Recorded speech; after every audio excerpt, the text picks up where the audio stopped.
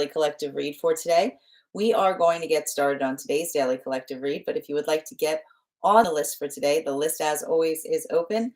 As always, it is 3 cards for a donation of 29 or more, 4 cards for a donation of 23 or more for my subscribers, Binks and Lio. Please keep in mind there are 2 things I do not read for across these apps. Those are pregnancy and medical.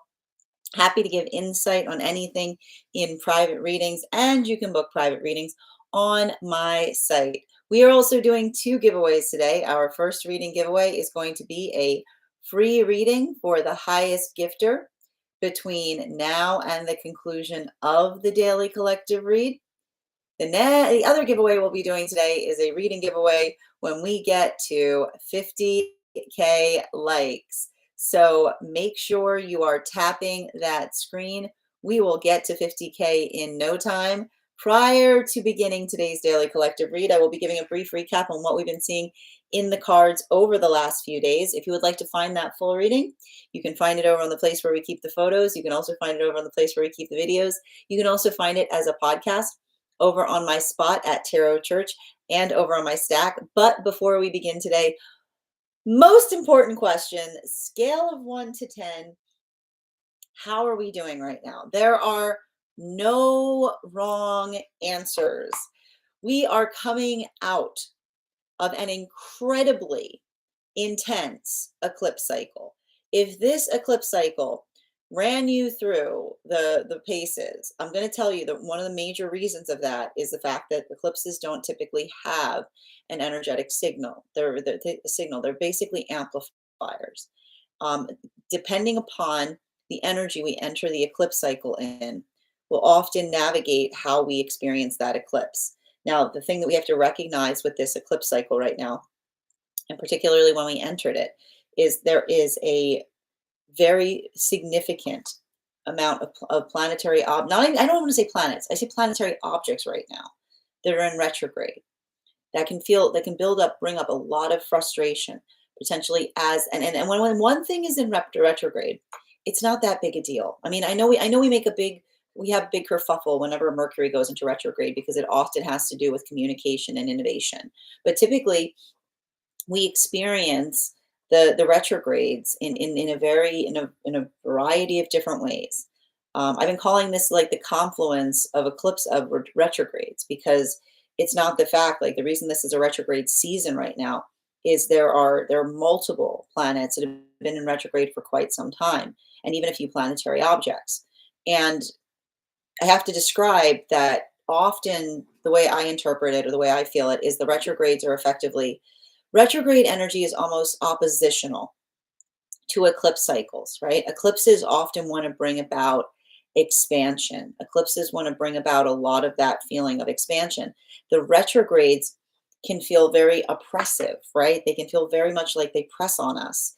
So if you felt that during the eclipse retrograde cycle that we just went through, things going through fits and starts, potentially even timing issues, like welcome to this recent eclipse season we just came through. Particularly have been hard for those with Virgo placements because this type of energy is very similar to what I saw when we were going through Pisces sign work. Pisces sign work this year was really rough because right in their season, a lot of planets were moving out of Pisces, which can bring up a lot of abandonment wounds or working through a lot of like past trauma. Simultaneously, we also see this right now for those with Virgo placements. The energy is not perfect, and those with Virgo placements often come here to try to find perfect, learning and understanding that perfect is never found. It's something that we make. Now, the nice thing that we're seeing right now, and I was talking a little bit about this yesterday, is coming out of this eclipse cycle, we've not only moved almost immediately, almost in perfect harmony, like coming out of the eclipse, moving right into Libra season, and simultaneously having Mercury in the sign work of Libra right now. This could be working on building into a space of balance, allowing a little bit of that energetic balance to fortify the self. It's not easy, but in that way, some of the energy that we're experiencing right now, all of this, like, and again, it might have even felt like a very fast shift, moving from Virgo to Libra, and then at the same time going through the come down of the eclipse, it can bring about a lot of feelings of, I want to describe this as crankiness, exhaustion. This can often create a lot of that space where we're just like, I was describing it as ennui. We don't really have a word for ennui. We don't really have a word for ennui in English, but it's kind of like feeling like the doldrums of the energetic space by which we come out of an eclipse. It's often similar to what we feel when we come out of a very intense full moon cycle. The one thing I will say is it's having a big impact depending on where we find ourselves on the frequency cycles, particularly and especially for energy in separation right now. I'm seeing for energy in separation, there is a lot of fragmentation that's occurring. And what do we mean by fragmentation? Well, one of the things that we identify is right before that this eclipse season started, I noticed an energetic shift in relationality to the partnership cycles, and that was the conclusion of those temperance relationships moving into potentially, and it's been taking, and it's funny too because one of the reasons I feel like it is moon energy is that it's been taking me a little bit of time to like ascertain what it is, but working into moon partnerships. Now the nice thing about moon partnerships is there's a lot of introspection that we find in those relationships. There's a lot of the understanding that we work on the self, because it's not just enough to have a manifestation goal, but we also have to heal our own feelings of self-deception. Because when we have a manifestation goal, but we're more in the modality of self-deception, we don't find the ability to move towards that manifestation goal with the with the clarity of the self in space. You have to understand that again, a good manifestation is not about getting things. It's about understanding the self. It's being able to learn more about the self. So the modalities that I was seeing that we're arriving right now for a lot of the energy that we're seeing coming out of this eclipse retrograde cycle, I was basically identifying three modalities that we're effectively seeing right now. This is either there is some energy here of restoration. There is energy of restoration, but that restoration that we're potentially seeing has to do and could even potentially be related and based upon experiences, circumstances, or situations that may have occurred at another eclipse cycle. Because what we effectively see is the understanding of what time can and cannot heal. When we bring an overabundance of feeling to something that is not energetically important, right? That observation of the emotionality by which we're able to navigate that with a sense of proportionality. We see even now that for some of those relationships, there may be, and I like this too, because it was feeling to me like the message that was coming through yesterday was the it's the unattached apology, which is the apology that like often that speaks towards a true apology, because it's the observation that a true apology is one that doesn't have it doesn't have any intention behind it. It doesn't have any give or take energy to it.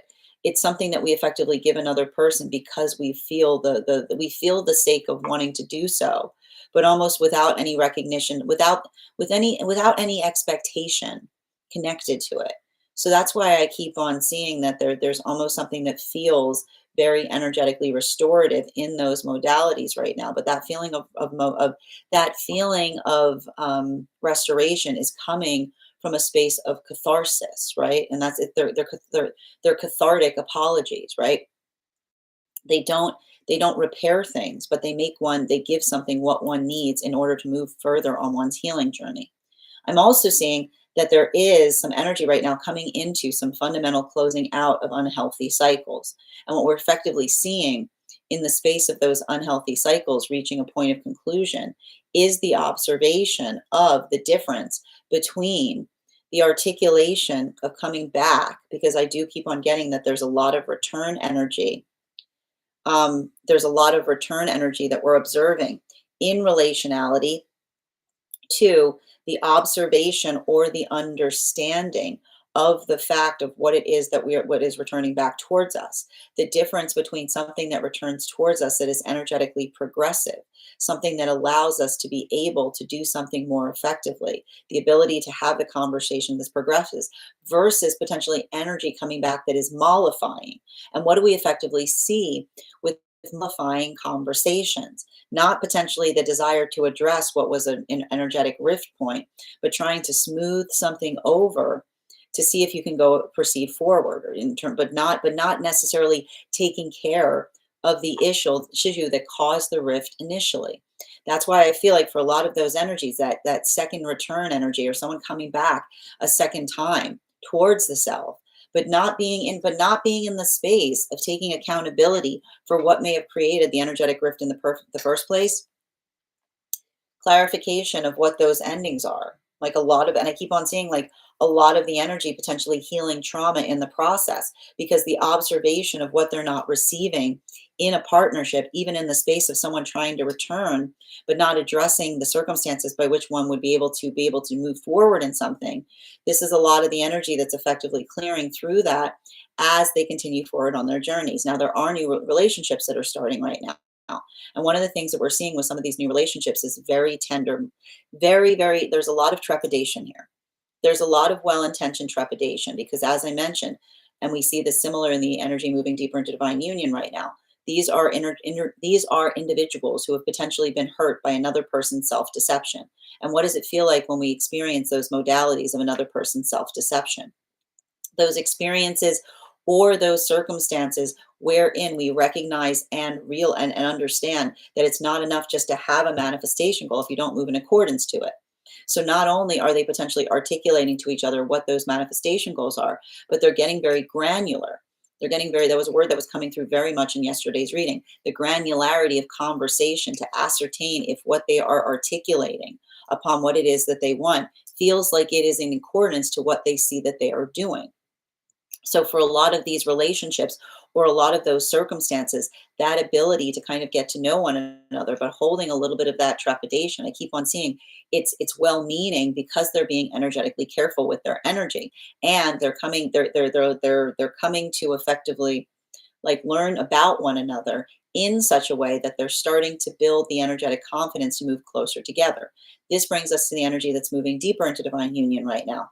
These were those temperance relationships that were coming together from about the time of Uranus going retrograde right before this eclipse cycle up until the time of the solstice. So for a lot of those relationships, what we're effectively seeing is these are the relationships that are actually getting more granular about their past. The granularity of the past, potentially letting someone know all the gory details of something that they potentially glossed over before.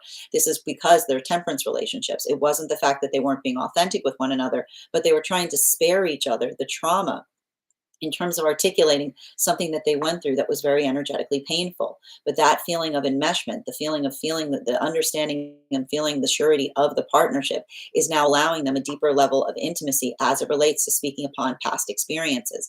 And in that way, effectively articulating how exceptional they are to one another.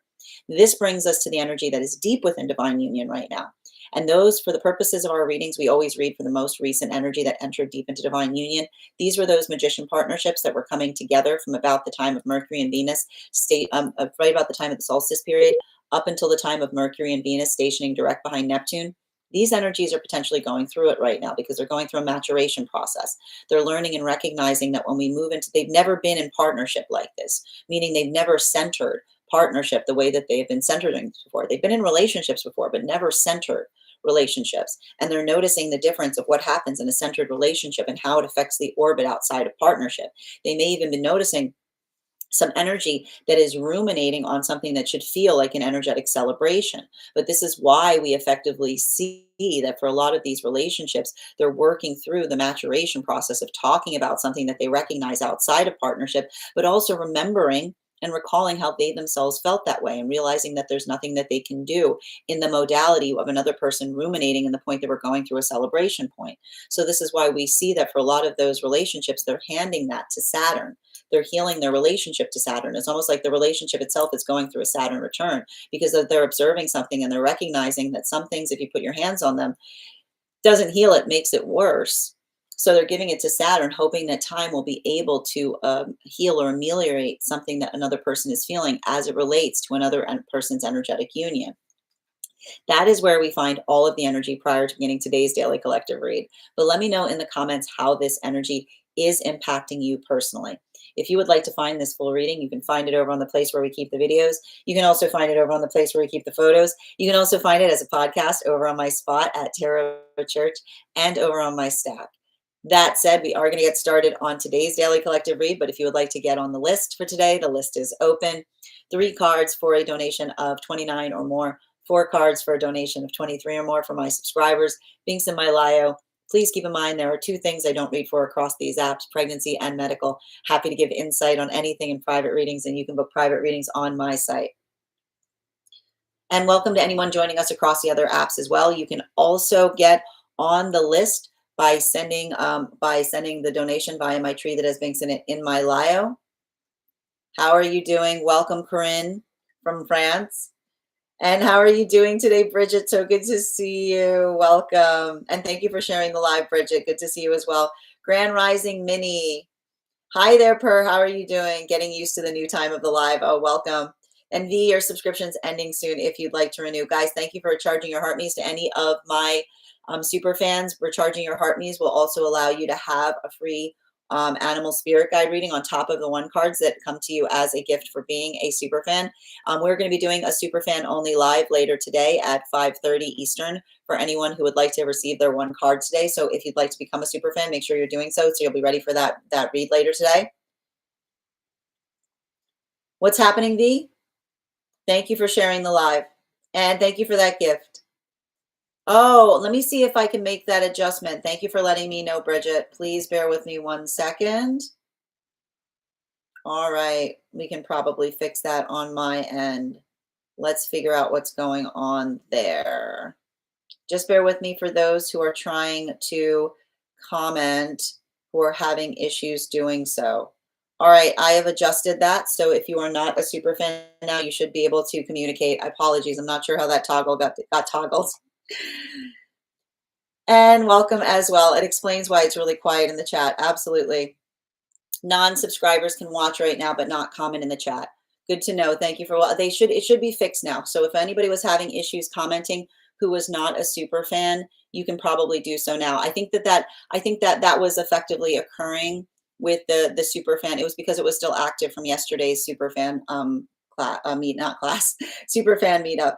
No talkie for you guys. Rachel, thank you for the follow.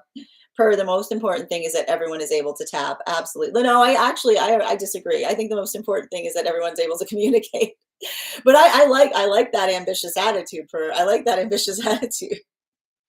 V, welcome. So good to see you this morning. All right, excellent. And guys, let me know if you should be able to communicate now. All right.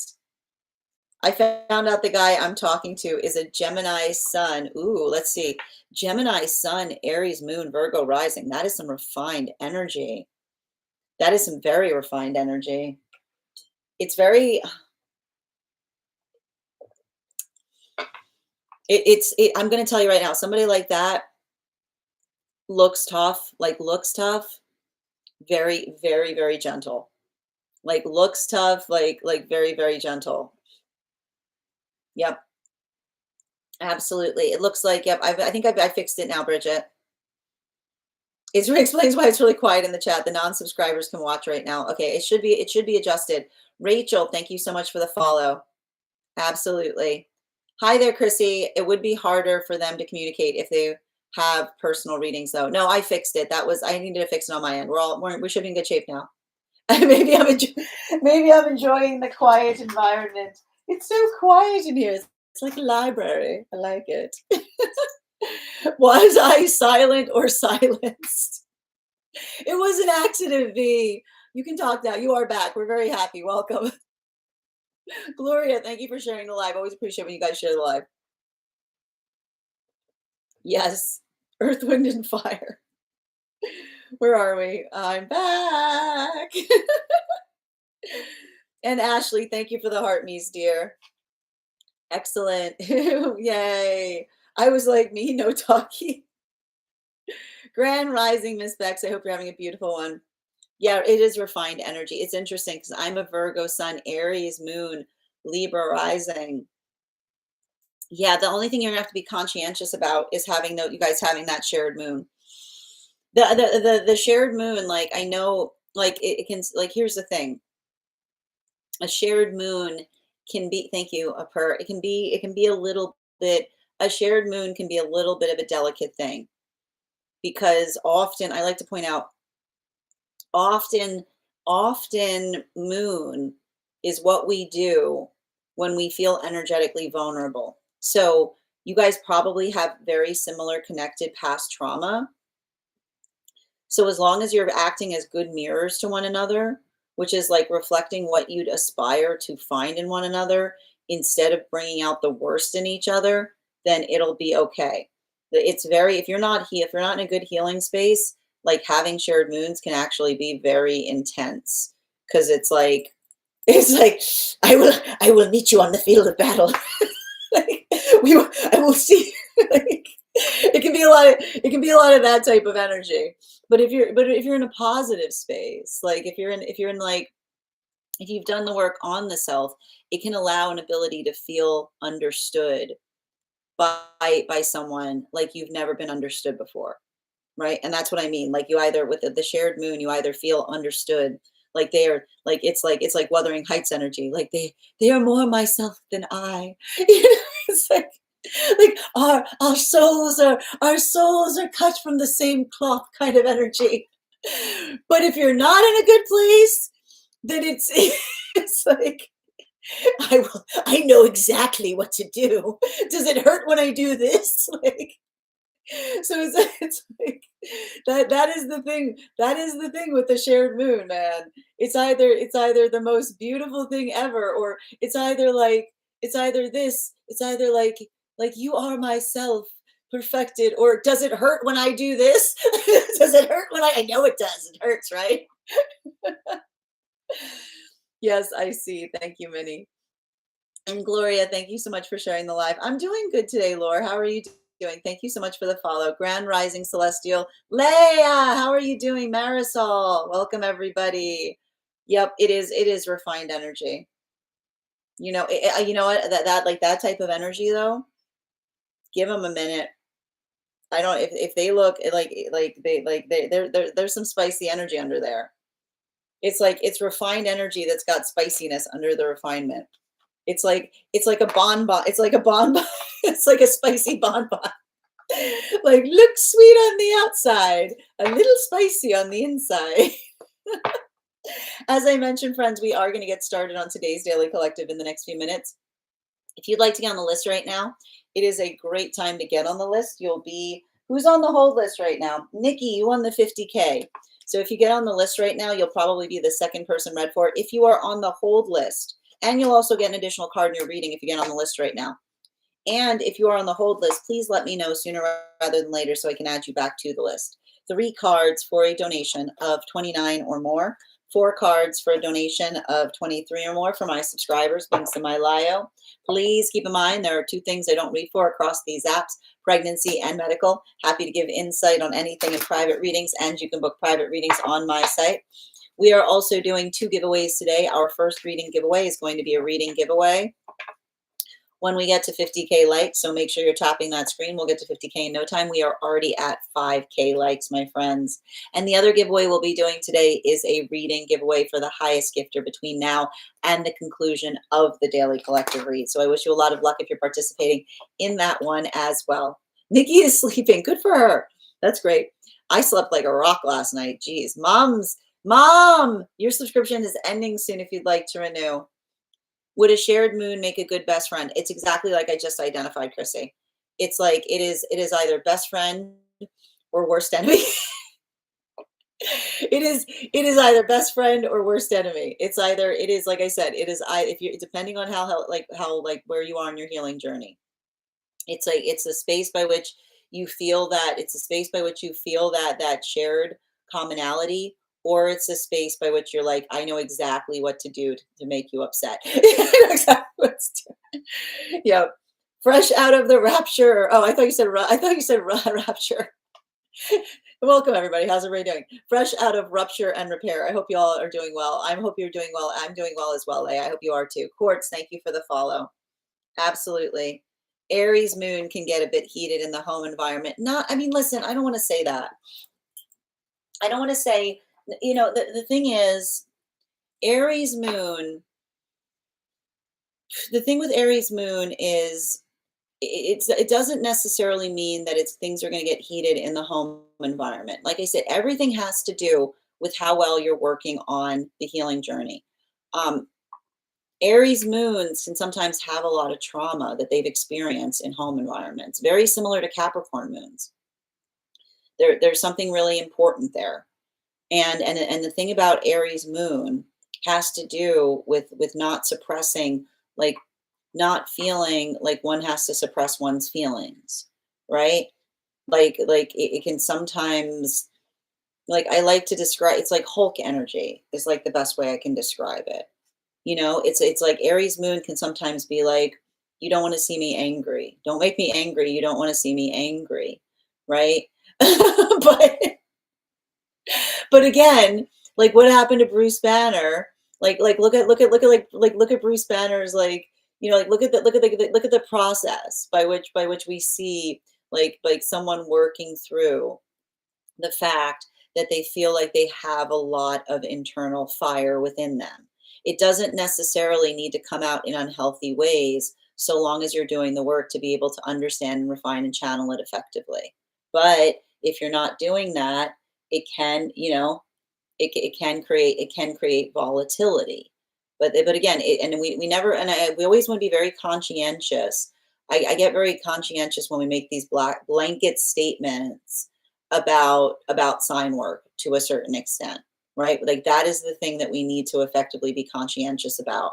And Gloria, thank you for sharing the live. Always appreciate when you guys share the live. That makes sense. Thank you, Bridget. And Lormo, thank you for the follow. Just a reminder, my friends, if you are becoming a super fan today, you'll have access to our super fan only live later today, where we'll be doing one card readings for our super fans. I see you. Hold on a minute, just catching back up on the conversation. Yep. And thank you for the follow.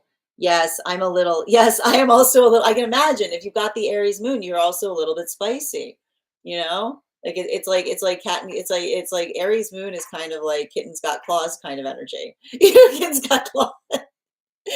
My kindness is a choice.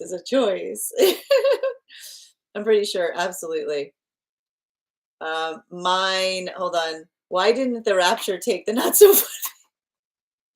How's that? How's that? Because Calgon, take me away. It's like, it's, you know what? It's fine. It has to do. I feel sad. It's sad. I want to say it's not. I feel like it's not funny. It's tragic. That's the best way I can describe it. I mean, a part of me wants to laugh at it, but honestly, like the other part, like the bigger part of me wants to weep.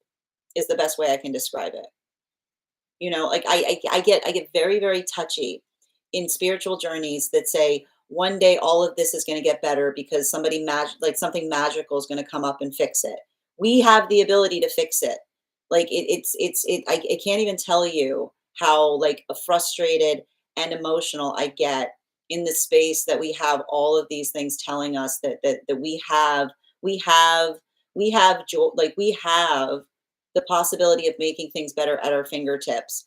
And instead, someone packs a suitcase and they sit on a bench and they wait for someone that's going to show up and do the work.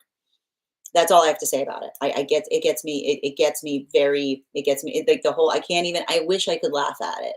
I wish I could laugh at it. It makes me so upset.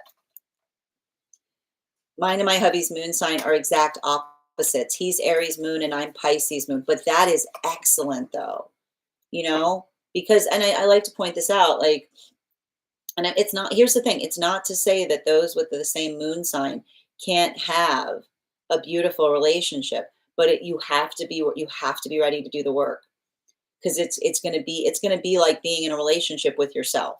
You know what I mean? Like it's going to be like, you go low, I can go low. How low are we going today? Like, you know what I mean? Like it can go both ways. So when we have complementary moon signs, it can help us, because when, like, the moon sign is what we feel vulnerable about. It's like what our tendency is. I like to say, like, what our tendency is when we feel energetically vulnerable. And so, and this is why those with Capricorn moon placements sometimes, like, I need to point out, a Capricorn moon placement doesn't mean that you get dropped into bad situations. It means that when you're feeling vulnerable and things are going to, like, going to pot, you say, "Oh, yeah, I can fix this." Right? It's like trying to take on the burden of responsibility of repairing something, but not necessarily taking the quality about whether it should be repaired or something that you should be experiencing. So, when we have a relationship with someone who has a complementary moon sign to us, it can be a little bit easier, because when we feel vulnerable, there's the counterpart moon sign to come in, to come in, like, I can take care, like, I got, like, it's like the energy that is able to effectively, lean in where we feel like we want to lean out. So it's not to say that those with the same moon signs can't have, like, they can have, like the connection spiritually is profound, because they understand each other's sensitivities on a profound level. Yep. I love that he has, hold on a moment.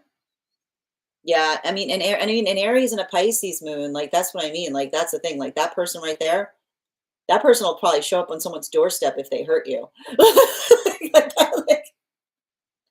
if someone hurts you in the feels, that Aries moon, what'd you say to her? What'd you say to them? Let me go. No, I just want to talk to him. I just want to talk to, no, I just want to talk to him. I just want to talk. Because that type of energy. Why are you holding a hammer? I just want to talk to him. Why are you? I just want to talk to them. I just want to talk. It's like that type of energy.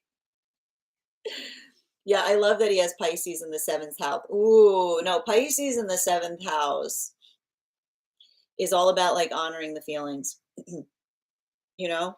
And it can talk about, like, taking a long time to get there, you know? Like, it's respect, like, Pisces seventh house is someone who respects, like, I respect your feelings. I honestly, like, that's the type of person, they'll respect your feelings more than you'll respect them. They'll make decisions based upon another's feelings, not in the space of another self-deception. I'm Pisces sun, Pisces moon, Gemini rising. He's Capricorn sun, Aries moon, Gemini rising. Wait, see, that's good, because like that, I mean, like, you guys probably have a lot of fun together, because when you've got the same rising sign, then you, like, look at each other and you don't even need, like, it's like telekinetic. You're like, okay, we're doing that. Like, yeah, oh yeah. Like, no, I already did it. Like, no, I already, like, the bags are packed. Like, it's like you probably, and especially the fact that it's Gemini energy, because the thing with Gemini energy is Gemini sometimes move too fast for people. Like, it's hard to keep up in a Gemini conversation, because they jump from thing to thing so quickly. So I wouldn't even be surprised if you guys have a certain way that you talk to each other, that others are like, What did you guys just say?" Like, you know what I mean? Like it's a lot of, like, two Gemini risings together is like say less energy, right? Like, it's like you probably just say, like, probably just look at one another and know exactly what the other one is thinking. Yeah, maybe it took them to a different timeline. Yes, that was supposedly happening, wasn't it? Hello, hello, sinner. Hello, heathens. Welcome. Yes, welcome. Yep. I mean, but it breaks. It's heartbreaking. It's heartbreaking. And honestly, like, I hope individuals are okay today.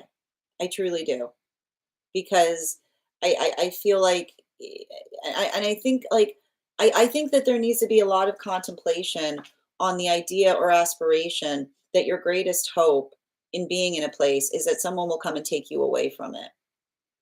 Like, there's a lot to navigate there. There's a lot of pain that we see in the articulation of working through something in that way. Like, we have the possibility of making everything around us better, and it starts when we stop looking up and start looking in effectively, you know? Pisces, yes, that was supposedly happening. Yep. Pisces, they got a temper. Who cares? Is the energy of Aries moon.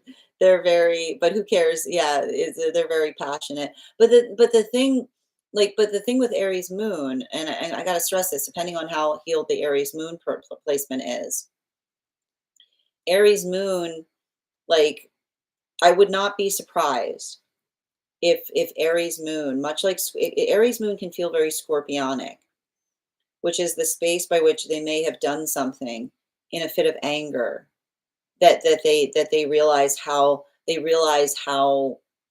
important it is that they work to control something, right? It's like I didn't know how strong I was kind of energy. It can often be that space of understanding the full weight of our emotions can break things if we're not careful with them. Yeah, that there's a lot of passion there. I don't get heated in the home environment, but I'm a warrior when it comes to yeah, I know. That's what I mean. Aries moon is like, what did you say to them? Like I told you, I'm just gonna go. Like, I'm just gonna go talk to them. No, it's fine. I'm just gonna talk to them. Why are you taking? It's like that's that's the Aries moon. I just want to have a conversation with them. Why are you taking your rings off? No reason. Just in, just in the word just, you'll hear just a lot. Just in case. Yeah. I don't mean that. No, I don't mean that in a negative way. No, no, I know that. Like, no, I completely know what you mean, Pisces. This is what I'm talking about. But it's the space of getting very protective, especially for those that you care about. Yeah, it's Hulk energy. Hmm. Exactly, it is. It's Hulk energy. And that's not necessarily a bad. I mean, it's the same thing. I describe Libra energy as Batman energy. You know? Aries energy is Hulk energy, you know? Hold on a moment. Um, absolutely. Yep, where to go? Yeah, that was supposedly happening. Don't mean that in a negative. Yes, Hulk energy. I don't get, yeah, again, I don't get angry often actually, but when you do, why don't you get angry often? Because when you do, passionate is Aries moon in my definition in mind. Absolutely. Sag moon here. Yep. High five. I'm out. Oh, I gotta go. gotta go. Gotta go. Bye. I love this. I have Aries moon and it's been a rough few weeks. Oh, I know. Because it's probably been feeling like everybody is testing you, right? Because again, the problem is, I keep on saying this whole year has been like a wild ride for Aries because there's been too many planets in Aries. So Aries, I got to tell you, I keep on holding Aries' hand when I say this. Like Aries is looking around because they've been working on these lessons their whole life, and they're looking around. They're like, "What's gotten into everyone?" And I'm like, "They're all acting like you used to act." I'm like, "Remember about the time when you were like 6? Is it feel like everybody's acting like you acted when you were 6? Yeah, because they're all learning. They're all going through the Aries course book right now." Like, they're like, "Why am I so angry all the time? What do I do with all this?" May, I love this. I have an ear. Yep, absolutely. Me too. And rising. I feel sad for them, honestly. I make jokes, but being raised, no, I mean, like that's the thing. It's not right. It's not right to put it hurts me on a profound level for others to be in such to for others for others to believe something in that way, but also what it says, like it's so painful, like it's so wrong to look at something and say like we're the special ones, like the fact that you're like the like that's like the minute you're like we're the special ones, I can't describe how far off the path, like how far gone you are, like the space by which you say we are all special, we are all special. And so anything that says we're the special ones, all like we're not going to like like it's just like the like entitlement is looking towards something and feeling like like it's so unhealthy because it doesn't allow the context of looking at someone and working through something. It is a conversation on indulgent spirituality that makes one feel better than another, and we need to heal it. We need to fix it. It's not okay. It's not okay. It's just straight up not okay. And it's okay to say that, you know? No, it's upsetting. I need it to. No, and I think, and again, the amount, and I worry, like I deeply worry for people today who completely convince themselves that some like thing was going to happen. Like that, it's really, it's not funny. It's tragic. It's tragic. I'm a Leo rising, so I understand absolutely, Bridget. I have a Capricorn moon, interesting perspective. Yeah, and that's the thing about it. Like that thing that, and I will tell you, Capricorn moons sometimes overly internalize bad situations around them, right? Like often Capricorn moons have to heal from the space that just because things are bad around you doesn't mean that you're necessarily doing wrong, right? Like it's not the space by which, and often Capricorn moons start to heal when instead of staying in a bad situation, they start prioritizing care of the self and saying, I don't deserve this, right? Like and I know how, and listen, if you're a Capricorn moon and I say the words, I don't deserve this, and you cringe, like that's what we're talking about. It's the understanding. It's not like the Capricorn, and that's the sad part about it. Capricorn moons can fix even the most devastating of situations. But if energy around the Capricorn moon isn't as invested in thinking in fixing it, then we can almost, it's almost like the Capricorn moon gets in the situation of being in a house that's like falling in on them and trying to put the boards up while someone else is trying to knock it down.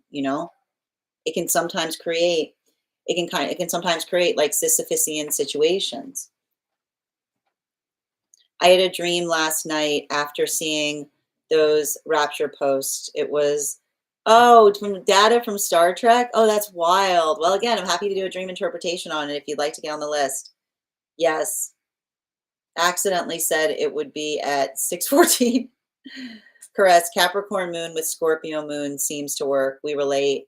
Oh yeah, I mean that. But here's the thing about it: like a Capricorn moon and a Scorpio moon will get along well together because a Scorpio moon can also has the ability or like the Scorpio moon is and I think it's wild too. Scorpio moons and Aries moons can sometimes be very similar in that space, which is like Scorpio moons are very much the only, like the thing that's different about it, and this is how the Scorpio and Capricorn moons are going to help each other. Scorpio moons are kind of the opposite. Scorpio moons are saying once.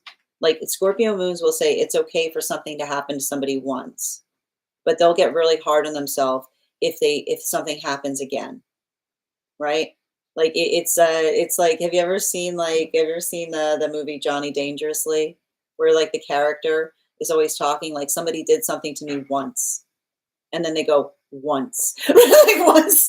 So this is how like the Capricorn and Scorpio moons can be very healing to each other because they'll show each other things that they can't see.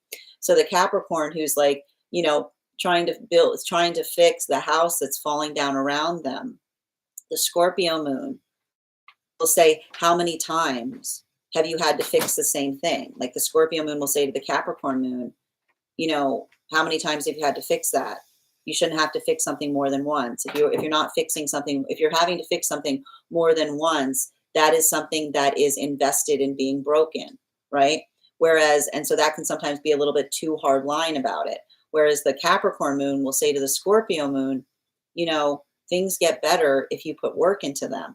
You don't, like, just because something happens doesn't mean that that's going to happen again. You have to give something another chance, at least another chance, right? Because sometimes the first time the problem with Scorpio moons is often someone will make a mistake and that's it. Like someone will make a mistake to a Scorpio moon and they'll throw the whole thing out the door, right? So this is how those two sign forks can help each other because they show each other something about healing that they might not have been able to see before. How you doing, Bean? I'm way too in my head anyways sometimes, us Pisces. No, and that's what I said, like good counterpart energy, right? Like the counterpart energy of Pisces to Aries is like nice because you're connected to each other. They can kind of pull you out of like getting overthinking, and you probably can bring them more into the space of fantasy. And thank you, Leah, for sharing the live. Always appreciate when you guys share the live.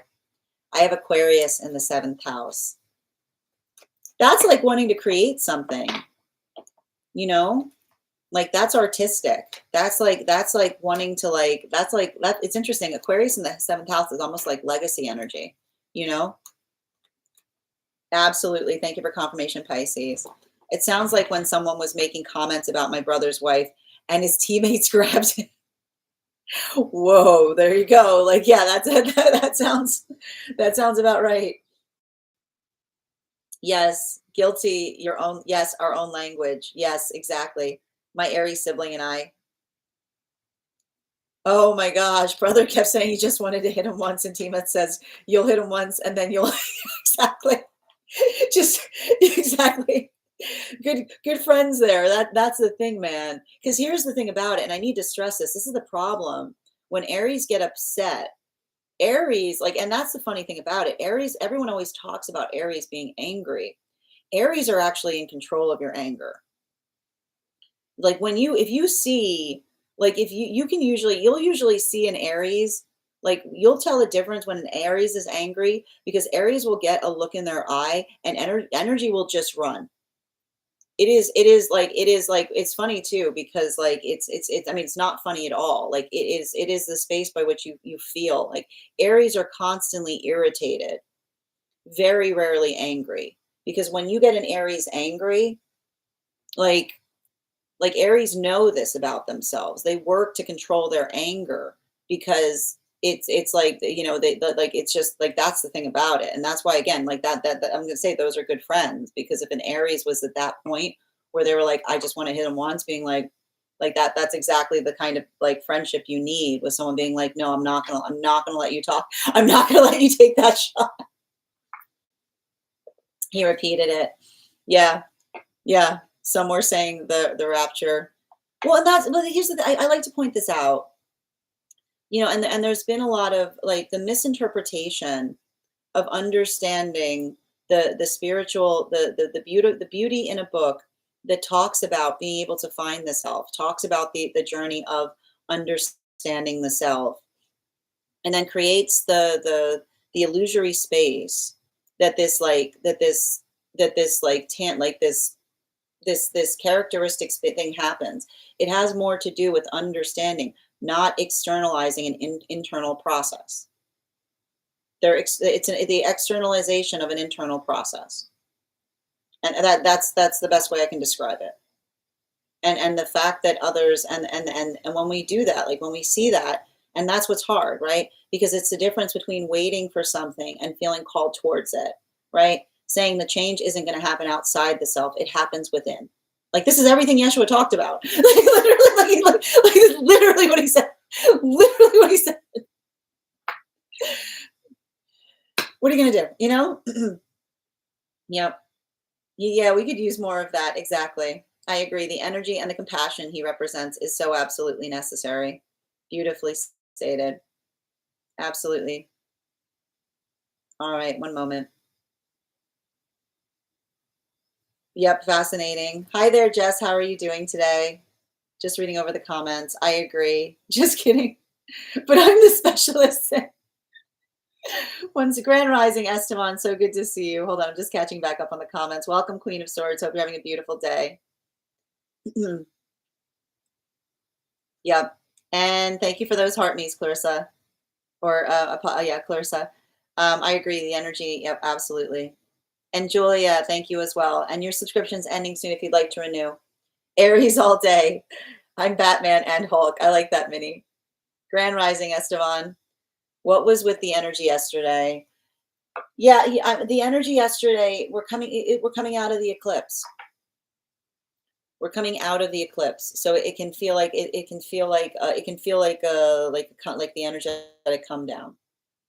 I think it's really intriguing that I find it really intriguing that the day that it was articulated was the day after the eclipse because that energy is grounding. It's not as it's coming down energy. It's coming off of the eclipse. It's not the like but again, and this is what I mean about like working through the emotional space of understanding and recognizing that the eclipses can sometimes make like it's like it's like club music. It feels very amplified, right? And so I'm not surprised to see all of this amplification. So I'm being like, it's gonna happen, and being like, because that's the energy of the eclipse, like coming out of it, Good to see you, Esteban. And I like to describe it like, just like we talk about full moon hangovers, we have eclipse hangovers, which is this feeling of like something coming, like settling back, it's settling back.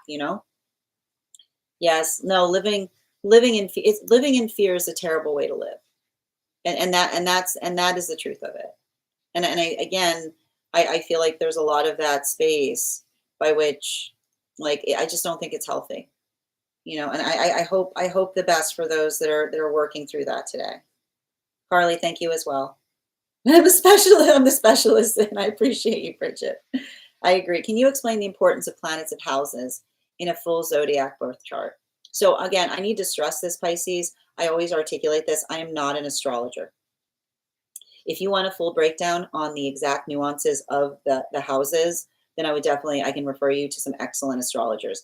I read into the energy that I am reading, like that I am picking up on energetically. So basically, and so the way I see it is, I like to describe it the way I interpret it, is almost the space by which you have to understand. When you think about astrology as a school, each sign work is working through a certain lesson. So the space by which we see the houses is often working through the lesson of the sign work. So, and that's why, again, we've got a lot of planets in Aries. Aries come here to heal their relationship to time. They're also here, they're here to like work on Saturn stuff, which is often why we get very frustrated, right? Because often the frustration that Aries feel is not having enough of time, or feeling like they need to chase away, like run away from time. So that's been happening a lot during the year because we've had so many planets in Aries. It can create a lot of that frustration as it relates to timing, or feeling like one is up against a clock. We also see that it can sometimes do a number on like working through our own feeling of fortitude, or finding some of that strength. So this is kind of what we've been doing right now.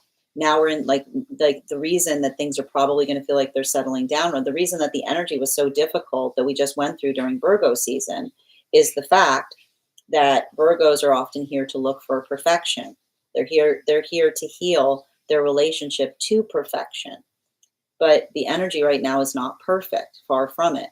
So that's why this could have been a very difficult path work for those with Virgo placements, because it feels like the energy is counter oppositional to the work that they're doing. But it actually helps it, because it reaffirms the understanding that for a Virgo, it's the working through an understanding that perfection isn't found. It's what we do with it. It's the ability to make it, that perfection is healed when, instead of trying to seek it, we start to do what we can to create it around us. So that's what we're effectively seeing there.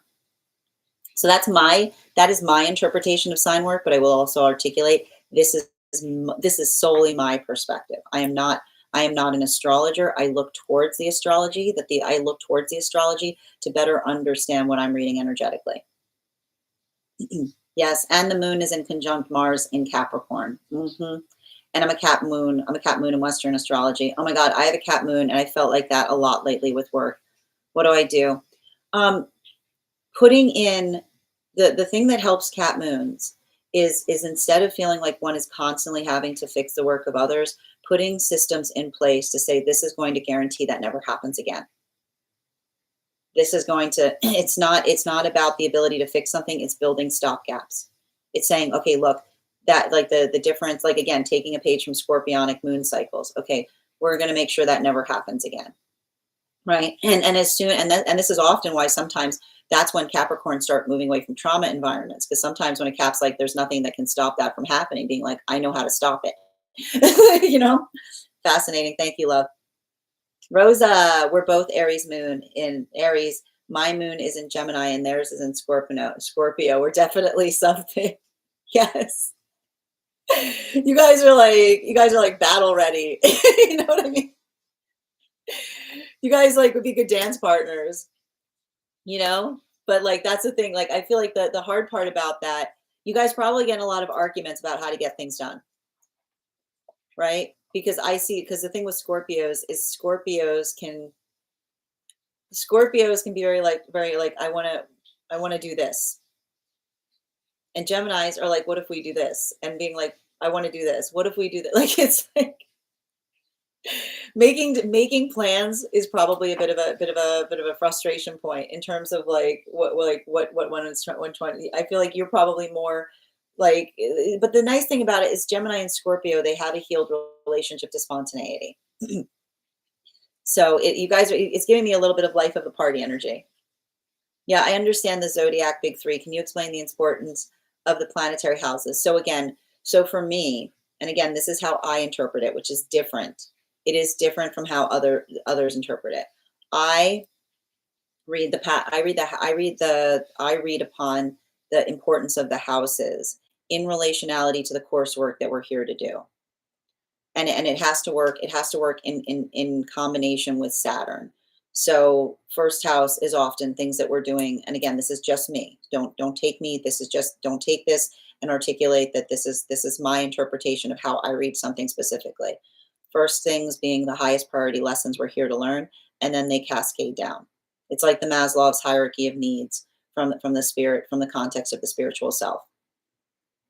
Yep, I literally moved back to my parents' house to fix it with the Capricorn moon. That's a very Capricorn moon of you. That's a very Capricorn moon of you. It's this old house energy. It's this old house energy. There you go. Thank you for confirmation, love. Viva, thank you as well. Me being a Pisces and my fiance an Aries, but that's nice because it's working on continuum. The problem is, I mean, we often see this, the hard part, like the hard part that can sometimes happen in relationality to proximated sign work, like sign work that's next to us, has to do with the attenuation of where the energetic power is held in the partnership, right? So it's typically the space like Pisces and Aries. Interestingly, more, I would say more than any other sign work, have a tendency, like my experience, it's just my experience, most others, when they're in proximation, in close proximity to another sign, it can be more difficult because it's like the signs are too close to each other. But Pisces and Aries is different. Pisces and Aries is the exception to the rule that I've seen in relationality to having sign work that is in proximation to one's own sign, because it has to do with the fact of the end towards the beginning. It makes it's more fluid than other sign work in that way. Definitely ready to create a legacy. I have a Venus moon. You have Venus moon and Mercury in Aries. That's a lot of Aries energy, May. Same page I'm reading from at the moment. And Snoo, your subscription's ending soon if you'd like to renew. Yes, Aries is absolutely the bully's bully. That's what I love about Aries. Aries are the bully's bully always, because that's why they're constantly suppressing the inclination. And some Aries, I will say, listen, I would not be surprised if you sometimes meet Aries that go, I used to be a bully, right? Because they didn't realize it. It's often the moment that the Aries recognizes that they're doing it, that they stop. And that's the thing about it. It's the difference between the Aries recognizing it in themselves and then seeing, and often the Aries recognizes it in themselves because they detest it in others. Like that's when the Aries heals, when they see someone else doing it and they go, oh my God, am I doing that? I don't want to do that. Right? Yeah, I've learned a lot about the recent. Oh, you've learned a lot about that this morning. I know, it's like a whole thing. I love Aquarius energy. No, Aquarius energy in 5th and 7th house, it's more elegant there, right? I like to point out Aquarius energy deeper in the houses will start feeling more and more exquisite, right? It's refined. It's cultured. It's just, it's sublime, you know. I know. Exactly. One moment, please. Hold on a minute. Hi there, Babsy. How are you doing today?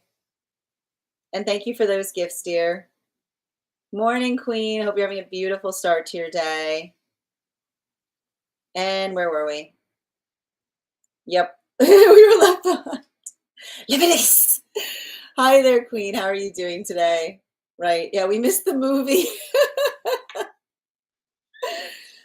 I posted a really funny meme about like what Yeshua was saying about the whole rapture thing. I was just falling over. It's over on the place where we keep the photos.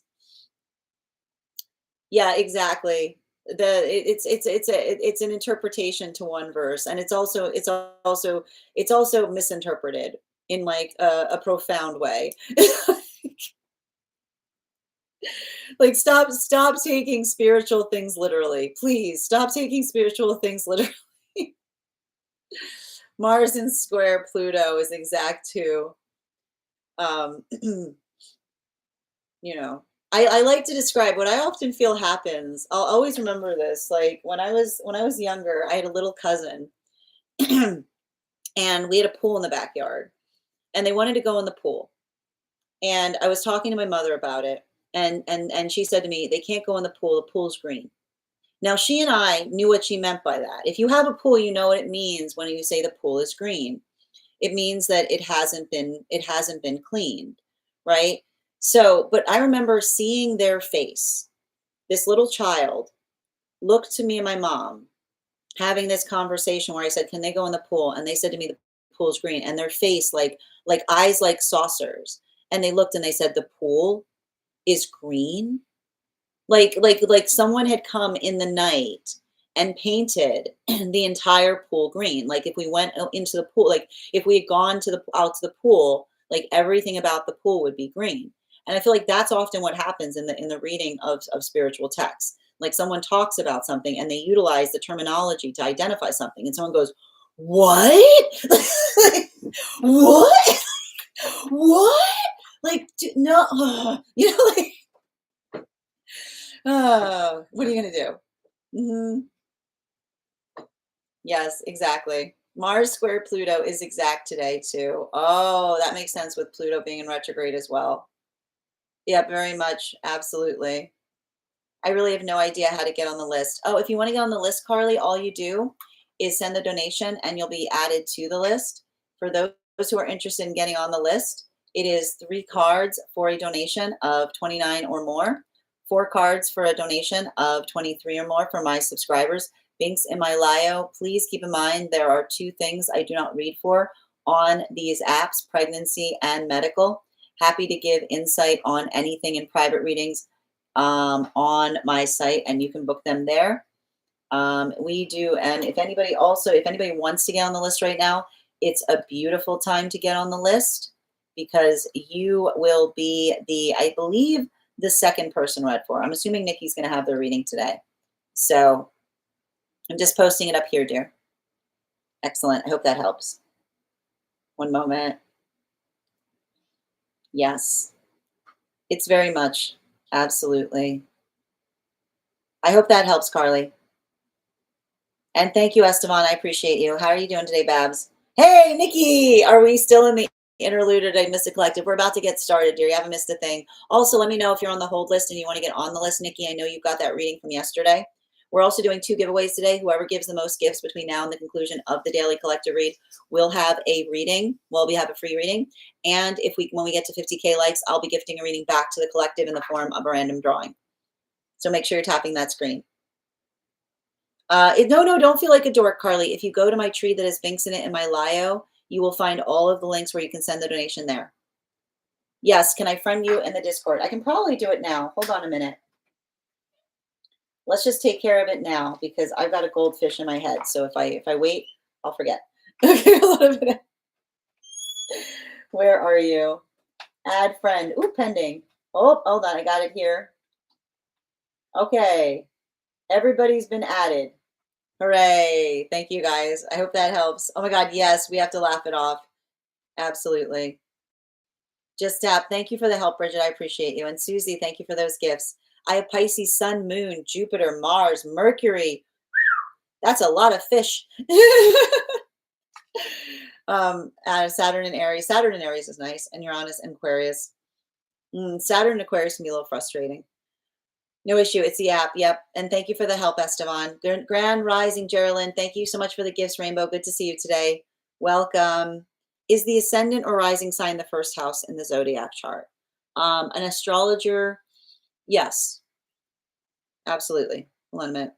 Poor Sin, we have to let her get started. No, it's okay. I like talking about this stuff. The list right now, Alchemy, if you want to get on, it's a great time to get on the list. I think you'll be the second person read for today. I was just going to do a poll for myself and then you popped up. I'll take that as a sign. We do need to do the personal readings. We are going to do the daily collective first though, but I'm happy to read for you as soon as we're done. You have a great day, Shush. And Ava, thank you for those gifts, dear. Absolutely. I have Mars square Pluto in natal. So we've got a Mars square that was happening yesterday too, Rainbow. How are you feeling right now? Takes it way too literally. Yeah, it's essentially a game of telephone that started with an apple. I love that. That's very funny. That's very funny, Bridget. A tool I use labeled my Mars square Pluto, the Annihilator. Wow. So take care, everyone, today. Sending you support, Rainbow. Good to see you today, dear. All right. And thank you as well, Nikki. I may fall asleep. No, it's okay, dear. I'm a winner. You are a winner. Breezy, thank you for recharging your heart me's. Guys, remember to recharge your heart me's if you want those one card readings as a super fan. Oh, I do my best, Pisces. Thank you. I may, absolutely. And thank you so much for those gifts, Susie. A whole school of fish. Yes. Yes, now you just have to get on the group disco. I think I added Esteban. Mars is ready to fight the power of Pluto and Aquarius. It could be a tense time. Could. I could. I mean, like it's not now. Okay. Okay. Hi there, gatekeeper. What's up?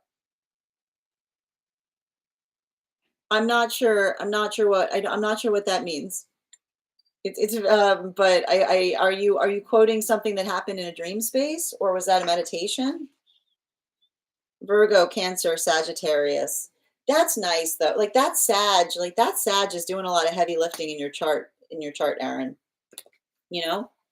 Is the Sag your moon or rising? The thing you have to be careful about, the thing about Virgo, Cancer, Sag energy is I don't want anything to do with it kind of stuff. You know what I mean? Like that there's a lot of that, like I'm at it, it's a lot of that's a lot of nope energy. I would not be surprised if you're someone who nopes out of things, but you're not afraid. Like, here's the thing. You honor your nope. You're like, other people are like, I didn't want to upset them. You're like, you should. You should. I already signed up. Oh, you did? Thank you. Can you just, my Alchemy, can you just give me the initial where you sent the donation, dear, so I can confirm that you're on the list? And Nikki, if you want to be added, I'm going to add you back to the list today too. So Nikki, I've got you first. And Susie, thank you for those helping me reach my crown goal. Game of telephone. Yeah, I know. Game of telephone that started with an apple is incredible. Libra sun, Leo rising, Aquarius moon. Oh, Lord. You know what? The energy should be easier for you right now, Viva. I got to tell you, I mean, like the energy right now going into Libra is not great, but it's going to be easier for those with Libra placements, because Libra placements are much easier at navigating. Like, it is what it is, you know, like that's the conversation between Virgo and Libra. Like, Virgo's like, why can't it be perfect? And Libra's like it is what it is, like, which is not the space by trying to perfect the environment they're in, but doing what you can within it, right? So there, it's like it's a little like it's going to feel like, you know, it's not ideal, but I see the energy, like Libras are more ready to like get their hands dirty in that way, but it's not because, and like for those with Virgo placements, I feel like this is probably going to be a little bit more compassion returning to the self, right? Like allowing for that space of kind of building into the groundedness. Oh, thank you, Breezy. I'm glad you find them informative. I do my best here. Sag rising. Oh yeah, you see that Sag rising is doing a lot of the heavy lifting. I always make a joke. I've got a Libra stellium. I always say my Libra stellium is always doing the heavy lifting. Oh yeah, nope. Right out. Yep, that's a good energy. Yeah, you should honor the nope. Yeah, you should. Okay, excellent. Pluto continues to hang out on my descendant. So good luck to me in love the next few years. It's not, listen, I need to point this out. Like Pluto in the descendant in love could also speak to someone that says, I know you better than anybody. You know what I mean? It's not necessarily a bad thing. You know, I actually feel like, and that's what I would almost articulate. Pluto and descendant in love can often be someone being like, I don't want you perfect. I want you just as you are. Right. It's not necessarily, it's not a devastation point. I've been in stay at home, leave me alone for 2 weeks. Yeah, with this energy, I'm not surprised, Erin. I'm not surprised. Leo, Sun, Moon, Mercury, Mars, Virgo rising, Venus, and Cancer. Oh, you got a Leo Sun and a Leo Moon. That can be really complicated. If you've got Leo Sun and Moon, that's complicated. That is different things for everyone, but also being able to explain exactly why. You know? Yeah, Pluto squaring Mars and Scorpio makes that even more, let's mess with your soul. But it's like, it's like I want to say like I also like to point out it's like it's more like I want to point that out, like again, Pluto squaring Scorpio can often be like nice try. Like I see what you're trying to do. Getting over Gemini, Virgo, Aries. I just want it back to normal. But is there a normal for Gemini, Virgo, Aries? What is no like? Yeah, there's. Yeah, okay. Ooh, you got a stellium in 12th house Leo. Wow, that's a lot of Leo in your chart. Yep. No, I don't have Leo moon and rising. No. Telephone Apple coming. No, I'm still deceased over that. All right, my friends, we are going to get started on today's personal daily collective. If you want to get on the list for today, it's a great time to get on the list. You'll be the third person read for. Trevor, my dear, I just need you to give me the initial where you sent the donation. If I missed it, I apologize if you already posted it. I didn't see it come through. So if you could give me Super Spy. No, the initial of the initial where you sent the donation, not your last initial. Is it on the V place? Is it on the place that starts with a V? Yeah, it's okay. We don't say their names here. The apps are very jealous. They're jealous apps. So we don't talk about the other app. Thank you. Okay, perfect. That's what I needed. 1 second, please. And for anybody else, just a reminder, if you want to get on the list for today, it's a lovely time to get on the list. The list is nice and short right now. So you will be the third person read for. And we're doing 2 giveaways today. Our first giveaway is going to be a giveaway when we get to 50K likes. We are already at 15.4K. So make sure you're tapping that screen.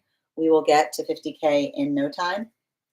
And the other giveaway we'll be doing right now is a reading giveaway for the highest gifter between now and the conclusion of the daily collective read. So I wish you a lot of luck if you are participating in that one as well. Just bear with me a moment and we will get started. All right. Thank you, Trevor. It's okay. It's all right. It's all right to be confused. Stellium in Libra. In second house, Scorpio. Sun, Sag, Moon. Scorpio Sun, Sag Moon, Virgo rising. Oh yeah, like you are not someone to be messed with.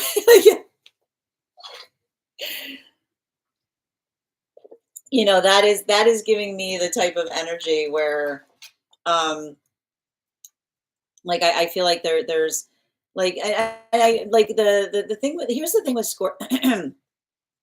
here's the thing with Scorpio placements is like Scorpio play like often with the Scorpio placement it's working on the context of like it's private energy is the best way I can describe Scorpio energy. And when Scorpios are in a good place, even their like the space of like the space of privacy, like that's why you always get like that's why Scorpios always feel like they have that air of mystery to them, right? Because like what often feels beautiful in the eyes of the Scorpio is something that isn't fully revealed, right? It's a lot of that working into the context of like a little bit of that like it's like working on like the nuance of a partition or something of that nature. So when it's in a healthy space, like that's what Scorpio brings to the world, right? It brings a little bit of that like magnetism as it relates to mystery. When it's not in a healthy space, those with Scorpio placements become too secretive, right? Like, and so that's often like that's like it's often the space like, and that's what's fun. Like I always like to point out, like the funny part about a lot of Scorpios that you'll meet is that Scorpios will be going around feeling like they have a secret, but it's an open secret. Like, you know what I mean? Like everybody knows. And it's the space by which it's like navigating the comfortability of Scorpio is often the space by which like the Scorpio is like always holding their hand closed, and like it's the understanding of like what if the Scorpio is being secretive because they're actually holding on to something, or if it's just the fact that they like being secret.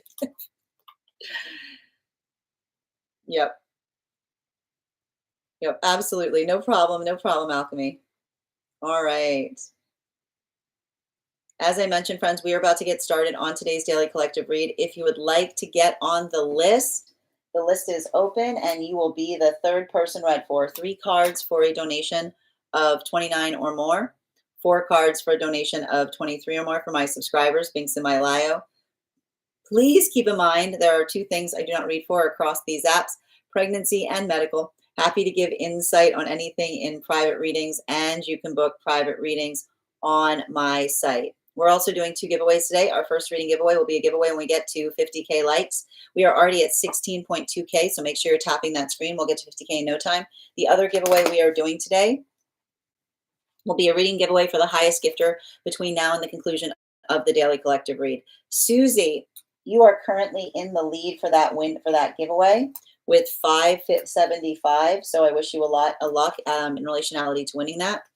And before we get started, why don't we begin with an intuition check?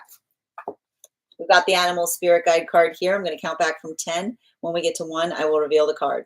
10, 9, 8, 7, 6, 5, 4, 3, 2, 1. The bull. Thank you guys so much for participating. We'll do that after the next reading. All right. That said, why don't we, hold on a moment, it helps if I get ready. Why don't we get started? And if you guys could do me a favor and share this live, I would appreciate it. Make sure anyone who would like to catch this reading live is here to receive it. All right. Why don't we begin? Welcome, everyone. Happy Wednesday. I'm the Grace Strega, and I'm here to give you your daily collective read for today, Wednesday, September 24th, 2025. What do we have coming through in the cards for today? Can I please have the first 2 cards in our 5-card spread for today? First 2 cards we are starting our day off with today are, we've got here the Judgment card in its reversal and the Ace of Cups in its reversal. So let's talk a little bit about this energy that we're currently experiencing right now. Because the one thing I want to kind of navigate and recognize that we're going through right now is working through the energetic come down of this eclipse cycle.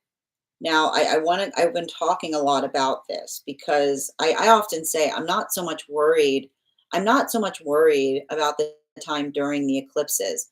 I'm always really worried about the come down out of eclipse cycles, because the thing about the come down out of energetic eclipse cycles often has to do in relationality to feeling the eclipse cycle start to effectively like drop, as it were, right? And the thing about this that I keep on articulating is the drop out of this eclipse energy can feel very intense right now. The reason that it may be feeling very intense right now is you have to recall that we were going through a retrograde. We were going through a retrograde prior to the eclipse cycle starting, right? So the energy was already feeling very, very heavy prior to the eclipse cycle arriving. Now you have to remember eclipses, they don't change the energetic frequency that we're experiencing. It amplifies things. It makes it feel more energetically intense. So what we're effectively identifying right now is we've got a lot of that intensification that we're experiencing in relationality to the eclipse. And in a way, like that's why we felt like there was so much incongruous energy that was occurring during that eclipse cycle, because you've got like almost like the energy of the eclipse, that the energy of the retrograde that feels like it's energetically suppressing or pushing down on us. And then we've got the eclipse cycle that feels like it's pushing up. That's why I was articulating to make sure, to be very conscientious and make sure that what you are effectively doing in the span of the eclipse process, it's not that you can't do things during eclipses, but making sure that one is being intentional as it relates to where one applies one's emotionality, right? Because it can sometimes create a lot of volatility as it relates to our emotionality. But that ability, I keep on seeing like that ability of effectively building into the context of, I keep on seeing like being like working through even keel energy, right? Like I need to say this right now. If you move through that eclipse cycle and you were pretty even keel, like I want you to give yourself credit. Like it's not easy, especially with all of that feeling that we were having during it. Now, one of the things that we're potentially experiencing right now, and especially if you feel drained, if you feel exhausted, right? If you feel a lot of that, it can sometimes, when we're coming out of these eclipse cycles, I like to describe it similar to how we feel when we come out of full moon cycles. It can feel like it's pulling on us to a certain extent. It's like the doldrums out like off of the eclipse, but this one is more intense given the fact that we were already experiencing a very intense retrograde cycle prior to entering the eclipse cycle. So the eclipse cycle is going away, but the retrograde's still here. And the thing about this is a confluence of retrogrades that we're experiencing right now. And I keep on being asked by those that I work with, when is the retrograde season going to end? And I keep on saying, as slowly as it began, because not all the planets didn't all go into retrograde together. They were retrograding, like they were retrograding. They all went into retrograde at different times. Now we're going to slowly, like again, I like to describe this as like this is the unspooling of the retrograde, if you will, that we're currently experiencing right now. But that's why I keep on seeing that I keep on hearing it's really important to be able to amplify and articulate upon how one is trying to do something. And I keep on saying not only how one is trying to do something, but working, I keep on hearing like working fastidiously towards towards the definitive goals, or having those energetic conversations. Now, this is having a big impact depending on where one finds oneself on the frequency cycles. I want to talk a lot about right now. We're going to talk a lot about what I'm seeing for the energy and separation right now. Because, and this typically happens when we see that there is an energetic shift in the partnership cycles. So for the energy that is in separation right now, you'll recall that we've spoken about the fact that we saw like the closing out of the temperance relationships that was happening at about the time that Uranus went retrograde, which was right before the eclipse cycle started. So for effectively what we're seeing with a lot of that energy that was going into retrograde during that experience, it's the observation of those relationships. We see that a lot of those relationships, the energy and separation right now, it feels very much like they are going through moon lessons or moon relationships. And the thing about moon relationships is it is the observation and recognition that when we heal from ourself, like the first step of moving towards manifestations is healing from self deception. Because when we heal from self deception, we're able to amplify and articulate and recognize, right? This is the work that we do. A healthy manifestation isn't just enough to articulate what one desires, but it's the ability to aspire into it. It's the ability to move towards it in such a way that it feels like the energetic uplift. And has a lot to do with the journey of knowing ourselves. This is why we talk about a healthy manifestation isn't about what you get, it's who you become in accordance to moving towards the manifestation goal. So for a lot of the energy that we're effectively seeing that's working through those modalities or working through those experiences, what's potentially painful that I am observing has to do with the modality of the fact that I keep on hearing that there is a lot of catharsis that's coming through right now for the energy and separation. I've got three different modalities that I'm seeing right now for the energy and separation. I'm seeing right now energy and separation. There is a small portion of energy right now that is working on healing and rectifying something from the past. It is a small portion. And the small portion is rectifying and healing something from the past with the observation of the ability of what time can and cannot heal. If these were circumstances or situations where someone felt an over proportionality of emotion on something that was not important, right? Something that was incredibly minor, then we effectively see that there's a lot of that work that is potentially happening as it relates to being able to articulate upon the expression or the exposition of that energetic meaning, the ability to articulate upon something that had meaning to the self, that allows another person to be able to see how far someone has come, right? It's like the observation of the journey in relationality to another person's healing journey. So there is some window here of energy that is healing in the context of that. What it cannot heal, what cannot be healed, are modalities or experiences wherein we recognize and identify that we hold a lot of feelings in relationality to an energetic standard. And this is why we identify that the emotions that we feel towards standards don't go away. In fact, the more that we heal, the more fortified we get in terms of those emotions and standards. This is why we talk about the fact it's not about getting rid of every trigger.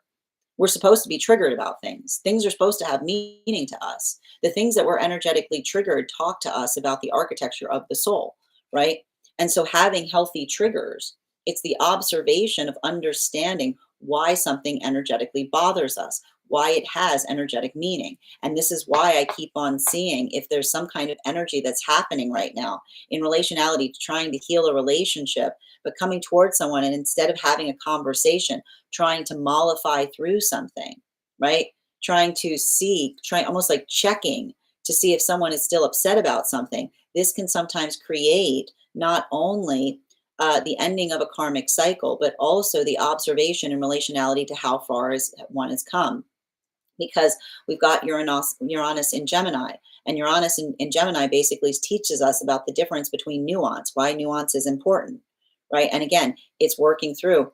It's not just the observation of something coming back from the past. It's the observation of being able not to have to repeat the past by recognizing the change is necessary in a past that is returning that would allow something to be energetically progressive and possible. So everything we keep on seeing in relationality to that work right now is articulating upon the energy that may be coming into, like it's the energy that feels reaffirmed, as it were. It's the energy that feels energetically reaffirmed and confident, based and built upon what it is that they know that they aspire for and what it is that they're seeing in another. So it's almost like the energy that is healing from trauma in the context, even like they're moving away from an unhealthy relationship, but even in the space by which they're healing the trauma of an unhealthy relationship, they're also finding that stabilization point, is what I keep on seeing. Like I keep on seeing they're finding that ability of being able to see something that reaffirms their own energetic commitment in relationality to what it is that they're building towards. Now, I do see new relationships that are coming together during this time, but what are we specifically seeing in relationality to a lot of those relationships that are coming together during this time? It's a lot of the work that we are effectively observing in relationality, there's trepidation here. There's energetic care. There's energetic discernment, as it were.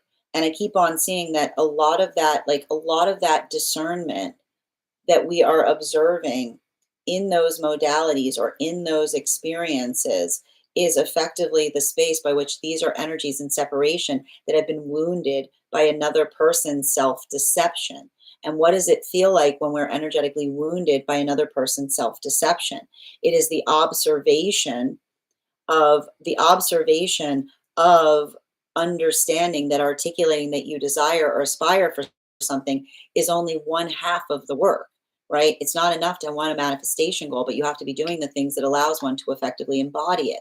So there's a lot of the work that we're effectively seeing that's happening in these modalities. It's like I keep on hearing it's open book energy, right? These moon relationships are effectively open book energy because what they're effectively doing, as it were, is they're doing the work not just to hear someone, but to comprehend someone in order to understand the full expanse upon how much one knows upon the context of something. So there's something really interesting there because I keep on hearing it's about like a lot of these relationships are having conversations that are built upon granularity and exposition, which is the space by which they're articulating not only, I keep wondering the difference between knowing something versus hearing something, right? The difference, like the difference between, like I keep on hearing the difference between repeating something versus understanding it within the self.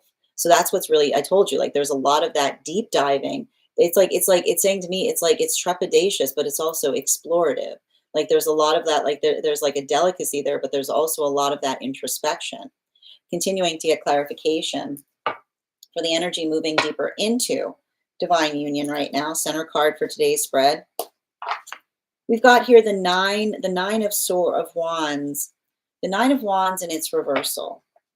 So let's talk a little bit about this 9 of wands and its reversal, because this is what we're effectively seeing in relationality to those temperance relationships. And again, for the purposes of our reading, the temperance relationships were the partnerships that were coming together from between the time of between the time of the solstice period up until the time of up until the time of Uranus going in retrograde. A lot of these relationships were built and based upon the understanding of mutual effort, right? The ability to calibrate and to be able to recognize and understand what one needs to bring to partnership in order to allow for that space of something moving energetically productively. And what's interesting about these relationships that I'm seeing right now is they're expounding more. I keep wondering, they're expounding more upon their books. Why are they expounding more upon their books? Because I keep on hearing it wasn't the fact that they were glossing over something about their past, but I keep on seeing that this was energy that did not want to be defined by a traumatized past. Some of these relationships that were coming together during that time, they've been through some stuff. They've been through some stuff, is what I keep on getting. It was heavy. It was not good. It was not great. There's a lot, I got to tell you, these temperance relationships, I'm sensing a lot of trauma there. And what's hard is when we go through a lot of trauma, we don't want to, like, I almost hear the energy, not wanting to scare someone away is what I keep on hearing, right? The ability of having gone through something that was so energetically difficult or devastating. This is why I keep on hearing the energy that is clarifying to one another. They're finally building into partnership to such an extent. It's funny because I keep on hearing they're ready to share with each other. It's funny because every time I hear gory, I hear glory. They're here to, like, they keep on talking about the gory details because they're trying to tell someone, like they're ready to, like, it's interesting. It's not a heart opening, it's a solar plexus opening, is what I keep on getting. They're not going through a heart opening, they're going through a solar plexus. They're going through a solar plexus opening. And the reason they're going through a solar plexus opening is the fact that they were holding, so they didn't want to, they were trying to spare someone the articulation of something that they went through that caused them a lot of pain, right? It's like I keep on seeing, like, how, like, it's like a conversation in relationality to how far deep the wound goes, is what I keep on seeing. So I keep on seeing that for a lot of that energy, like this is them coming to share more towards one another. This is them being able to articulate deeper upon those experiences. And there's a lot there. And I keep on hearing the energy almost like articulating and apologizing to each other and almost saying to one another, like the reason they didn't, the reason they didn't start like that is almost here. I hear you in the energy saying, like, the reason they didn't start like that is almost like the energy that says, once I start, it's hard to stop. You know what I mean? It's like it keeps on saying it's like the journey of trauma that says like the thing about trauma is we understand that trauma has its season, which is like when we're working through trauma, there's a time where it feels good to talk about something, right? There's a time that feels like it's healing because it's the expressing of the wound. And I keep on hearing, and then there's the packing of the wound, right? There's the ability of us kind of putting something away and saying, okay, that's where I'm going to leave it right now. And so I keep on hearing like there's a lot of that space where they're coming to get to know one another more by being able to expound and express upon something that they may have initially glossed over, not because they were trying to be energetically deceptive, but because they cared about each other and they were trying to spare one another, like they were trying to spare one another in relationality to experiencing something and not wanting to effectively like not wanting to effectively articulate or let someone. I keep on hearing them saying, I didn't want you to feel like I was shaped by that, right? Which is the observation of someone saying, I carry trauma, I'm not shaped by it. It's not something that surrounds me entirely. It is something that informs but is not energetically centered. Fourth and fifth cards in our 5 card spread for today is we have here the Temperance card in combination with our 5 of Swords in its reversal. Now there's something really significant that I'm seeing in relationality to the energy that's deep within divine union. And what are we effectively seeing right now for the energy that is deep within divine union?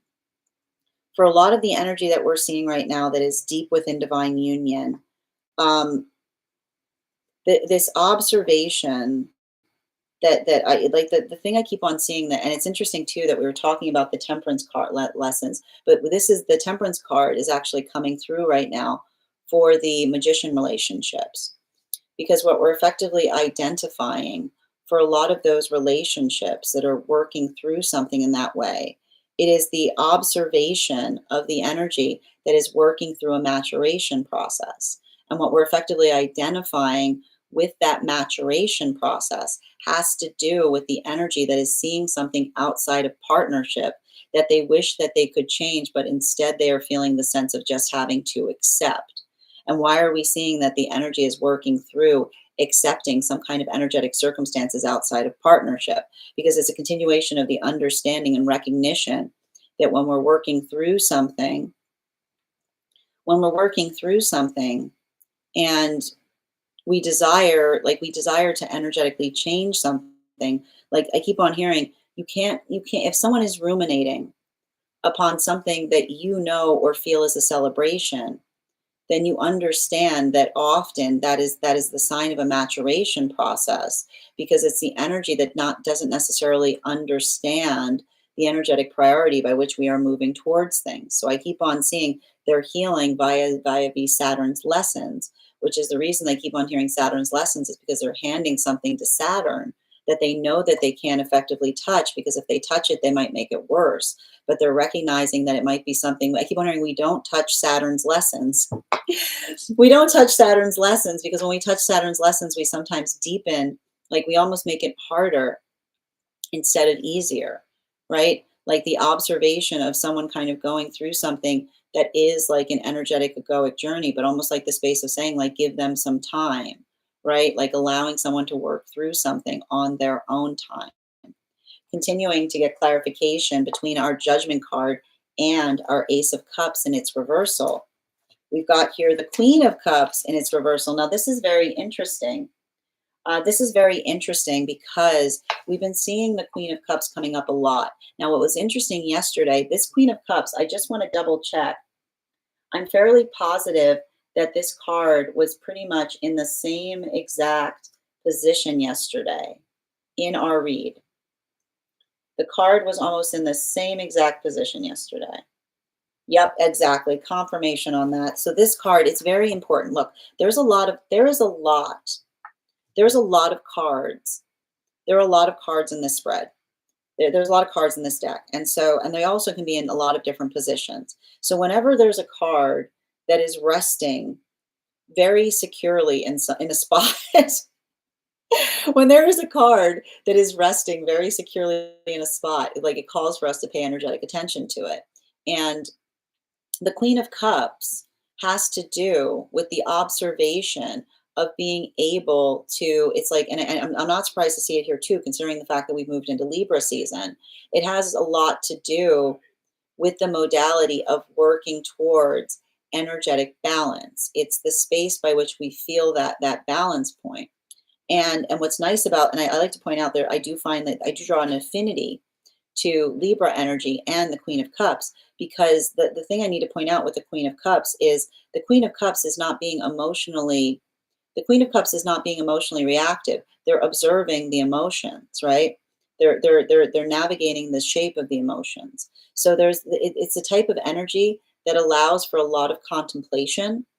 And what's beautiful about that is for the energy, like for the energy that is in separation, this is more of that conversation in relationality to, going to keep on hearing, and this is important because we're going to have to go through this a lot with the fact that we've got Uranus and Gemini right now, and we're going through Libra lessons.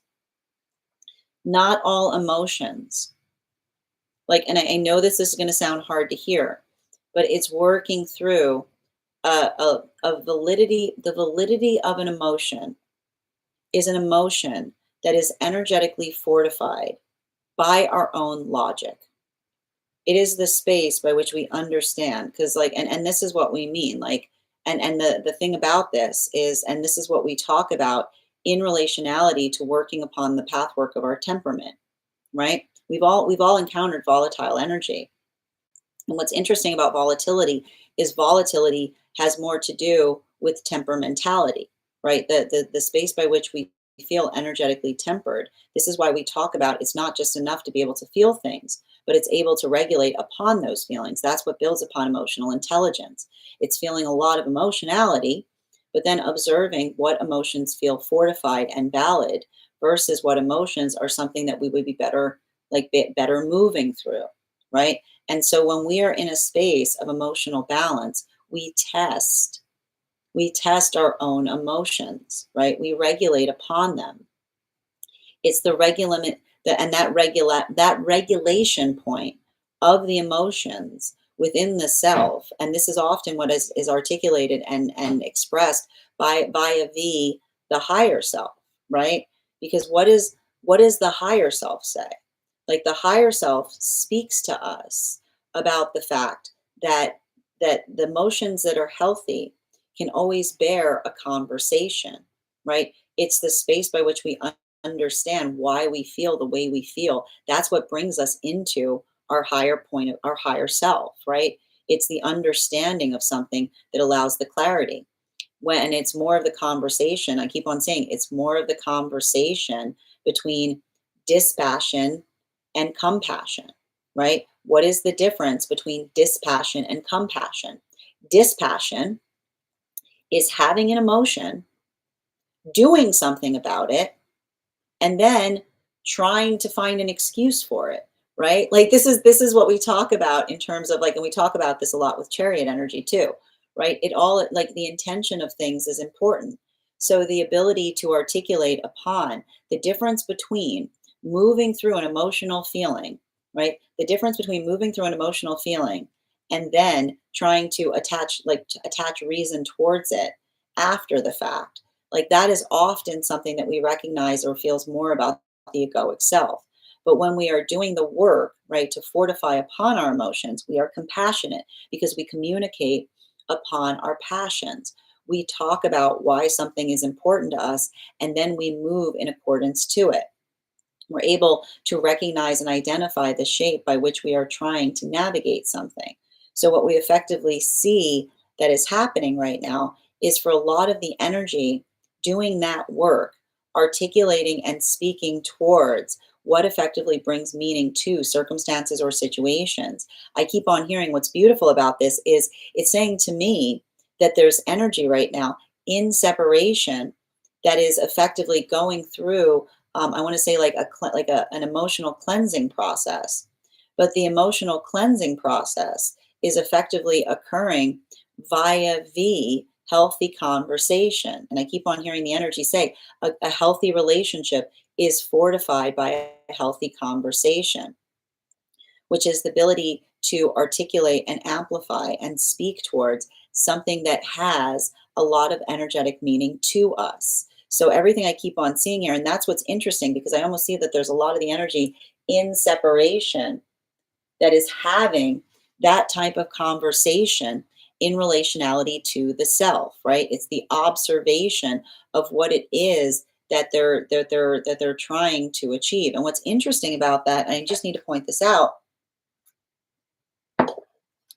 for a lot of those for a lot of those relationships right now that we are effectively seeing, that I told you I see three different tiers right now for the energy in separation. This is either the space by which we see that there is energy in separation. There is some kind of portionality of healing that's happening. And the portionality of healing is another person articulating upon how they are working on their temperament. I would not be surprised if there's energy that's articulating upon the fact that they're trying to heal their temperament via the accountability of what it is that they're trying to do in a better way. I also see that there's some energy right now that's moving deeper into divine union. And a lot of the space by which we're identifying that they're moving deeper into divine union, like the energy and I think it's funny because, and I need to stress this, when I'm saying that the energy is in separation and they're moving deeper into divine union, it's they understand the quality and the nature of what another person must bring forth with them into connection. They're understanding that it's not just enough about wanting someone, but the ability of wanting someone in the context of them not only wanting the person, but them wanting the same things that they want, right? The dual force of observation in relationality to not just desiring someone, but making sure that you want the same things. And that's what I meant in relationality to potentially some energy, letting go of unhealthy karmic situations or karmic conditions wherein there may be that desire towards someone. But, and I keep on seeing often in the space by which we're waiting for a healthy conversation and another person comes towards us more in a space of mollification, that this is the energy that says that's almost like the observation of someone looking at something and articulating upon the fact that they have or hold different energetic standards. And I keep on seeing like it's the releasing, it's almost like the space that like one makes peace with that as one progresses forward. This brings us to the energy that is building into relationship right now in separation. I keep on seeing these are the energies that are working towards, like I keep on hearing, these are the energies that are working towards the difference. I keep hearing they're working towards the difference between understanding or energetic comprehension, being able to be, I keep on hearing being able to be fortified by a conversation that allows one to feel a lot of that, like a lot of that energetic stabilization, or working towards something in such a way that allows one the space to feel energetically like sure about something. And what's interesting about this too is I keep on hearing there's a lot of this energy that's building into relationship right now that has experienced the wounds of others self-deception. And what do we mean by self-deception? It's not enough the space by which one articulates that one is trying to do something, but rather that one is speaking towards or referencing like what one is trying to do in a greater capacity. So there's a lot of conversation that I see that is happening right now in the space of these relationships to ascertain and define what one is trying to do. Like I keep hearing to ascertain and define um, like the difference between someone I keep wondering, speaks towards something that they heard versus speaks towards something that they know within the self. Continuing to get clarification between our Ace of Cups in its reversal in combination with our Nine of Wands in its reversal. Can I get one card to clarify, please? Clarification coming through right now with our Chariot in its reversal. So the thing I need to describe right now, especially with this, especially with this coming out of the eclipse, I like to describe this as being like the doldrums of the eclipse cycles. It's the space by which we recognize and identify, like, and that's what I mean about like that heaviness, or like a lot of that energetic come down energy that we're currently experiencing. The thing about it, and I keep on like the thing I keep on seeing is that typically eclipses are hard for us to navigate, and coming out of the eclipses can sometimes feel worse than being in them, because there's so much of this energy that is in the eclipse, and then it just feels like it moves away. The thing about this eclipse is, I keep on hearing, it's a very fast come down, because at the same time that we were moving through that at the eclipse coming into a closure point, we also moved into Libra energy, right? Mercury had already gotten into Libra a few days before, but now we're in the Libra energy. And so you have to understand, like, Virgo energy is about like working towards perfect. Libra is about balance. So it's like almost like it almost feels like a switch that got hit. But the reason it feels like a switch that got hit is because it's like we're going back into, like, even though the eclipse is over, the retrograde's not. So we're back in the eclipse energy. And now it's like feeling a lot of that intensity again, but without the uplift of the energy of the eclipse amplification. So being able, I would not be surprised right now if there is energy that is prioritizing rest. So I'm going to say the same exact thing. I'm going to say the same exact thing that I said when we were talking, when we were articulating upon the eclipse cycle. Be patient with things right now, right? I keep on hearing, don't read things into others' energetic exhaustion, is what I keep on seeing. Because there's a lot of this energy right now that is like working through the energy of this eclipse process. And I keep on hearing like rushing, like I keep on hearing and it's interesting too, because it felt like a lot of the work in the eclipse feels like we're rushing, and now I almost feel like there's a little bit of that like easement. So it's like it's giving, I keep wondering, giving someone the opportunity to effectively catch their breath in the space of this eclipse process, like the express of the doldrums of the eclipse. It's like I keep on hearing, ever patient, never waiting, which is just building into that pathwork of being progressive, like through a lot of this energetic intensity. Continuing to get clarification between our Nine of Wands and its reversal in combination with our Temperance card in its upright. Yeah, we've got here too the Death card in its reversal.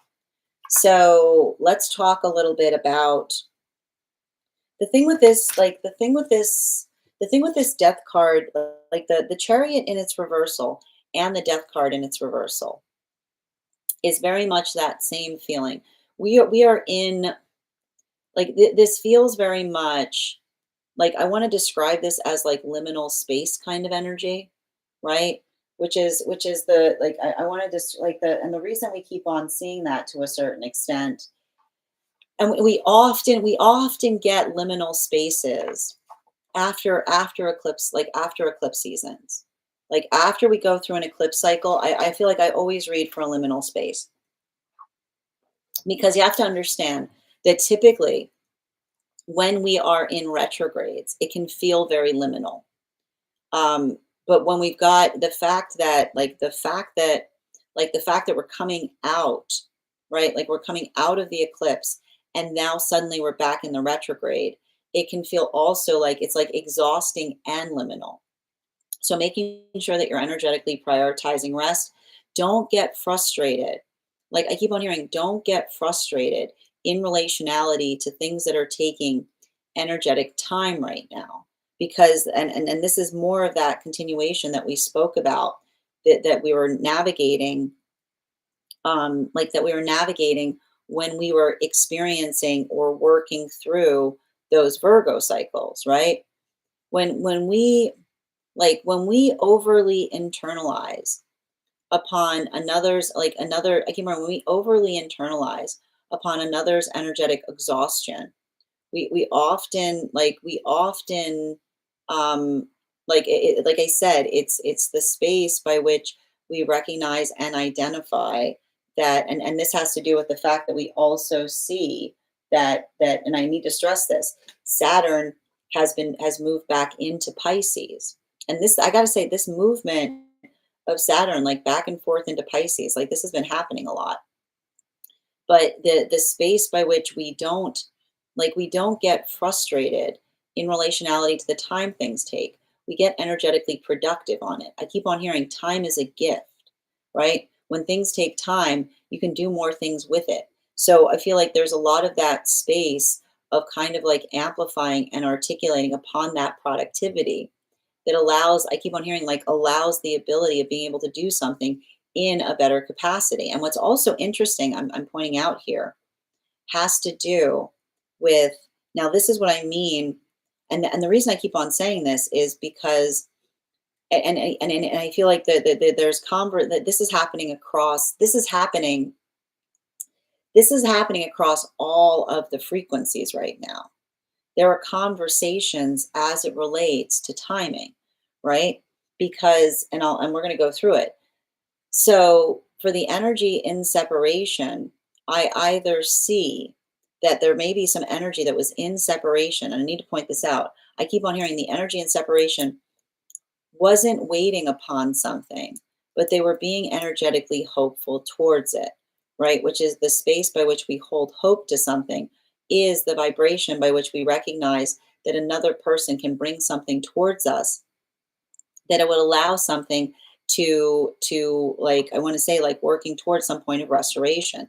There is a margin of error of energy that is experiencing that right now. There's a small margin of energy I see in this modality that is working through the conversation of another person saying that was uncalled for.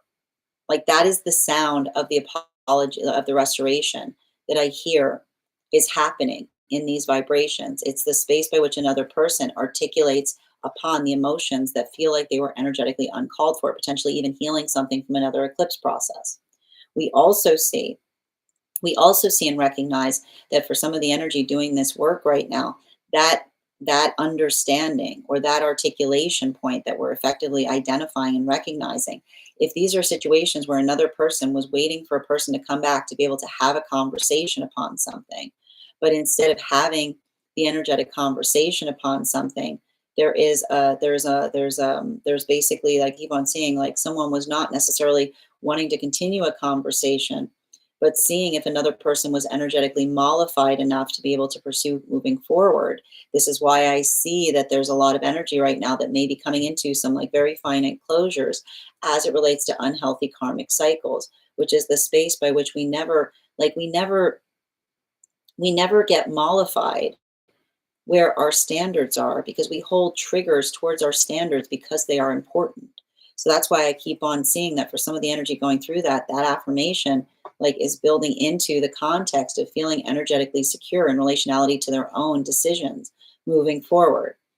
This brings us to a lot of the energy right now that is building into partnership. And I keep on seeing that for a lot of those relationships building into partnership, the ability, I keep hearing the ability or the articulation, the ability to energetically expound upon things. I keep on seeing that there's energy that's approaching each other with a sense of trepidation because they're healing from another person's self deception, which is the space by which another person articulates that they desire something, but they don't seem to move in accordance to it. So that's why I keep on seeing that for a lot of those relationships, there's a delicacy here, right? There's a delicacy, there's a care of concern, but there's also something very important as it relates to the energy that is, like, I keep on hearing, as it relates to the energy that is working through something in a way. I keep on hearing delicately, right?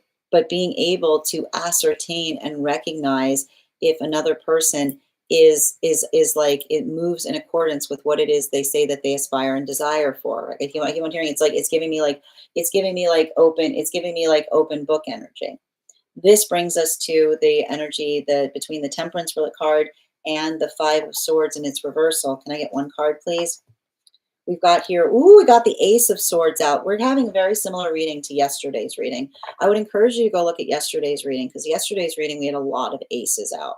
We've got the Ace of Swords out again. But what's interesting, the one thing I want to point out about this is yesterday, the Ace of Swords, and this is interesting because the Ace of Swords was lower. Like the Ace of Swords was lower, like closer to the pinnacle yesterday. Today, it's higher up. And I think it's interesting because it's saying to me, particularly and especially with the Queen of Cups and the Ace of Swords, um, the Queen of Cups and the Ace of Swords on the table, what we're effectively identifying has to do with the context of working through what one is aspiring, like what one is aspiring to do better. And this is what I keep on getting on this because you know there's something there I keep on hearing there's something really blessed with the idea of trying, which is the space by which when we try to do something, it's the ability to articulate or to put our force of intention to something that has a lot of energetic meaning towards us. And so, one of the things I keep on seeing right now, and this is what I mean in relationality to the work and the manifestation goals, is, and this is why it has something to do as well with the energy that's moving deeper into divine union. This is why if we're moving towards a place of celebration, and we see rumination. I keep on hearing, like for some of those magician partnerships that are coming together, not only are they saying you can't force, they're saying you can't force feelings, is what I keep on hearing them say. That's what I meant about them going through some kind of process of wisdom, because I keep on hearing them say you can't force feelings. And the reason that they're saying that you can't force feelings is the observation of understanding that often feelings are things that are healed via the context of time. So that's what I keep on seeing that's happening here. Like I keep on hearing it's like the energy that is moving towards a celebration point. They've never centered partnership more, but never before have they seen energy outside of partnership being affected by a relationship. And this is why I keep on hearing, like, this is why it feels like one of Saturn's lessons, because they're saying we can't touch feelings, right? You can't go into someone and say, I want you to stop feeling that way. Right? Like it's the energy. And that's why they're saying, like, that is something that we give to Saturn because it's the space by which you say, like, can you help with that? Can you help to inform them? Can you help them to understand better I keep on hearing the celebration, like, is not something that creates that. It's not something that we can change. It's just something that we grow. I keep hearing it's something that we grow to understand better. Now, continuing to get clarification between our Queen of Cups and our Chariot card in its reversal. Woo! We've got here the Page of Wands in its reversal. This card has been coming up a lot as well. The one thing I need to point out right now is this is having a different impact depending on masculine and feminine energy. Bearing in mind, this is not based on gender, but what one feels most aligned to.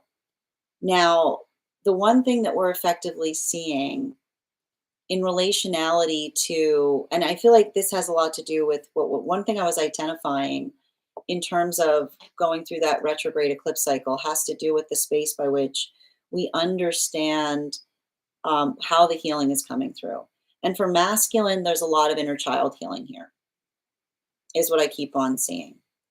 There's something really significant and important with being able, I keep on hearing, being able to embrace um, like a sense of joy is what I keep on seeing.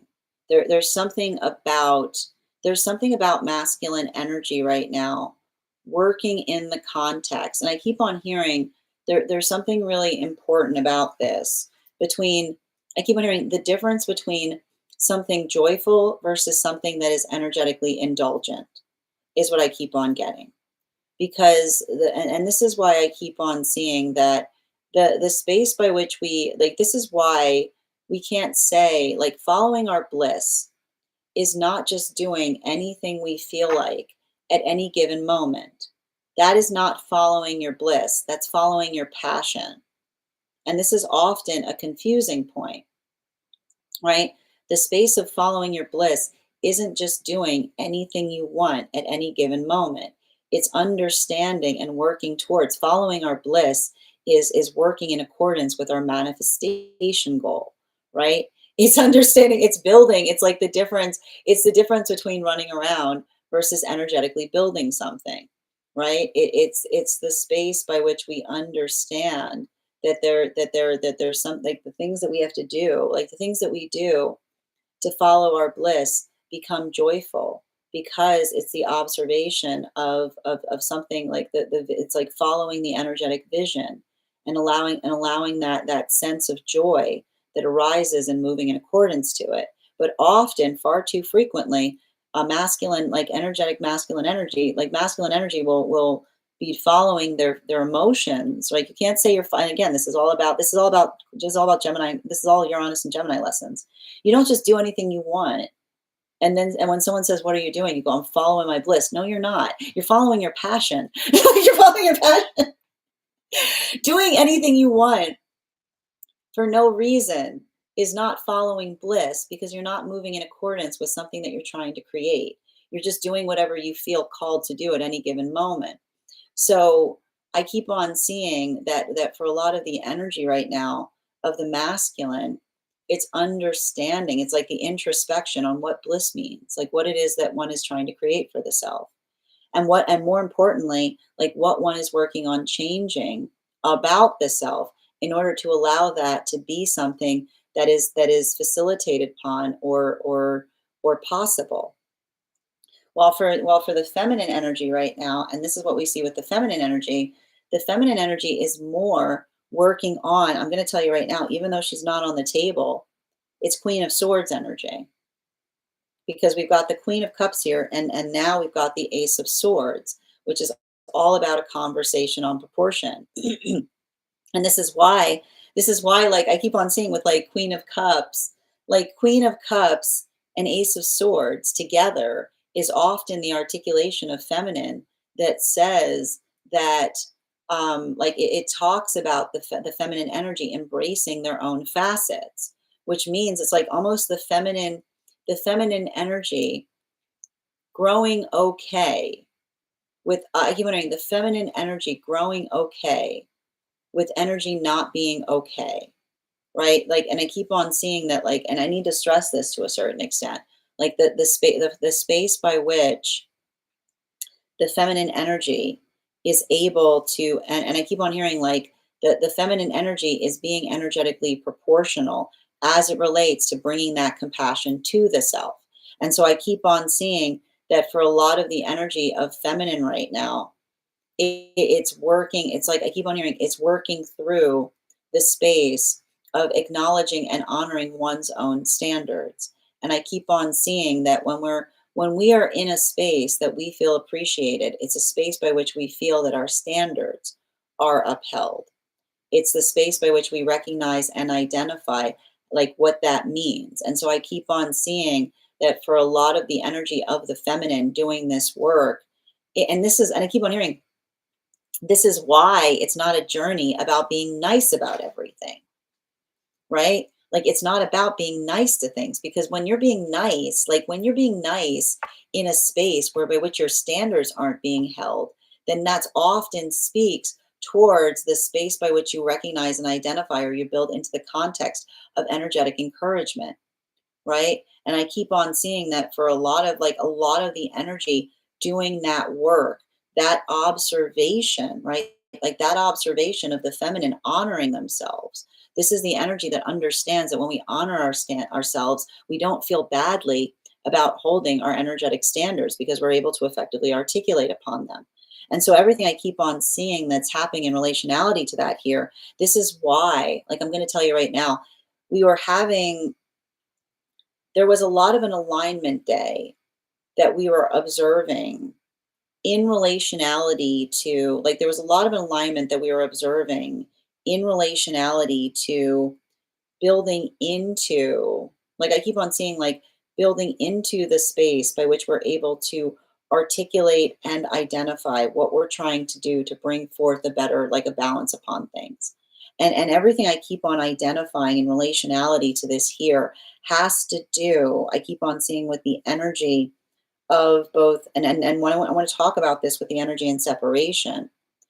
For the energy and separation, if this is energy that is working to resolve or to heal something, for for the masculine energy, I keep on seeing that this is the space by which the masculine is working upon understanding and recognizing themselves. Like, and I'm not, remember when I said, again, like, this is why these are moon partnerships, because following our bliss requires us to do that work on the inner child, right?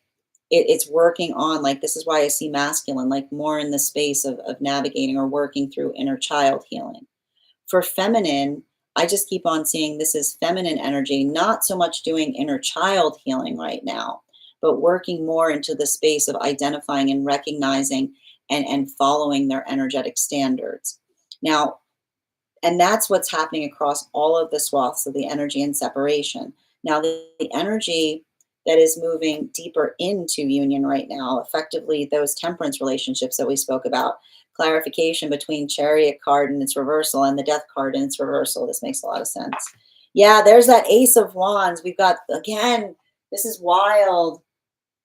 All right, this is wild. Okay, so the reason I'm saying that this is wild is because yesterday, in yesterday's reading, we had three of the four ace cards out, right? Three of the four ace cards out. We're having a very similar reading today. So I would encourage you, if you're following the cards, to make sure that you head back over to the stack if you want to see the spread, because there's a lot of similarity in relationality to the cards that we see yesterday to today. And a lot of it has to do with the placement of all of these, like the placement of a lot of these ace cards. Now, the one thing we see is yesterday the ace card was like, yesterday the ace card was in its reversal. Today it's in its upright. So that is effectively, and I keep on saying, like, this is working through more about the observation of working into the context of Libra and what it feels like to find those points of balance. And I keep on hearing that for a lot of the energy, you'll recall, this is the energy that's moving. These are those temperance relationships that are moving deeper into, they're moving deeper into divine union. And what are they doing as they do so? They're sharing more about themselves, right? And I keep on hearing I keep on hearing for a lot of the energy doing that work, it wasn't, I keep on hearing, it wasn't about glossing over things, is all I keep on hearing. It wasn't about, I keep on hearing, it wasn't about the space by which they weren't articulating the full details upon the past. I keep on hearing this energy that's articulating, that says, and remember, these are temperance relationships. They work through something internally so that another person doesn't have to. And so I almost feel like there's this modality where they're saying, I'm ready to share more about that experience. I'm willing to tell you more about that, because it's the energy that feels that they found the relationship that can navigate the capacity of navigating not just the positives of past situations, but also helping through a lot of that, like a lot of that energetic difficulty or a lot of that energetic pain. So there's a lot, I keep on hearing they're sharing more as they're moving deeper into connection. This brings us to the death card in its reversal in combination with the ace of swords in its upright. We've got here the four of swords in its reversal.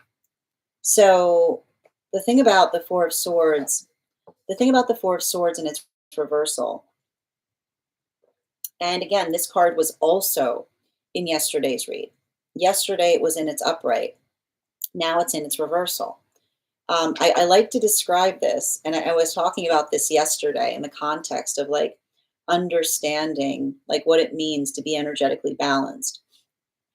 Is it's working into the space of being able to understand like it's like a lot of that, it's a lot of that process, or a lot of that specificity as it relates to identifying what one is trying to do in a better fashion. And so for like the problem that we're seeing that's occurring for a lot, I keep on, that's wild what I'm reading for right now for these magician partnerships, is I keep on hearing this energy saying, I can't believe this is happening. And the reason they keep on saying, I can't believe this is happening, is the space by which they remember and recall an experience in the past where they felt this way. They felt energetically volatile about someone centering partnership. They remember a past version of self that experienced the same volatility that they're now seeing outside of partnership. And this is why I keep on hearing the energy. I keep on hearing the energy is having conversations upon how they have to stand back from something, which is the space by which they say you can't, and they're remembering, they're literally utilizing their own energetic recall and saying you can't go in and change another person's feelings if something that is a point of celebration is creating a feeling of desperation or something unresolved in another. That's why I keep on hearing they're healing their relationship to Saturn, because they're almost saying there's only one person that can help with that. It's time, right? It's time. It's time. Time can help with that. Continuing to get clarification between our Page of Wands and our Ace of Wands, and it's upright.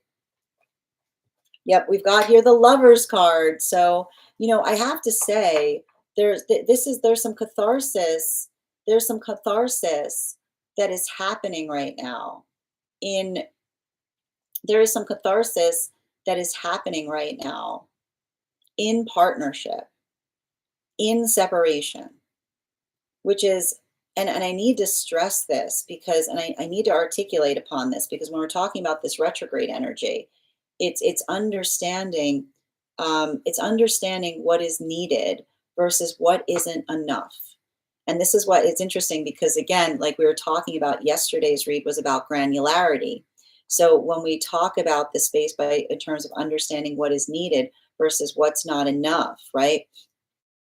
This is often helping us refine upon our manifestation goals, because I keep on hearing that if this is energy that was in separation, that is under, like, that was like that, where someone was coming back towards them, but instead of them coming back towards them, like, it's not a hooray moment. If the energy is coming back but they're trying to mollify something, right? They're trying to act like something didn't happen. They're trying to sweep something under the rug instead of addressing the reason that there may have been a separation in the first place. I keep on hearing like that is the granularity of the manifestation goal that says it's not enough to just come back.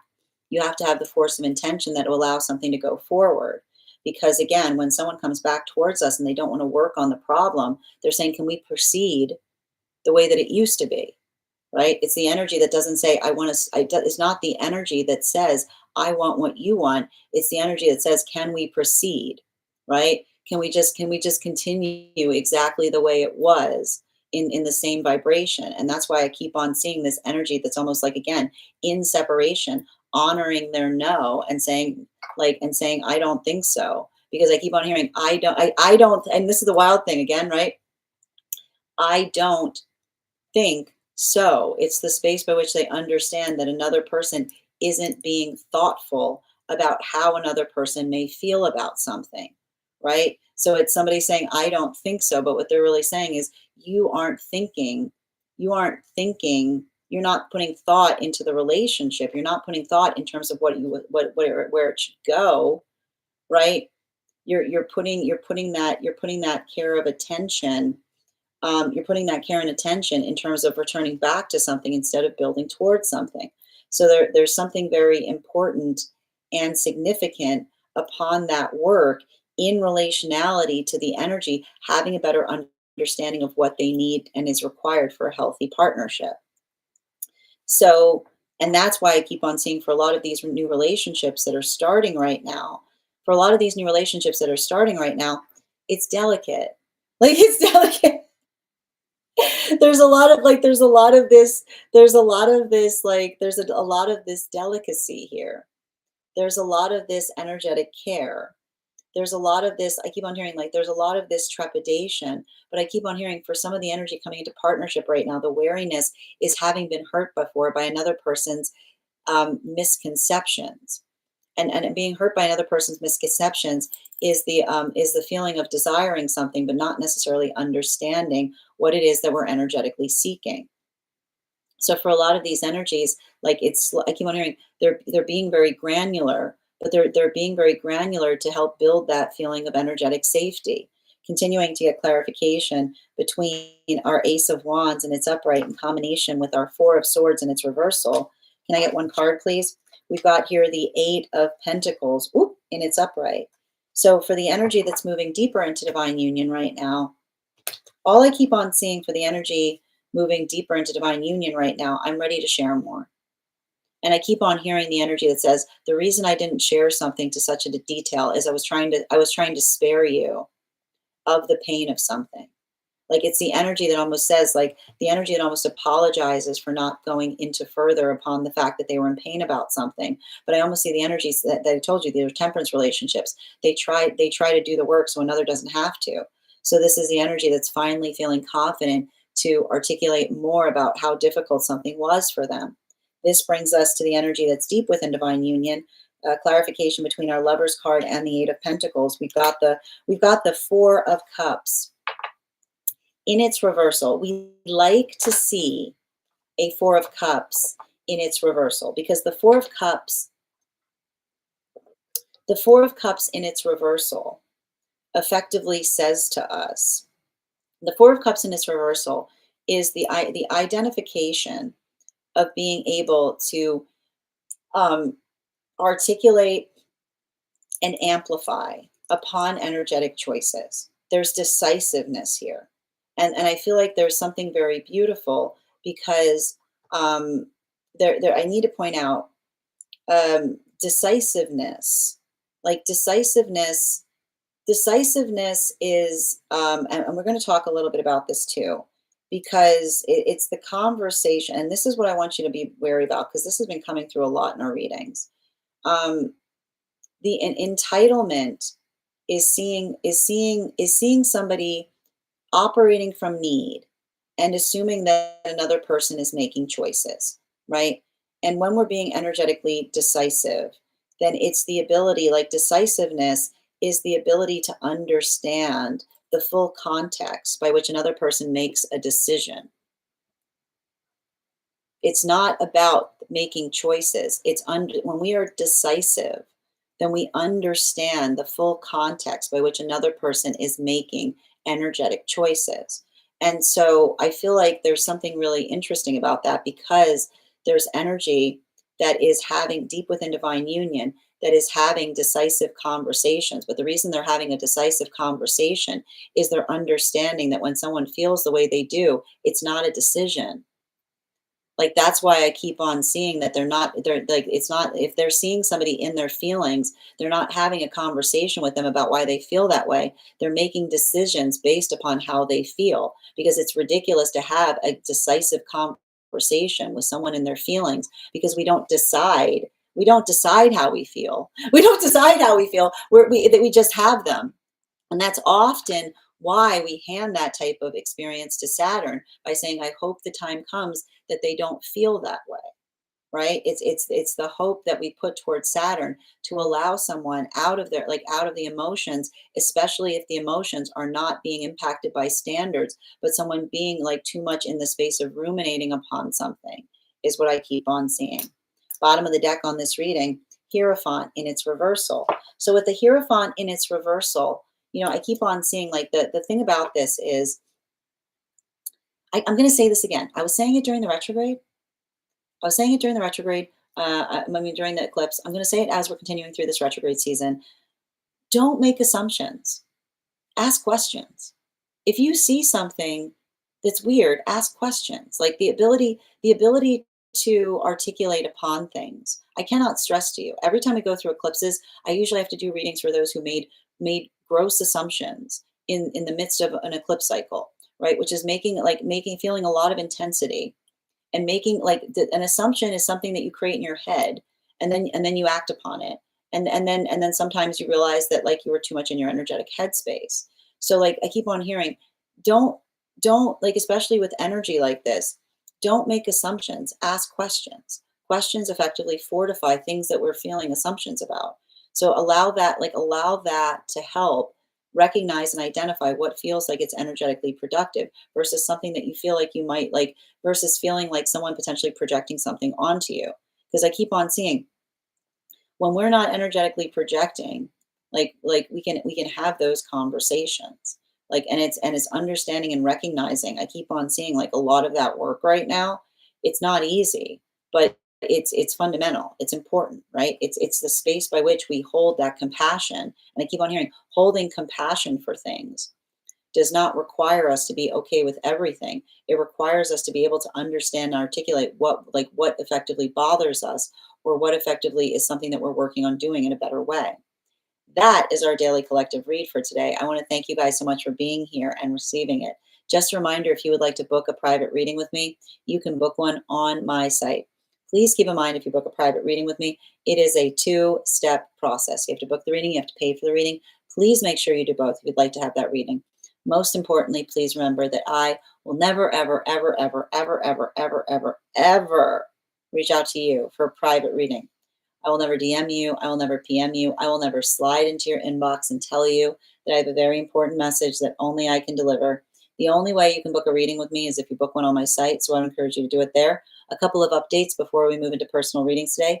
First and foremost, thank you to everyone who attended our recent class on the star card. Our next class will be held on Wednesday, October 15th at 6 p.m. PST, 9 p.m. Eastern.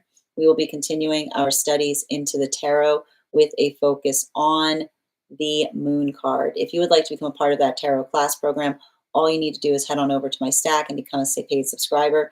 Your paid subscription to my stack is your ticket of entry into our live classes each and every month.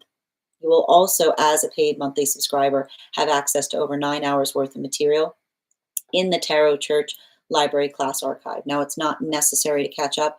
I'll do my best to give you an update on everything we have studied prior to beginning that class. But if you would like to become, if you would like to catch up, now is a beautiful time to join. You'll also have access to a one-on-one chat with me and the other students to ask any questions they may have in relation to anything we've learned and studied thus far. And if you become a founding member to my stack, not only will you receive a discount on the full year's worth of classes, you will also have full access to the entirety of the Tarot Church Library Class Archive. That is access to over 18 hours worth of material in an ever expanding library. You'll also have access to a complimentary one-on-one mentorship class with me, where I will meet with you personally to assess where you are on your own personal tarot journey and give you the best insights in terms of how to utilize those classes to the best of your advantage moving towards your tarot goals going forward. One of the things I tried to do in these classes was make them accessible to the absolute novice tarot reader as well as the seasoned reader. There's definitely something there for everyone. Don't let your lack of experience or your robust experience prevent you from joining us in these classes.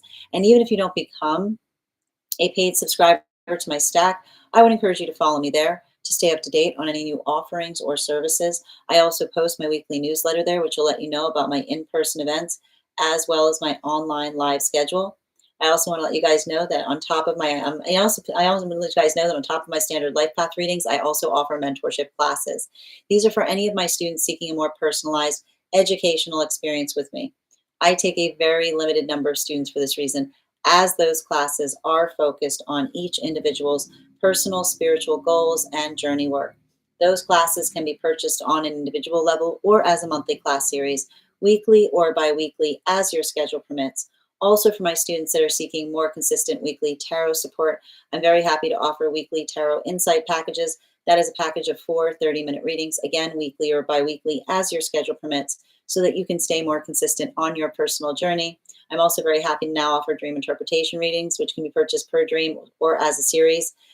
If you purchase the series, I would encourage you to start to keep a dream journal, as we will meet weekly or bi-weekly with that journal and utilize the tarot to understand the key themes and messages coming towards you in the dream space. I want to thank you guys so much for being here today and sharing in these messages, and we will do this again tomorrow. That is our daily collective read for today. We are going to get started on today's daily on the personal readings in just a few minutes. Congratulations to Jana. You got our, oh, actually, apologies. No, wait. Susie got the highest gifter. Susie stepped out, but she came back because she had 575 gifts. So thank you so much, Susie, for having that being the highest gifter.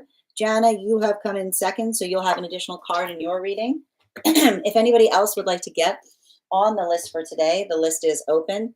It is 3 cards for a donation of $29 or more, 4 cards for a donation of $23 or more for my subscribers, links in my bio. Please keep in mind there are 2 things I don't read for across these apps: pregnancy and medical. Happy to give insight on anything in private readings, and you can book private readings on my site. If you're joining us across the other apps, you can also get on the list today via my tree that has links in it in my bio. How are you doing today, Jessica? What card was the intuition check? It was the bull, Jessica. It is mean. Anita, I'm not sure what that means. I'm sorry, dear. You'll have to be more clear. Okay, I'm going to take a minute to read over some of the comments that came through as I was reading. Also, friends, we're at 25.6K likes. When we get to 50K, I'll be gifting a reading back to the collective, so make sure you're tapping that screen. We'll get to 50K in no time. You're so welcome. All right, and just reading over the comments. I like that. I love your lives. Thank you so much, Breezy. I appreciate you being here and receiving them. I see you, Alchemy. I got you. Pluto continues to hang out on my descendant. So good luck. Absolutely.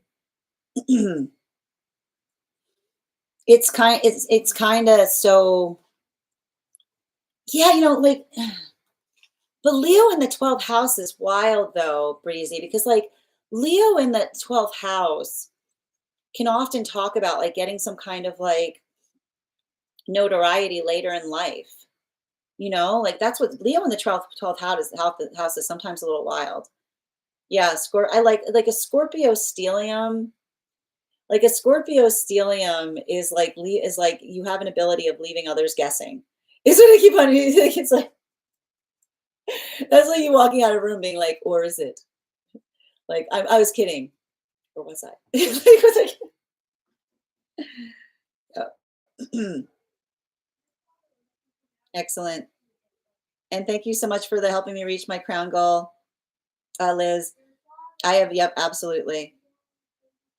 Kiddo is a force of nature. Hold on. My kiddo's a Virgo, Sun, Sag, Moon, Taurus rising. Oh, man. Oh, yeah. Oh, yeah, absolutely. But that's not, I mean, I like the thing is like, here's the thing. A Virgo sun with a Sag moon, like a Virgo sun with a Sag moon can be very helpful for those with Virgo placements, right? Because Sag moons, like Sag moon energy can often like it helps with like let's get to work. You know what I mean? Like that's what's cool about Virgo sun with Sag moon and Taurus rising. Be like, it's like roll up your sleeves kind of energy, Yep. Scorpio here joining and fully agreeing. Thank you for confirmation, Haley. Yep. Good. Yeah, I was gonna say no, Kayla, like again, like no, here's the thing about it. That kiddo being a force of nature, they're gonna be a show your work kind of person, right? They're like do not come and do not walk into an argument with them without like a bibliography and notes. They're gonna be like, what page did you find that on? Like it's check your sources energy. It's check your sources energy. Yeah, Scorpio, we know. Thank you, Colada. Yeah, perfect timing. Yeah, meant to say Leo, Venus for kiddo. Okay. Yep, Gemini, Jupiter like me. Excellent. And thank you as well, Mother, for sharing the live. Always appreciate when you guys show the live. Well, the bull is a Taurus, and I'm a Taurus, so I was right. Unicorn. I like that. Work is it cool? It might be. Yep. It might be. I mean, yeah, I could see a neurodivergent orca. That tracks. They do like to embrace the chaos, them orcas. A win is a win. A win is a win. Absolutely. Very true. How are you doing today, Viva? Welcome. And thank you, Joaquin, for the follow. Thank you for sharing the live, Kimberly. It's going to be a lot to share. Yep. Bottomless well. Sending you support, Viva. Yesy, thank you for sharing the live. Always appreciate when you guys share the live. You're so welcome, Unique. Sending you support, Viva. And Perios, thank you for sharing the live as well. Growing to understand better. Tap to claim, Esteban. No problem, Alchemy. Beep, your subscription's ending soon if you'd like to renew.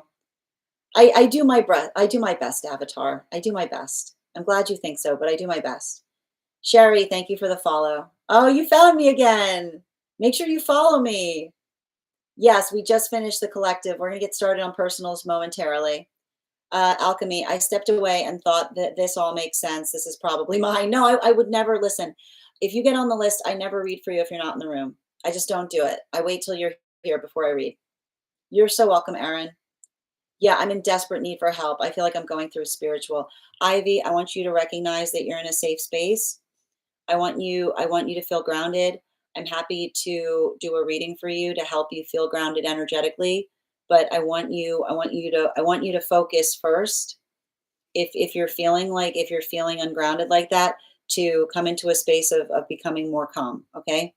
Like I said, I'm happy to read for you on that, but we want to get you out of the mindset of feeling like something is attacking you. Okay. I needed to hear all of that. I'm glad to hear that, Bluebell. Okay. Like I said, Ivy, I'm happy to do a reading to help you in terms of feeling more grounded, but I want you also to like recognize that you're safe. I want you to like start building into that mantra, like I'm safe. I'm safe in my body. And if you don't feel energetically safe, if there's something that you can do to make you feel safer, that's energetically logical, please make sure that you're doing so. You're so welcome, Jana. Express your appreciation. Oh, thank you so much for, hold on a minute, Alchemy. Thank you for those gifts, dear. Hi there. How are you doing, Para? Welcome, Kath. Good to see you. Can you get on the list? You can absolutely. Can you? You said Friday, dear? Hold on. Friday.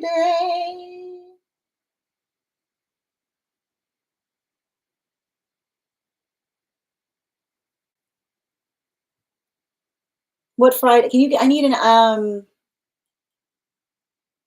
I need a date on it.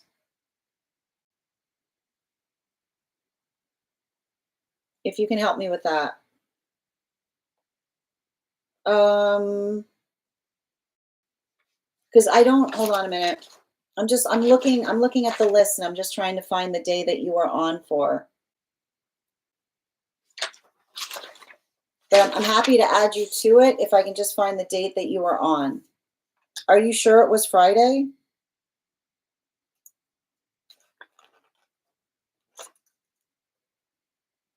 Okay. I'm looking. Oh, I see it. It's sorry. I have it as Thursday. Okay, I've got you. Okay. It's all right. I found you. Okay. It's all right. I've got you, Kath. Perfect. All right. Where were we? Hi there, Lance. How are you doing today? I'm not available to email you, Lance. So again, if you want to have a reading with me, you can book one on my site. If you have questions in relationality to booking a reading, you can email me, but I'm not available to email you. So thank you. Yep, I got you on the list, Cap. Okay, perfect. All right, we're going to continue right now. So the next person, before we get started on one card readings, if you would like to get on the list right now, you will be the sixth person read for. 3 cards for a donation of 29 or more. 4 cards for a donation of 23 or more for my subscribers. Links in my bio.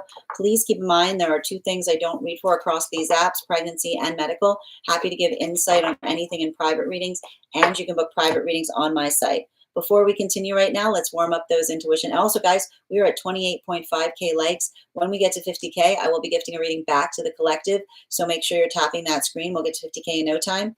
Before we continue right now, let's warm up those intuition muscles with an intuition check. I've got our animal spirit guide card here. I'm going to count back from 10. When we get to 1, I will reveal the card. 10, 9, 8, 7, 6, 5, 4, 3, 2, 1. Good job, Bridget. Look at Bridget. Look at Bridget with the intuition.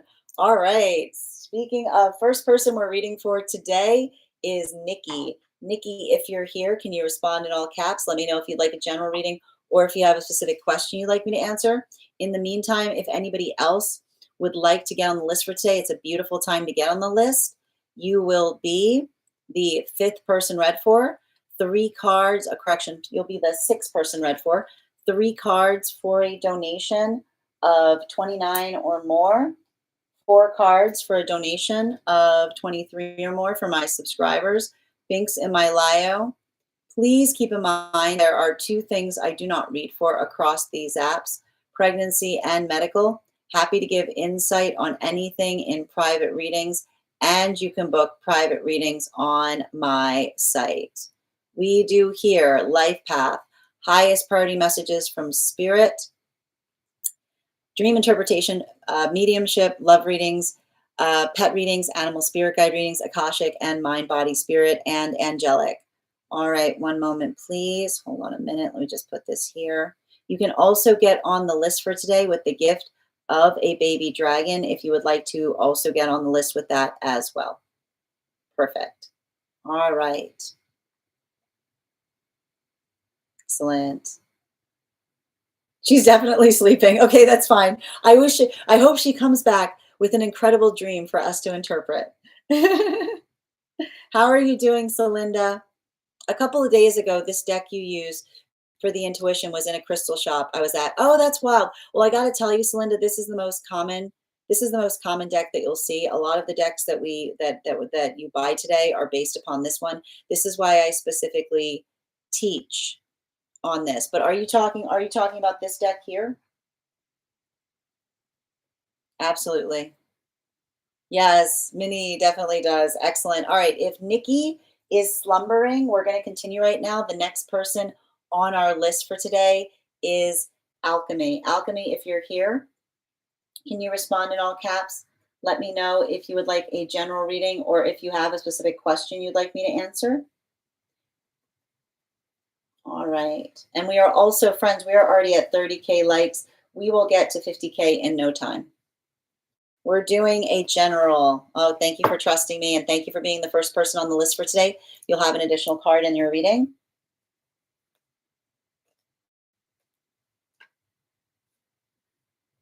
All right. And can I please get 2 more, please? Bear with me one moment.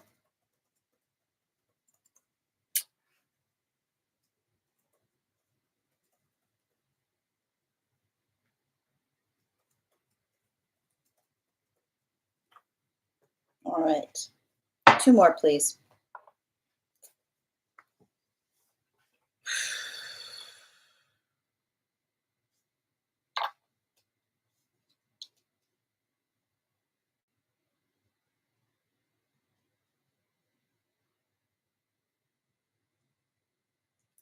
You know,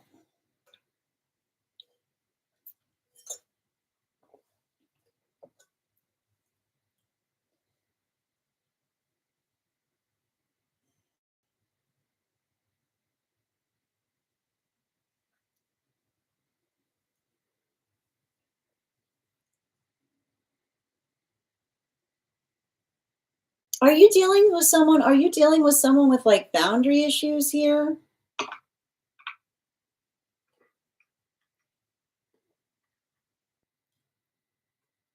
Because I gotta stress this. Like,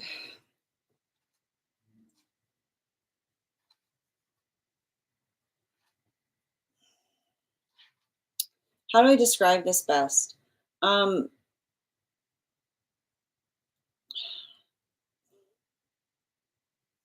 the space by which we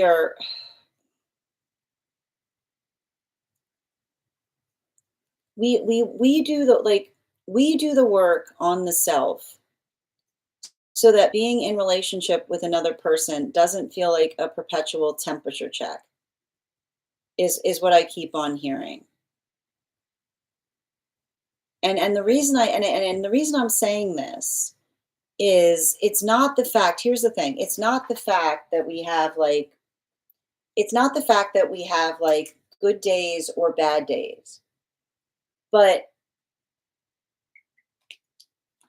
you know, we don't, I keep wondering, we don't get hyperbolic in our good days or bad days, right? Because it allows us, I keep on hearing, it allows us to um feel the feel the energetic excitement of something that allows us the ability to potentially progress forward into something. And I feel like that's the thing I keep on seeing in relationality to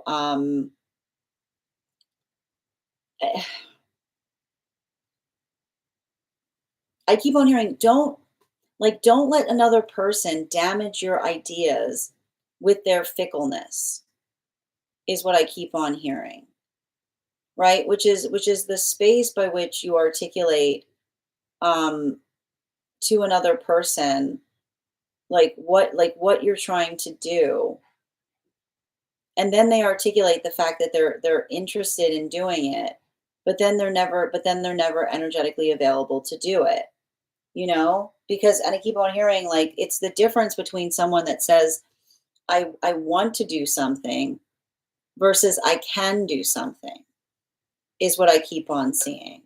um and I almost like,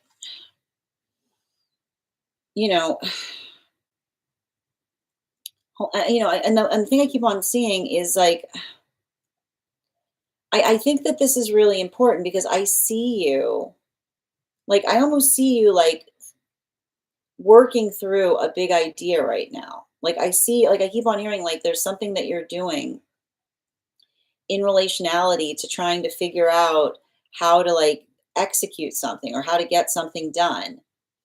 And I keep on hearing that, like, the way we get something done in a big way is not, I keep hearing like the guides are almost giving the advice point in saying that the way that we get things done is never the space by which we put all of our energy on I keep on hearing like on a singular, like on a singular force, like by which something can move forward or not. It's, I keep on hearing, it's by creating an energetically supportive system, right? The ability to identify, like, not just, like, I keep on hearing not just the plan, but like the plan behind the plan is all I keep on hearing. And what is the plan behind the plan? Like, the plan behind the plan is like this is like almost like saying to another person, like, this is the energetic ideal in relationality to what you would like to do, right? Like, this is the big idea. I keep on hearing, like, it's almost like you saying to someone, like, this is the big idea, and this is big idea light, is what I keep on getting. It's like, this is the big idea, and then this is big idea light, which is the space by which you say, like, this is what I would love to do, and this is what I would like to do, right? But the nice thing about that is I keep on hearing, like, that is a solid plan because it talks about, it's got, I keep wondering, it's got a median of possibility in terms of how, like, in terms of how big it can go, is what I keep on hearing. So I feel like there's something about an idea that you're having right now that they're saying, like, I keep on hearing, have iterations on it, right? Like, articulate to someone and say, like, look, this is the smallest version by which I can see this. Like, this is the least I need. to be able to do something. And then you saying, but this is like, and I keep on hearing like, and I keep on hearing, especially like, I don't know why it feels like you're talking to someone that's asking you to give them numbers, right? And this is, and I keep wondering if there's a situation where you're asking someone, like if someone is asking you to give you numbers on things, this is like, let this serve, like let that serve as confirmation, because they're saying like I keep on hearing like, remember, you don't have to just pin it into something. You can say, this is the least I would need to energetically do something, right? Like this is the no frills, like this is the no frills. This is the no frills version of something that I'm aspiring to do, versus you saying this is the extra. Like this is what this would be really like, this would be really special, right? Like this is like, this would be like all the bells and whistles, like all of like no holds barred kind of energy.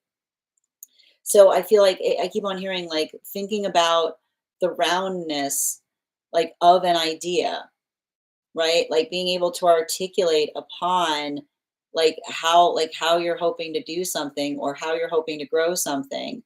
Because I keep on hearing like, I feel like that like I feel like it's gonna and I feel like I keep on getting, you should have those numbers in your pocket right now. Have those numbers in your pocket, because you never know who you're gonna get into conversation with, is what I keep on hearing. Because I keep on seeing that something, I keep on hearing, it's almost like saying to me something that you thought that you let go of a long time ago is coming back to you. But the wild thing about it is like, I keep on hearing something from a long time ago is coming back to you, but in a way that you couldn't have entered. Like I keep on hearing like you didn't even anticipate it. It's not even like it almost like, it almost feels like somebody reaching out to you in terms of something that you did a long time ago that you've like almost forgotten, and being like, what would it take to bring that back? You know, what I mean, like it feels like a little bit of that. Like, you know what I mean? Like that's, I keep on hearing the nice thing about ideas. I keep on hearing ideas don't go away. Like ideas don't go away. They go, I keep wondering, they go in storage. Like ideas don't go away. They exist in the ether. And sometimes all it takes is somebody like stumbling upon a good idea of something that they liked. And then they'll come to us and say, like, what would it take to bring that back? I think that was great. Can we do more of that? Bottom of the deck.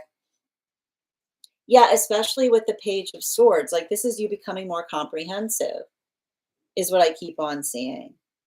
You know? Like I feel like I see some kind of circumstance or situation where like, and it's interesting too, because I almost see you like doing something more, like more in an advisory role, is what I keep on getting. You know, like almost like I keep on seeing like something like I keep on identifying like something that you're doing, but in such a way that, and I like I almost like, and I want to stress this, like I don't like, unless you really don't want to do something, um don't say I don't do that anymore.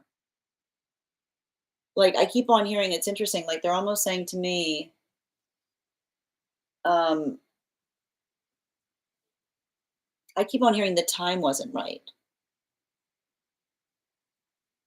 you know? And that's what I mean about it. Like I feel like there's almost like, I almost see you like I keep on hearing, if someone talks about something that you did, don't say it was a disaster. They're saying, say the time wasn't right, right? Which is like almost the articulation of saying like it didn't, I almost feel like you saying to somebody like, I didn't have the time to be able to grow something like the way I wanted to, or it didn't match my vision, right? And that's what I keep on seeing in relationality to like, and this is often what happens when we're visionary, which is often it feels like what we're trying to do falls short of what our energetic vision was because the time wasn't right. But this is often how you can identify like visionary energy, because sometimes visionary energy comes back and says, that's, now it is like, now it's great. Like, now it's like, it feels very apropos, right? So I feel like there's something significant and important there in relationality to I keep on hearing like it's not the space by which you say um um like I keep on hearing, don't say to someone, I don't do that anymore. Say, I didn't have the resources to let it grow. Write that down. I didn't have the resources to let it grow. I don't know why they keep on saying like that, like I like when someone asks you about something, say I do don't say you don't do it anymore. Say I didn't have the resources to let it grow because it's going to potentially start a conversation and being able to do something that you weren't able to do before in a bigger way. Thank you so much for having that reading with me, Alchemy. And if this message connected to you as well, it's very common for, I keep on, I just, it's really wild because I keep on hearing this reading. And in the reading, I just keep on hearing one of your guides say, don't say no, which is somebody, I keep on hearing somebody say, do you still do that anymore? And they're not, they just keep on saying, don't say no, say, I didn't have the resources to let it grow. They just keep on repeating that. Wild definitely does. Yes, the animal card I split to the blackbird. Oh, you've got so you're talking about the animal oracle deck. Oh, that's wild, Celinda. I'm so glad you found it. Absolutely, Rebecca. Welcome, Nikki. Welcome back. Alchemy, I was having a hard time trying to think of who it might be, and it probably is just my immediate family. They don't help very much with my dreams or goals other than outlining everything negative. I've been taking acting classes for the last couple of years and just finished an acting boot camp. Oh, fascinating. So I just never tell them anything outside the usual. Okay. I always have two reasons for doing something. So the plan behind the plan resonates big time. Okay, let that serve as confirmation. A woman very specifically asked me how much I would need financially to move back to the city. Oh, that's wild, Alchemy. Yep. Absolutely. While I lived there right before, hold on. While I lived there right before I moved back, I kept hearing you're 6 months too early repetitively. Okay. I didn't have the resources to let it grow. I eventually ran out of financial comfortability. Okay, good. So let that serve as confirmation to this reading. And I just keep on getting the same message, which is I keep on hearing like that's all I kept on hearing in that reading, which is if someone asks you a question, don't immediately say no, especially as it relates to something that you wanted to do. Being able to articulate to another and say, I didn't have the resources to let it grow. Like articulating not the fact that you're not doing it, but the space that I keep on hearing, like the difference between saying no to someone is saying, I don't want to do it versus saying, I don't have the resources to let it grow is saying, I would love to do it. I just can't is what I keep on hearing. I always say yes. Thank you for confirmation on that reading, dear. Yes. And I feel like, yep. And I feel like this is a big, I keep on hearing making sure that you're able to tell someone, like, I keep on hearing, make sure you have that vision in your pocket right now. You're so welcome. And soulful, good afternoon, dear. I like the plan, but yeah, the plan behind the plan is what I kept on getting. And thank you for confirming that that's something that you do specifically, Alchemy. All right, the next person that we're reading for today is Nikki. And if anybody else wants to get on the list right now, it's a beautiful time to get on the list. You will be the fourth person read for. The list is nice and short right now. If you want to secure a spot on the list, we are doing life path, highest priority messages from spirit, dream interpretation, past life, mediumship, love readings, pet readings, animal spirit guide readings, angelic readings, akashic readings, mind, body, spirit. All right. And we are also at 35.1K likes. When we get to 50K, I will be gifting readings back to the collective. So make sure you're tapping that screen and we will get to 50K in no time. You're already at 35K. All right. Come on, y'all. Thank you for helping everyone tap the screen. All right. The next person we said we're reading for today is Nikki. And before we do so, let's warm up those intuition cards with those intuition muscles with an intuition check. I've got the animal spirit guide card here. We're going to count back from 10. And when we get to 1, I will reveal the card. 10, 9, 8, 7, 6, 5, 4, 3, 2, 1. We got the dog. Thank you guys for participating. We'll do it again after the next reading. All right, Nikki, what are we reading for today, dear?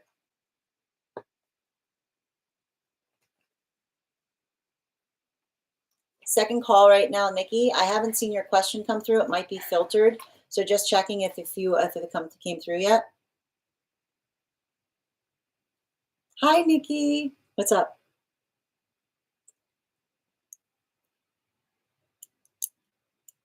I was those are two very different animals, Soul. Okay. And we'll do a general. I got you, dear. All right, can I please get 4 cards for Nikki General? 4 cards for Nikki General. 1 minute.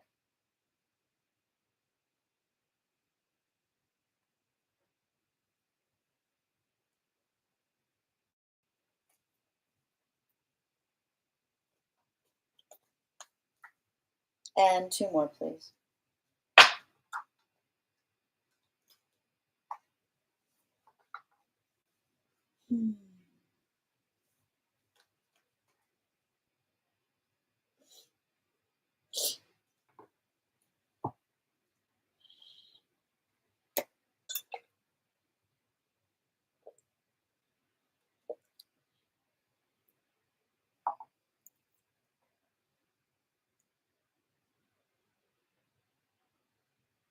You know, I keep on seeing,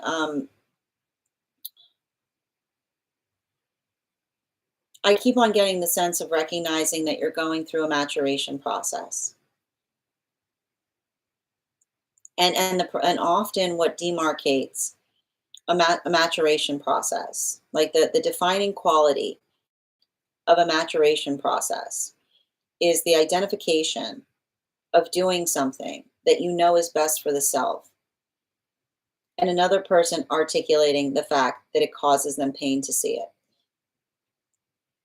Because your joy, I keep on hearing, your joy is not only nobody's business, but often we can identify that when we care about each other, we are in the business of amplifying each other's joy. When we truly care about each other, then we are in the business of amplifying each other's joy, which is the space by which we energetically celebrate it. It's the space by which we feel that excitement, we feel that vibration of positivity, and we want to energetically share it with those that are around us. And I feel like there's something I'm seeing here that is incredibly important. And the reason I keep on seeing that it's incredibly important is because the question that you need to ask yourself around a situation is not what you can do to fix it, but whether another energy is as invested in your joy as you yourself are. Because again, and this is often how we can tell that someone's too deep in their ego, right? Your joy, if your joy doesn't come at the cost of another's pain, if you're not doing something intentionally to hurt another person, so long as you're not trying to do something to hurt another person in the process of seeking your bliss, then that is the observation of what requires your attention versus what is effectively something that you need to energetically move away from. Because I keep on getting and I keep on hearing the space by which I keep on hearing like somebody saying to you, you're going in the wrong direction, versus the difference between someone saying it's none of your business, right?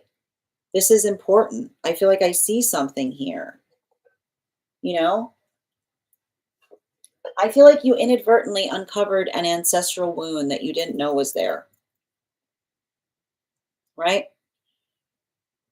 And here's the thing about it. Like like the like and often like what's hard about those situations is sometimes those are the modalities where you have to say like, listen, like I'm maturing out of this situation, which is the space by which I keep on hearing some conversations are not worth having. Because if I keep on hearing, if the if the premise of the conversation is mortifying, you don't need to be having it. This is why we talk about maturation is potentially sometimes not entertaining certain conversations. But I'll tell you right now, you know, because it's literally the conversation of what we consider beneath our standards. The conversation we don't have to have is a conversation that feels like it dwells beneath our standards, which is the space by which I say, I'm not even going to entertain a conversation with you on that because the premise by which you're having it is so far beyond my standards that I'm not going to be present to hear it. And I keep on hearing, remember, that isn't you. That isn't you being stubborn. That isn't you being unreasonable. It is not unreasonable to refuse to have a conversation that is beneath your standards to have it. Like, but you'd be surprised, right? Because it's a space you have to understand when someone's trying to have a conversation where they're trying to convince you of something, then they feel like every time you converse with them, then they feel like, oh, somebody being like, oh, I think I made some headway there. Like, it's not about headway. It's the energy by which you say, I'm not going, you can literally say, I'm not going to entertain this type of behavior. And I feel like it's hard because, and you know what? And you'll have some energy that says, oh, you think you're too good for it. And be like, yes, sometimes we're too good for things. Sometimes we should be too good for things. Depending on what it depends on what we're being too good on, is what I keep on seeing. If someone tries to say, oh, you think you're better, be like, yeah, I feel like I'm better than this conversation, which is the space by which you say to another person, I am, and you should be too. Right? Like you should be too. Like when they say, "Do you what you think you're better?" Say, "Yeah, and I think you should be too." It is not here's the thing. It is not better if you want the same thing for another person.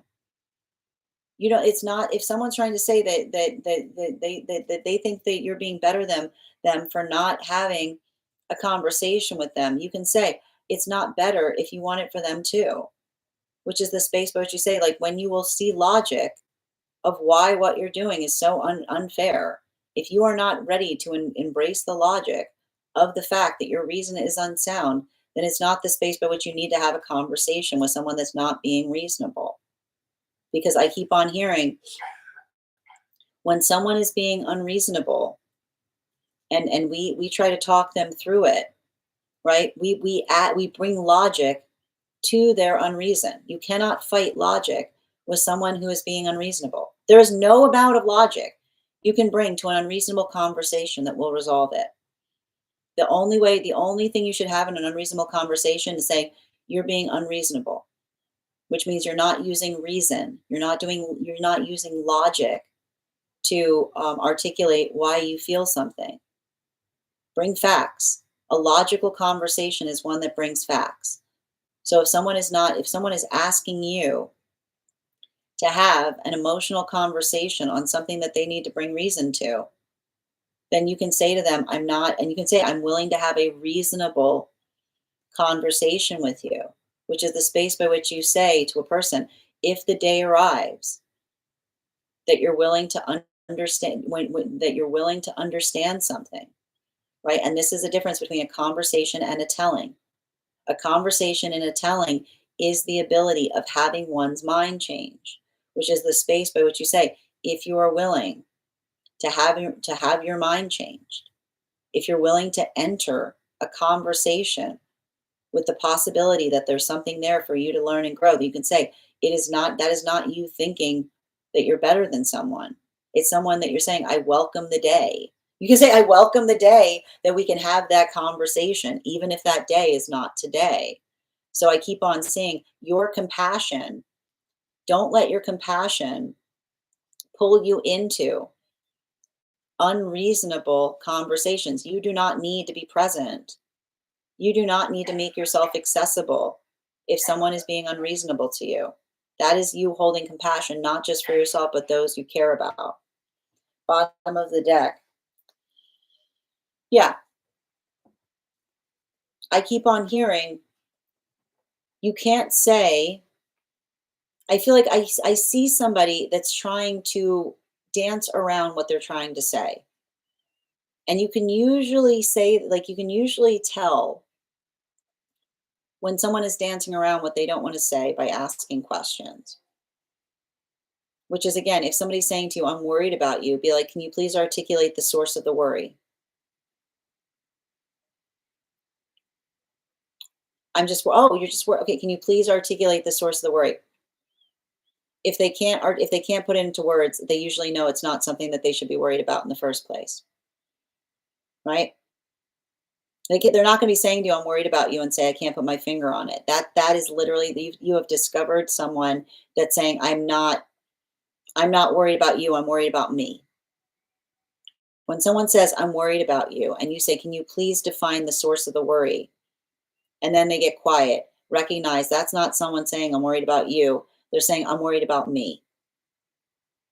They're worried, they're projecting their worry onto you, because a worry that is a worry that is felt is a worry that can be expressed.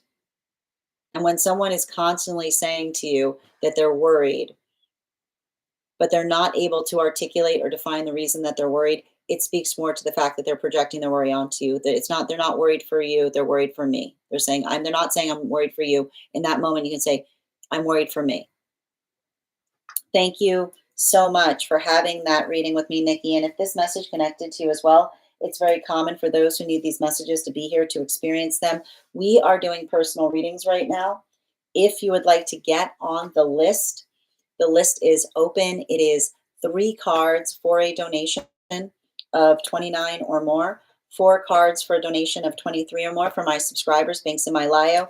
Please keep in mind there are 2 things I don't read for across these apps: pregnancy and medical. Happy to give insight on anything in private readings, and you can book private readings on my site.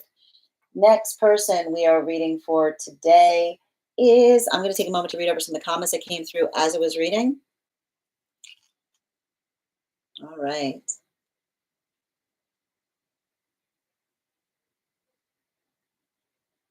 And friends, we are also at 41.1K likes. When we get to 50K, I will be gifting a reading back to the collective. So make sure you're tapping that screen. We'll get to 50K in no time. You're so welcome, Alchemy. How are you doing today, Soulful? Thank you, Hardy P, for those gifts. Excellent. With a dash of partnership. I like that. And I see this even now. Like, remember, like, you not having certain conversations is how you protect partnership, right? Like, the space by which you say, I'm not entertaining certain conversations, that's you holding boundaries around a partnership. Yeah, your joy is definitely my business. I feel like there's a lot of negativity around me. You're so welcome, dear. Definitely not hurting anyone besides disappointing them. I've realized how much judgment and expectation exists within my family. Sending you support there. It's not so hard when they keep pressing it, like, Lord, no. Absolutely, it's frustrating. Exactly, cold hard facts. They didn't listen to facts, and they won't accept facts. Thank you as well, which is so good to see you today, dear. Hope you're doing well. They're so stuck in an echo chamber. It's ridiculous. My mom even thinks they're brainwashed. Oh, sending you support.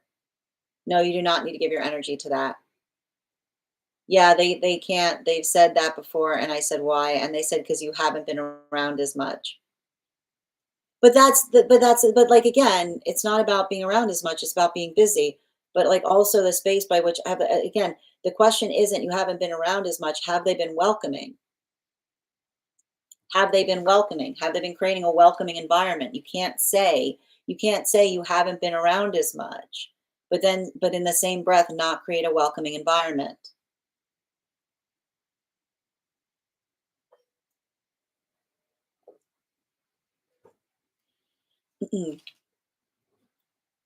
When you ask how does intuition fall into that, I need to point out, Otisa, intuition is fortified by fact. Like, that's the thing about it. Like, when we're moving with our intuition, like, I like to point out, like, I even teach this when I do my mediums, like my mentorship classes, like we want to fortify our intuition with fact, which isn't just moving on intuition because we feel the inclination. It's getting the validation on what it is that we're intuiting on. Yep. Oh, thank you for the compliment, witches. I appreciate you. Yep. Sending you so much support on that journey, dear. Echo chamber. Yeah, exactly. Sending you so much support on that journey, dear. You've got a lot of support from spirit on this one. All right, the next person we're reading for right now, I keep on getting, like, the thing is, a lot of those messages that are coming through through spirit, you know? All right, the next person I'm reading on the right now is Bianca. Bianca, if you're here, can you respond in all caps? Let me know if you'd like a general reading, or if, woo, if you got a lot of cards coming out already. If you'd like a general reading, or if you have a specific question you'd like me to answer.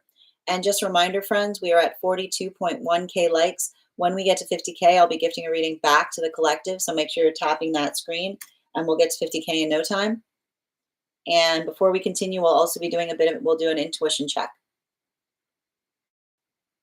Ooh, what?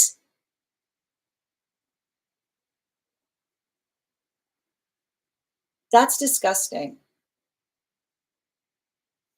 No, Nikki, that's disgusting. That is not, like, that is not okay on, like, any, like, any level. Like, that is mortifying. Like, someone should be ashamed of themselves for, I can't, that is, I can't. I'm sending you so much support on that journey. I can't. I absolutely cannot. That is disgusting. That is absolutely, I'm sending you so much support on that journey. But this is exactly what I'm talking about in relationality, like a confirmation on that reading. There are some things that you should not, there are some things that you should not have to you should not have to lower yourself to articulate upon how not right something is. Like, that is mortifying. Like, that is the space by which I said, like, it's like I said, like, the space by which you enter a conversation upon things, saying, like, the level of unrightness is one that almost does not even, like, require an energetic conversation. Like, that was further confirmation of what I was reading for. That is absolutely, that is mortifying. But here's the thing, like, that's what I mean. Like, it's not even like, there's nothing, like, when you, like I said, when you recognize that the reading was saying, when someone is so far away from having a standard, like, you can articulate to them how you feel, but it's not like, I keep hearing, some conversations are not worth having. You give that person, like, you give them the gift of your proximity, and you say to them, if you don't understand the reason why that is not okay, I hope the day comes that you understand, because that is mortifying. Sending you so much, exactly, like, I mean, I have to point this out, even, like, completely regardless of that fact, even without that in the context of the situation, it is still not okay. Absolutely. All right, we're going to continue right now. We're going to continue right now. We're going to do an intuition check. I've got the animal spirit guide card here. We're going to count back from 10. When we get to 1, I will reveal the card. 10, 9, 8, 7, 6, 5, 4, 3, 2, 1. We've got the cow energy. Thank you guys so much for being here and receiving these. We'll do that again after the next reading. We are reading now. We are reading now for Bianca. Bianca, if you're here, can you respond in all caps? Let me know if you'd like a general reading or if you have a specific question you'd like me to answer. All right. I got you. Dream in disco. I got you. One moment, please. All right. And it's outside tea. Just a reminder to anyone who would like a dream interpretation, you can also post that information in our notes. And you can either post in the notes when you send the donation, or you can post it in our subscriber only Discord channel in the appropriate channels. So we are now doing Hold on a moment. I've got you, dear. Okay. And let me just hold on a minute. Guys, make sure to give Nikki some love. And we're going to pin up Minnie now. Excellent. Okay. Outside tea. I just moved into this apartment complex and I was slowly walking through the courtyard and it had this beautiful pond. Reminded me of the star card with the color of the water, and I was carrying this dragon egg with me. It felt as if it was moving day and this was the last time item I had to take in. I didn't think anything of what it was. Then suddenly it fell out of my hands and cracked open, and it was a litter of puppies with the mom. I was completely shocked and wondered what I was going to do, as I can't just keep them here in the hallway of my apartment. Then my neighbor came out and I told him how I just moved, and he was like, "Yeah, I get it. I've been there before." He was so calm and an older man. I asked if he could help me with this litter, and he said yes, and quickly took care of the mom, cleaned her up, and we got to work. It felt nice that he was taking the lead and knew what to do. Can I please get two more cards, please, in relationality to this dream?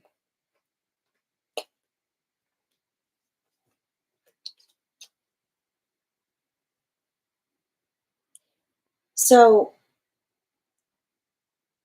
I feel like what's interesting about the dream that we're seeing here is it's a conversation about you navigating a shift, particularly and especially in relationality to the self and what you are energetically prioritizing. Now, one of the things that we see, and I want to stress this, like the thing that's kind of incredible about this is you articulated that you are carrying a dragon egg. Now, the dragon egg is often indicative of understanding or recognizing something that feels like it's higher. I want to describe it as like a higher understanding of the self that is contained in terms of the space by which we are trying to become our greatest version of self. Now, you said that it was moving day, and it was the last item that you had to take with you. Now, this is potentially talking about the fact that you're feeling or noticing an energetic shift in relationality to your own perspective. And a lot of that work that we see that you're doing has to do with the recognition of one's own sense of purpose. Now, you articulated that you didn't think anything about what it was, but then suddenly it fell out of your hands and cracked open. And what's wild about it is that you articulated about the fact that within the context of the dragon egg, you found a whole family of puppies, but then you also found the mother. Now, this is obviously there's a lot of strange things that are happening in the context of this dream. Why would there be why would there be a whole family of puppies and the mother inside the energetic egg? And this is the thing I like about this. You said the neighbor came out and you told him you just moved there, and he was like, "Yeah, I get it. I've been there before." They were calm and an older man. Now, what's interesting about this is this is your energetic guide, as it were. So the dragon egg is effectively speaking towards what it is that you're trying to do in a better way, right? It's talking about the changes. So everything that we see that you're doing right now, this is the move, like this is you effectively making a lot of changes in your own life. And I feel like what's interesting about it is some of that work that you're doing, you feel intuitively inclined to do, right? That is the articulation point of the dragon egg, which is like you're following you're following your instinct, right? You're following, you're feeling, you're answering that energetic call. And it's interesting too, because right before we had this reading, somebody in the chat said, where does intuition fall into that, right? Like, what is the space by which we articulate upon logic versus the dictation of intuition? And what's beautiful about the allegory of this dream that we're seeing is this is almost like the answer to the question as to you following your instinct, but also, and this is the important thing about following intuition in the right way. Healthy intuition is something that we energetically follow. And on the other side, like, and this is like the paradox of healthy intuition. Healthy intuition is often following the call of intuition, and then the answer becomes energetically clear. So this is the space by which you were saying, you're like, I don't know. And even in the space by which you had all of these questions in the demarcation point of the dream, you moved everything, but you find yourself like carrying this strange egg and being like, I don't know why I'm carrying this. This could often be articulating upon how you may be feeling right now in the space of making a lot of transitions in your life, right? For the first time ever, first time ever, you're answering the call of your energetic intuition, right? You're saying like, oh, I'm feeling this intuition to do this. I'm feeling this intuition to do that. And then what happens? You accidentally drop the eggs, but you didn't accidentally drop the egg, right? It was the understanding that even in the space by which you are carrying it, even by the space which you dropped it, the egg was ready to hatch, right? Because when you're following your intuition, right, magical things can occur. So what happened in the space of the egg hatching? Suddenly you had, like, what did you find on the other side of it? Now you got all these puppies, and there was a mother inside, right? And so it's the conversation of about the fact that there was, and what was the answer to that? There was something really important in there, right? There was something really, really important in that egg. There was family in that egg, because that's what we see with like the mother with the children. We see family. So it's the observation that, and this is what I like about it, because you said, and I want to stress this, I need to point this out. You said you just moved into an apartment complex, but then you said your neighbor. If you just moved, how did you know it was your neighbor? If you just moved there, right? So that the neighbor that you saw was popping up was a guide that was effectively coming towards the space of the dream. And what did you do? You told them you just moved there. And what did the guide say? I get it. I get it. I've been there before, right? And so they were calm, and you said that they were an older man. And then you asked if they could help you with this litter, and they said yes. And they quickly took care of the mom, cleaned her up, and we got to work. It felt nice that they were taking the lead and knew what to do. So what's beautiful about this is there's two different things that are happening in the space of the dream. Because in the first space of the dream, and I need to stress this here, we see that you're potentially carrying an egg, right? You're carrying an egg. You're following your energetic intuition. You're doing something in a way that you never have before, and what's happening as a result of it? Unexpected bliss, unexpected joy, unexpected wonders. But then we also see, in the context of the guide appearing, what was missing. Like, what was missing in the context of the family that you found within the dragon egg? It was missing counterpart energy, right? So there you were, following your energetic instinct, doing things that you felt energetically called to do, and then feeling the affirmation after they occurred as to why it felt like it was energetically right, right? A lot of that work in terms of feeling alignment. And then even in the space by which you had this energetic, like you wondering the energetic accident that leads to a surprise, right? Even in the space by which you do something that feels like it's an accident, what do you find? You find potential counterpart there, right? Because what did the counterpart do? They said, let me help you clean this up. And you got to work. So you found someone that was very empathetic, someone that was very kind, almost like a parent. So, and you said it felt nice that he was taking the lead and knew what to do.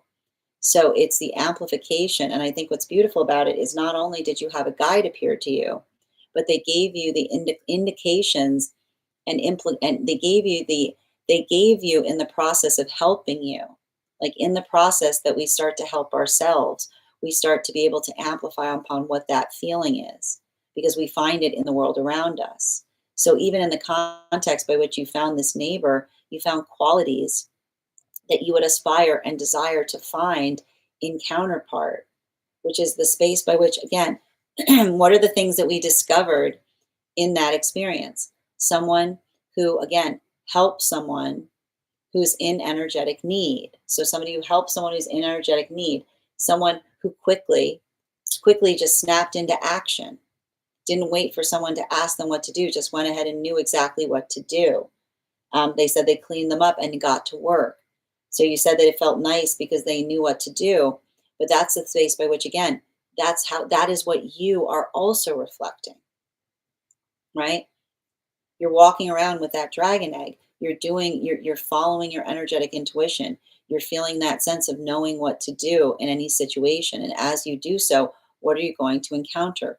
You're going to find encounter that not only do you see that, but they see those same qualities and characteristics in you as well. Bottom of the deck on this reading. Yeah, especially again, it's funny too because the funny part about it, like the funny part about the dream is it's a bit of a chicken and egg dream.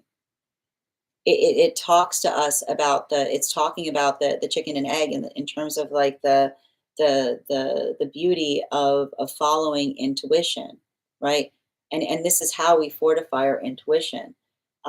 Fortifying our intuition is always doing something that feels like it's energetically best for us, right? Because you said you followed your intuition and it led you to a beautiful apartment complex with a pond and a courtyard. That sounds incredible, right? So you find following your intuition, so following your dragon egg is taking you to places that are delighting you and surprising you. And the space, even in the space by which you experience an energetic accident or something that feels like it's not what you intended, seeing the intention of it resulting in something better than you may have initially expected, which is the conversation of making sure that you don't hold on too specifically. Like when we hold on to a manifestation goal, we shouldn't hold on to the thing we want. We should hold on to the feeling we want. We should hold on to what it is that we're trying to move or come towards. Because when we work in accordance with a manifestation goal that isn't specific in terms of what it is that we're expecting, right, building upon the prioritization of what we want, we allow the universe to surprise us in ways that would completely go beyond what we could possibly imagine. So I feel like a lot of this dream is from one of your guides that is articulating to you the ability not only to hold on to that point of hope, but to be very compassionate to yourself in terms of how far you've come. Thank you so much for having that reading with me, dear. And if this message connected to you as well, it's very common for those who need these messages to be here to experience them. We are doing personal readings right now. If you would like to get on the list is open. It is 3 cards for a donation of 29 or more, 4 cards for a donation of 23 or more for my subscribers, Binks and Mylayo. Please keep in mind there are 2 things I don't read for across these apps, pregnancy and medical. Happy to give insight on anything in private readings, and you can book private readings on my site. I'm going to take a moment to read over some of the comments that came through as I was reading. All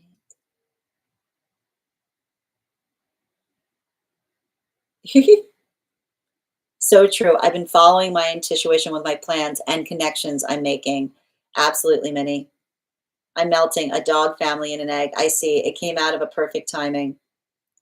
What are you going to find following your intuition? Family. I wonder if you have a male. Yep. Oh, I mean, no, it's saying to me with the fact that someone is old that there might be a karmic connection that's coming towards you. So someone that you have a past life connection to, right? Because the fact that they said, I've been here before, right? I've been here before. I've been here before with you, effectively, right?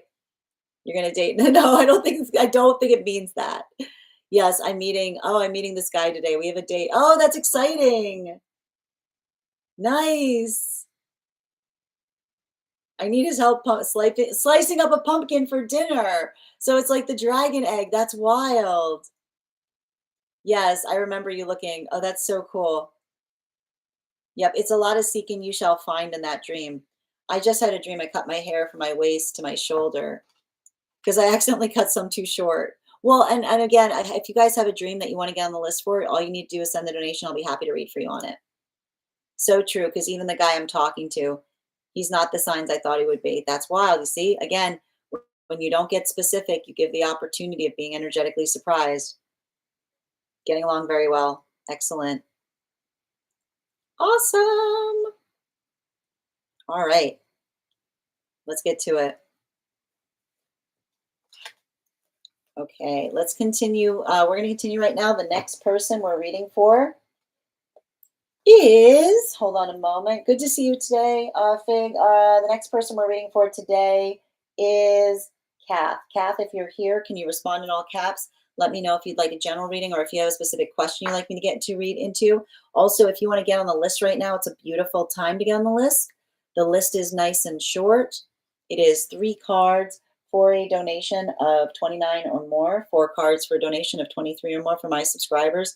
Links in my bio. Please keep in mind there are 2 things I don't read for across these apps, pregnancy and medical. Happy to give insight on anything in private readings, and you can book private readings on my site. We do here life path, angelic, highest priority messages from spirit, dream interpretation, past life, mediumship readings, love readings, pet readings, animal spirit guide readings, akashic, and mind, body, spirit. I'm going to take a moment and step away, and we'll continue these readings. Also, friends, we're at 48.9K likes. When we get to 50K, I will be gifting a reading back to the collective. So make sure you're tapping that screen, and we'll get to 50K in no time. I'll be right back.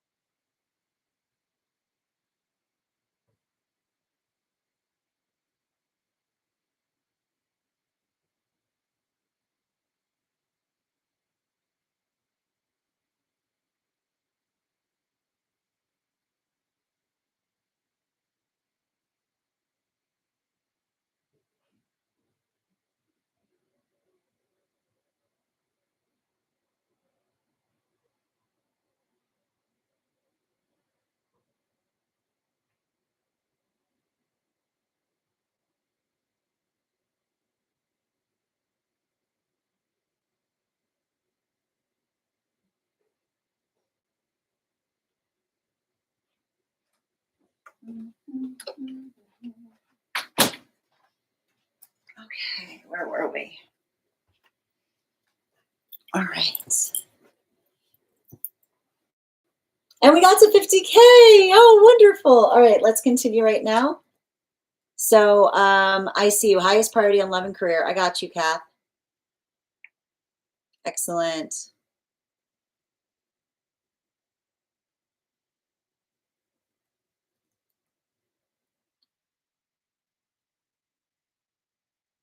Oh, I'm sending you support on that journey, Fig. Sending you so much support, dear. All right. Oh, you got on the list. Excellent, Bridget. I will add you to it. If anybody else wants to get on the list right now, you will be the 1, 2, 3, 4th person read for. Thank you for letting me know, dear. All right. Where were we? Okay, so before we continue, and Casey, thank you for also getting on the list. My friends, we got 4 spots left today before the list will be closed. 4 spots left before the list will be closed. All right, let's get to it. We're going to do the 50K giveaway. I am thinking of a number right now between, I am thinking of a number right now between 1 and 31. First person I see that posts a number will get the reading. First person I see, not the first person that posts it. Sometimes, and Fig, you got it immediately. Good job. All right. All right. Thank you, Fig. That reading will be available for you tomorrow. If anybody else would like to get on the list right now, the list is open. And you will be the fourth person read for. Well done, Fig. I like that you just popped in. You just rolled in. You just immediately thought of the first number and you just bought the number and then you got your reading. That was amazing. Oh, excellent. I'm glad to hear that, dear. All right, let's continue right now. Okay, so we're doing love and career for Kath. And for anybody else who wants to get on the list right now, hold on a minute. I'll just post this here. The list is open. We've got 4 spots left today before the list will be closed. Okay. All right, can I please have 4 cards for Kath? Yes, thank you.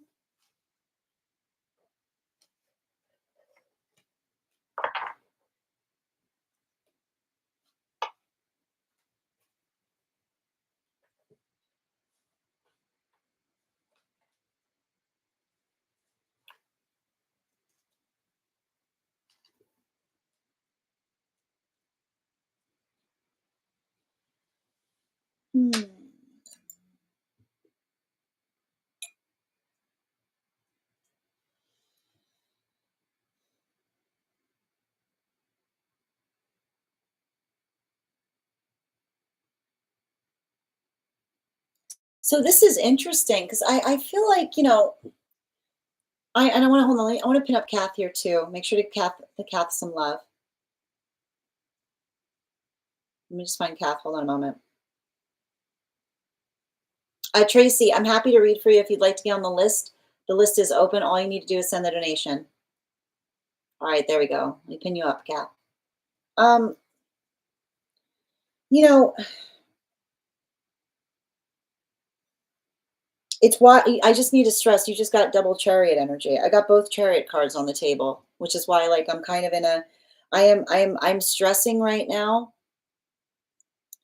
that there's something that's happening for you in career and in love, and it's really important that you don't like get confused in relationality to what they need to bring out in you, is what I keep on hearing. Because I keep on hearing the same thing. The thing that you're great about, like the thing that you're great about in relationship, like in career will hurt you in relationship, is what I keep on seeing. And a lot of it, and I feel like it has to do in relationality of not constantly feeling like you need to be the person in charge all the time, is what I keep on getting. You know? And that's what I keep on seeing. Like at work, I feel like at work, you have to take more of a take charge attitude, is what I keep on seeing, right? It's saying to me, you got to start putting yourself forward for things. It's giving me a little bit of this, like, fine, I'll do it myself kind of energy. And I think it's interesting too, because I almost see it's like almost recognizing the fact that like doing something like being I keep wondering being taking more taking more like you'll know that you're working in the space of being more like authoritative, in the space by which you're less accessible, is what I keep on seeing. You know, like it's almost saying to me like you have to kind of adopt this understanding that um and I feel like you know this to a certain extent. I keep on hearing like it's not about like the difference between a friend and a peer. Like I need to point this out. The difference between a friend and a peer is the space by which we say, I don't have to like you to respect you.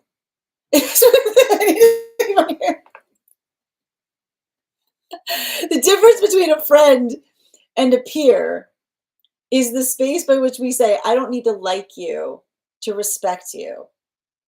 And that like that's just the truth of it, right? Which is it's like the space by which like it's often understanding. Like I keep on hearing like it's different. is what I keep on seeing. And I want to stress this. You're going to experience, and I feel like you're going to experience, I'm like, I feel like in work, you're navigating some weird energy, you know? It's going to get weirder. Like, it's going to get weirder. Because especially, I keep on hearing, if there's more responsibility that is being put on you.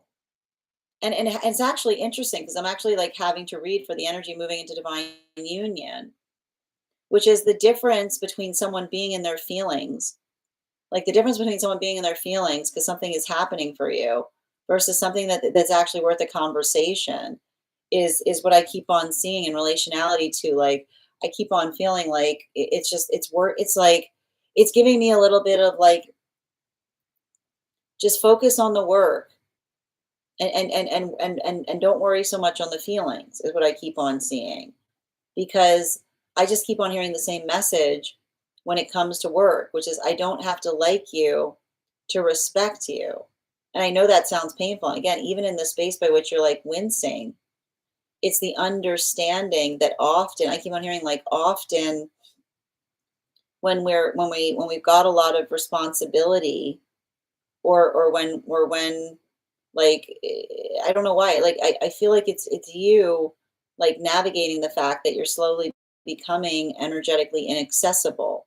But I keep on hearing it's not a bad, it's like it's not a bad on inaccessibility point. I just keep on seeing it's the space by which you're like, I keep on hearing like it's the space by which, I don't know why I keep on hearing like the space by which your name precedes you is what I keep on hearing. Like, I'm not sure if there's something there that's happening. I don't know if you're putting something forth to do something, or you're like, it feels a little bit like I feel like there's some kind of energy around you that's happening in that way.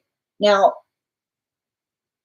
and I feel like that's what I meant. Like, I keep on hearing and I keep on, that's why I kept on hearing prepare for it to get weirder, but in a good way is what I keep on hearing. Prepare for it to get weirder in a good way, because like I like to point out, like, when I hear prepare for it to get weirder in a good way can often be the space by which another person, like, and this is what we mean by which our name precedes us, which is someone like, it's like someone being like, no, I know. Like, he's like, I know. Like, there's something about that that's happening there. um but I feel like it's something that you're working on right now is what I keep on getting.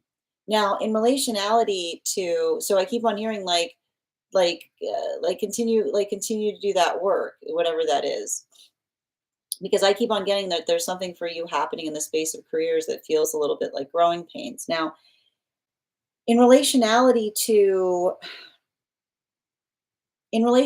relationship, I keep on hearing the exact same, the absolute opposite. Absolute opposite. Couldn't be more the opposite energy you have to bring, which is the space by which you say, like, I keep on seeing, um healthy energy in relationship is not intimidated by you. Healthy energy in relationship is not going to feel energetically intimidated because you're good at something. They're not, I keep on hearing like they're not going to be in the space by which, like, they're not going to be in the space by which they feel, I keep on getting, they're not going to be in the space, I just keep on hearing the same message in relationship. Healthy energy is not going to be intimidated by you. They're not going to think it's too much. They're not going to be in the space by which they're energetically, like, stressing upon this, because I keep on feeling like there's something in relationship with energy that, like, I keep on hearing like something about your success causing their own feeling of insecurity. And I keep on hearing the same message, like healthy energy is going to meet you at your level, which is the space by which another person says or articulates to you, like, I like, um I keep on, and it's funny too, it's the opposite. I'm a friend and I also respect you, right? Like, I respect you, but I also see you as a friend.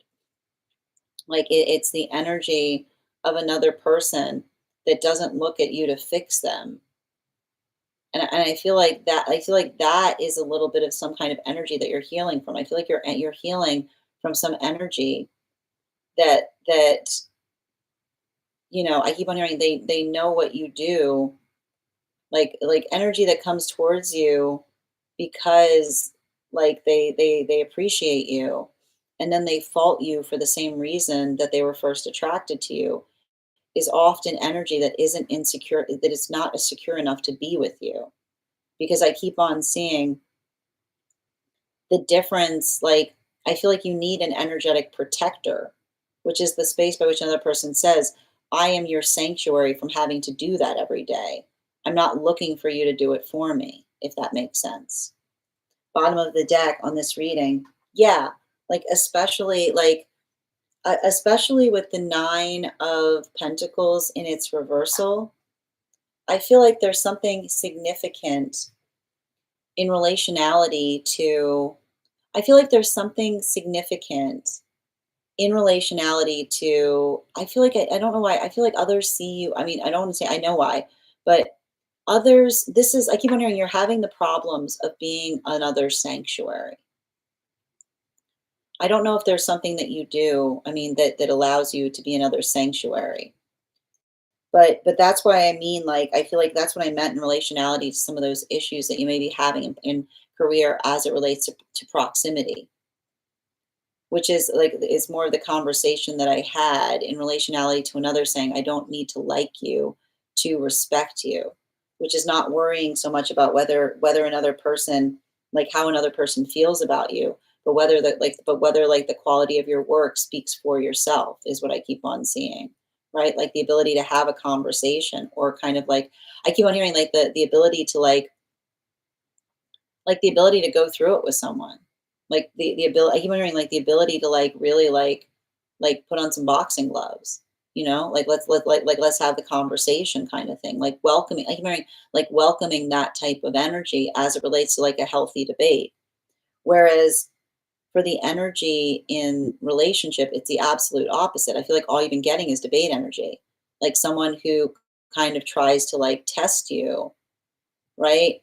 Or tries to effectively like someone who like tries to make you question like your own stability in something because they're feeling insecure. So I keep on hearing, I want you to think about what brings you sanctuary. So and I keep on hearing, and that's why I keep on hearing in career, you don't need to find sanctuary in the likability. You just need to have it in the stability of the work that you're doing. Whereas in relationship, sanctuary should not be someone who's constantly like I keep wondering, we're not constantly quizzing or testing each other in partnership, right?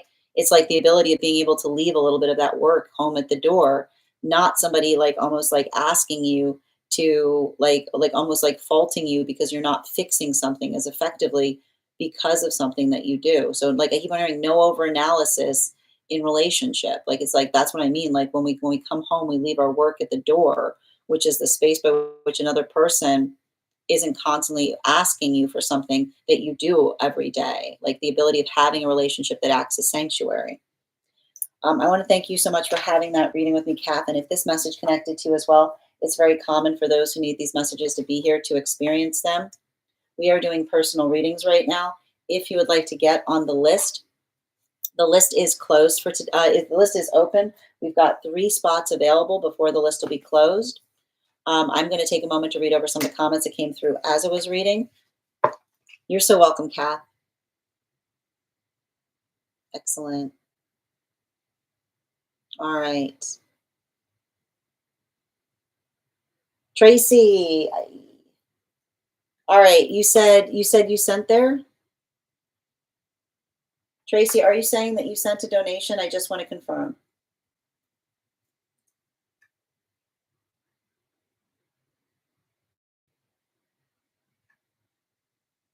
One moment, just let me know.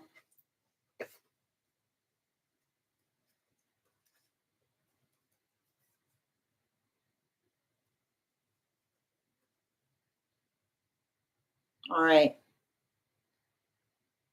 Yeah, I know that double chariot was wild. It feels like I need to be in charge at work and cover my own back. Yes. How you doing today, Ryan?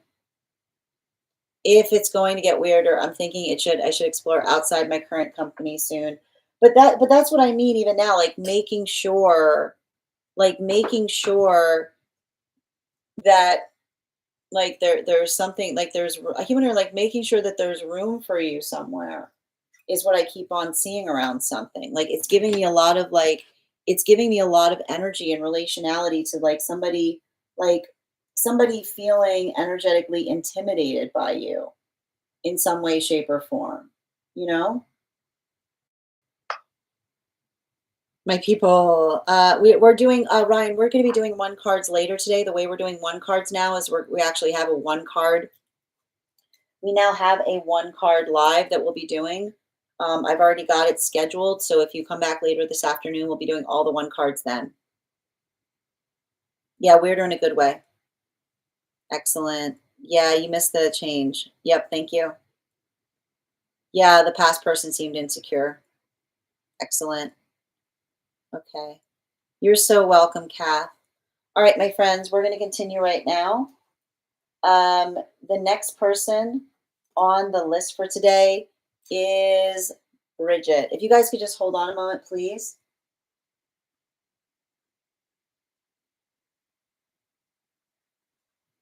One moment.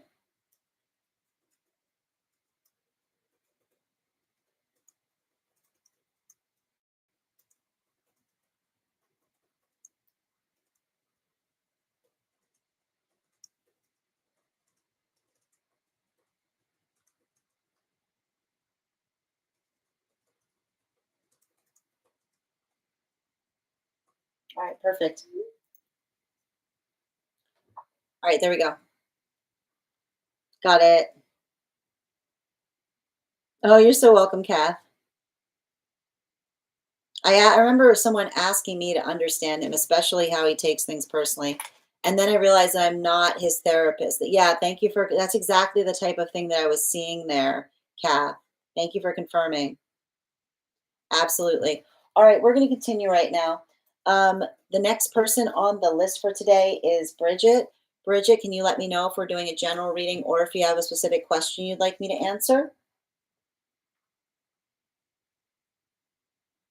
And if anybody else would like to get on the list right now, a moment, please. Okay, 1 second.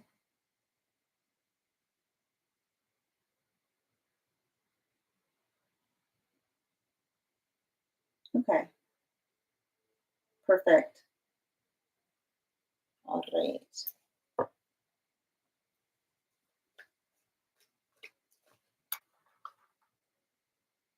All right, Dream on the Disco. Thank you for confirming, dear.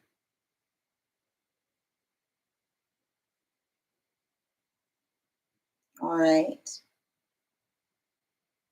And I'm going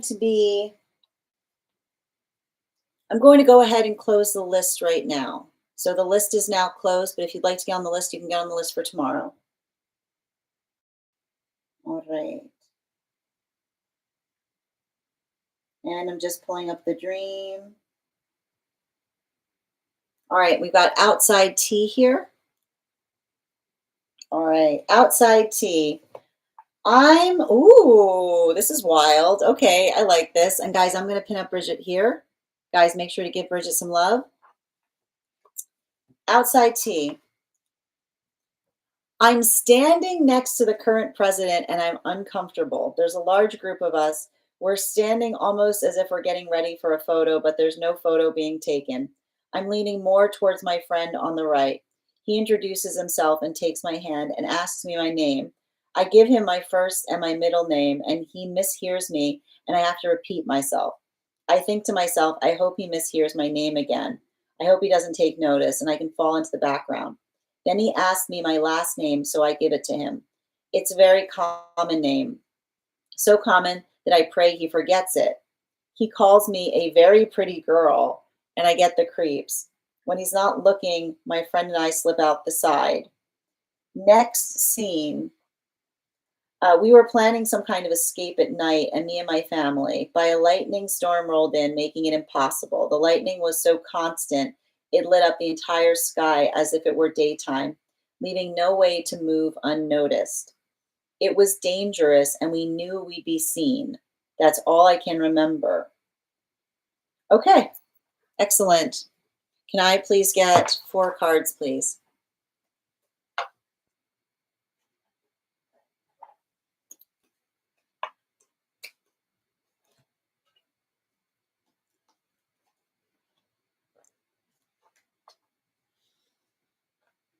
Whoa, these cards, man. Okay. Um, so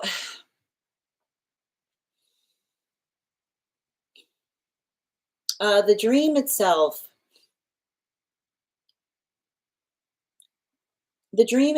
is helping you heal an inner child wound.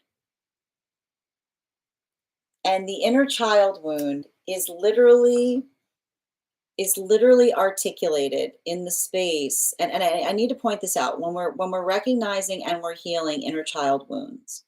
It's something that we've carried forward with us, that we're working to energetically resolve within ourselves. And the inner child wound that we see that you're effectively having to navigate in the space of this dream has to do with your sense of politeness or likability, right? This is often an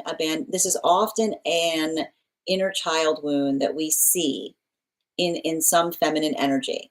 It's the space by which we articulate upon the most important quality and characteristic that we can embody is by being nice about things, right? Is by being energetically appealing. And so, even in the space by which you said, and you already articulated it, you said you were standing next to someone and you felt uncomfortable, right? So this is literally an inner child wound playing out, because you're sitting there and you're feeling really uncomfortable about being there. And you said there were a large group of us. You said they were standing almost as if you were getting ready for a photo, but there's no photo being taken. You said you were leaning more towards your friend on the right. Um, so again, even in this, and I need to point this out, and this is why the guides are effectively showing you the stream, because they're showing you how far you've come in healing this inner child wound.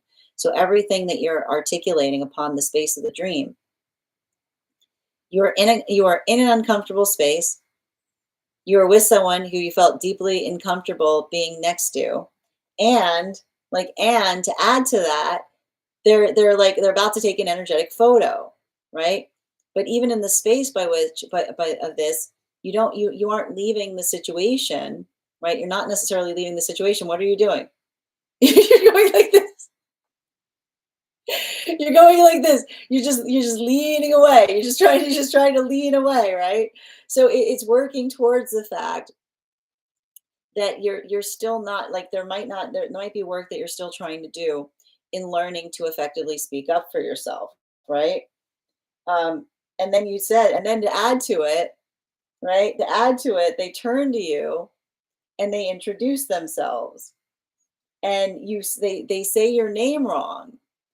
So even in the space, like, here you go again, like, even in the space by which, like, you're working on the inner child wound, like, you say your name once and they mispronounce it, and then and then you have to say it again, right? So it's not even that, like, it's the observation of working through the space by which, again, like, you're not speaking to them about how you feel.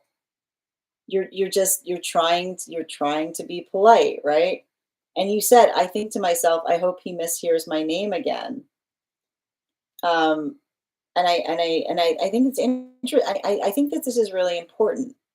And this is where I like the fact that we have guide dreams, because there's certain things that we can take out of the dream with us.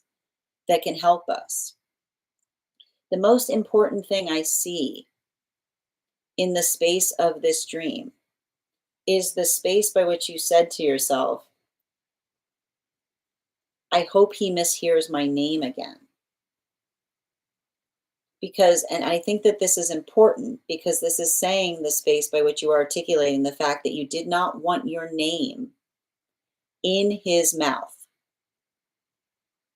right? Like that is the level of uncomfortability that you had with this person, to the extent by which you did not desire for their name to be like uttered by them. So, and this is why we see that you said that they you prayed that they would fall, take notice, they would fall into the background. And then you said that they said your last name, and so you gave it to them. You said it was a very common name, and then you said you prayed that they forgot it. But this is, and this is the thing that I think that's interesting about this, is it's talking towards the archetype of working through the uncomfortability that you energetically have with someone.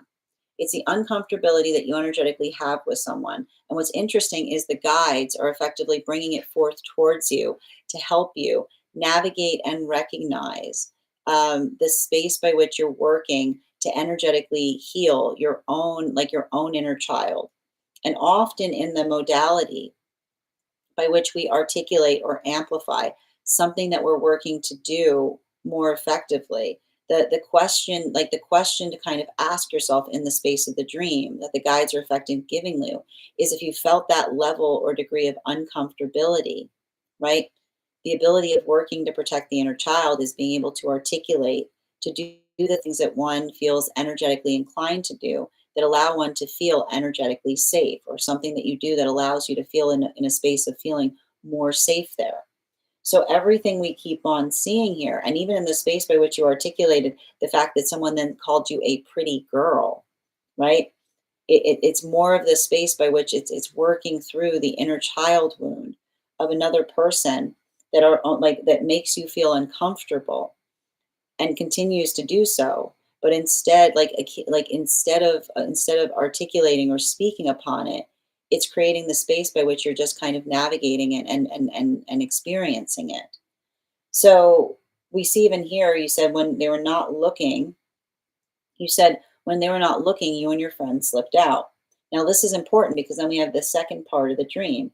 You said you were planning some kind of escape, as it were, and then you said that there was a lightning storm that rolled in and made it impossible. And that the lightning was so constant that it lit up the entire sky as if it were daytime, leaving no way to go to move unnoticed. You said it was dangerous and we knew we'd be seen.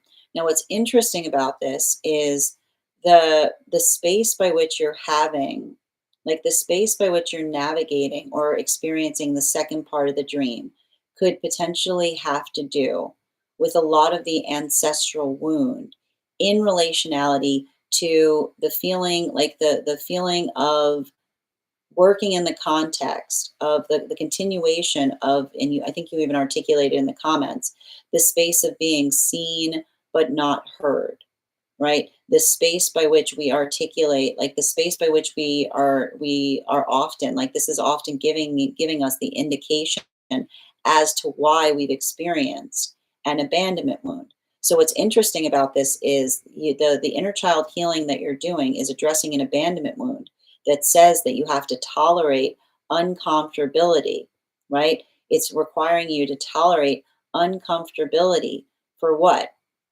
To make sure that you don't bring, like you don't bring like un like difficulty to the self, or bringing difficulty to circumstances or situations. So this is often the space, right? The when you described the fact that you said that there was lightning that rolled in, making it impossible, that it made the whole sky look like it was daytime. It was like, what was the resolution to that? To try to move away from something unnoticed. And you said it was dangerous. So this is often potentially talking through the disparity between you working through the present self that's trying to heal the energetic wound of not being able to speak up for yourself, while simultaneously navigating the ancestral wound of the energy that was trying to articulate the fact that they felt more of the space, that going unnoticed was what was going to allow you to feel energetically protected. But this is often why we recognize that sometimes what we're taught doesn't effectively serve us. It makes something energetically worse. Because again, when we're in the modality of not amplifying our feelings, then we're not necessarily in the space by which we're able to articulate or energetically protect ourselves. But even in the space by which you identify this could almost, like, I need to stress this, like the lightning that you saw that was coming through in the space of the dream space of the family could talk about the fact that you're seeing their perspective of things, right? You're seeing like the space by which they were trying to tell you, like, why not to make, like, not like it's a space by which another person tries to say, don't make a spectacle of them, of yourself. But it's not, again, it's not, I keep on hearing, it's like the understanding of, like, the spectacle, like the spectacle we make of ourselves is what energetically protects the self. It's the space by which we understand that our feelings are energetically valid, they're energetically balanced. Bottom of the deck on this reading, yeah, especially with the moon card. The different, like, the thing about it, and I think it's really interesting how the guides effectively showed this to you, because the thing we can tell about a guide dream is that it's put before us so that we can draw our own conclusions, right? So it's not, I like it because it's not necessarily telling you that one is right or the other is right. Rather, the reason we can identify as a guide dream is it's showing you different perspectives so that you can orient and come to your own understanding in terms of what feels energetically right for you. Thank you so much for having that reading with me, Bridget. And if this message connected to you as well, it's very common for those who need these messages to be here to experience them. We are doing personal readings right now. If you would like to get on the list is open. It is 3 cards for, I mean, the list is closed, but we will be on tomorrow, and you'll be the first person on the list tomorrow. I'm going to take a moment to read over some of the comments that came through as it was reading. Absolutely. And friends, we are at 57.5K likes. When we get to 100K, I'll be gifting a reading back to the collective. So make sure you're tapping that screen, and we'll get to 100K in no time. I was trying so hard to remember this morning. Yes, dreams are like butterflies. You do have to let the butterflies come to you. Yes, seen and not heard. Yes, I never liked being called pretty or beautiful. It's always annoyed me. I was definitely leaning away. Yep. Yeah, exactly. Keep my name out of your mouth. Yep, I would never. Absolutely. I found it interesting that I gave my, that's wild. That is interesting.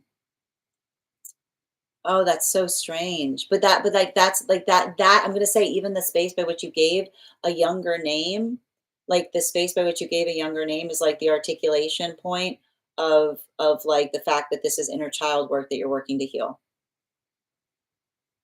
Yep. And the list is closed right now, Queen, but if you want to get on for tomorrow, you will be the first person read for. Claire, your subscription is ending soon if you'd like to renew. You're so welcome, Bridget. All right, we're going to continue right now. The next person on the list for today is, I'm looking for Susie. Susie, if you're here, can you respond in all caps? Let me know if you'd like a general reading or if you have a specific question you'd like me to answer. You're so welcome, and thank you for those gifts, Hardy P. All right, second call for Susie. If Susie is not here, the next person we're reading for right now is Casey. Casey, if you're here, can you respond in all caps? Let me know if you'd like a general reading or if you have a specific question you'd like me to answer. How are you doing today, Sunrise? Casey, I'm mending a breakup. Got you. Is it worth it? Is he hiding anything? Okay, thank you so much. Let me just pin you up here. And guys, make sure to give Casey some love. Ooh. All right, I've got, thank you, 3 cards, please. 3 cards, highest priority messages.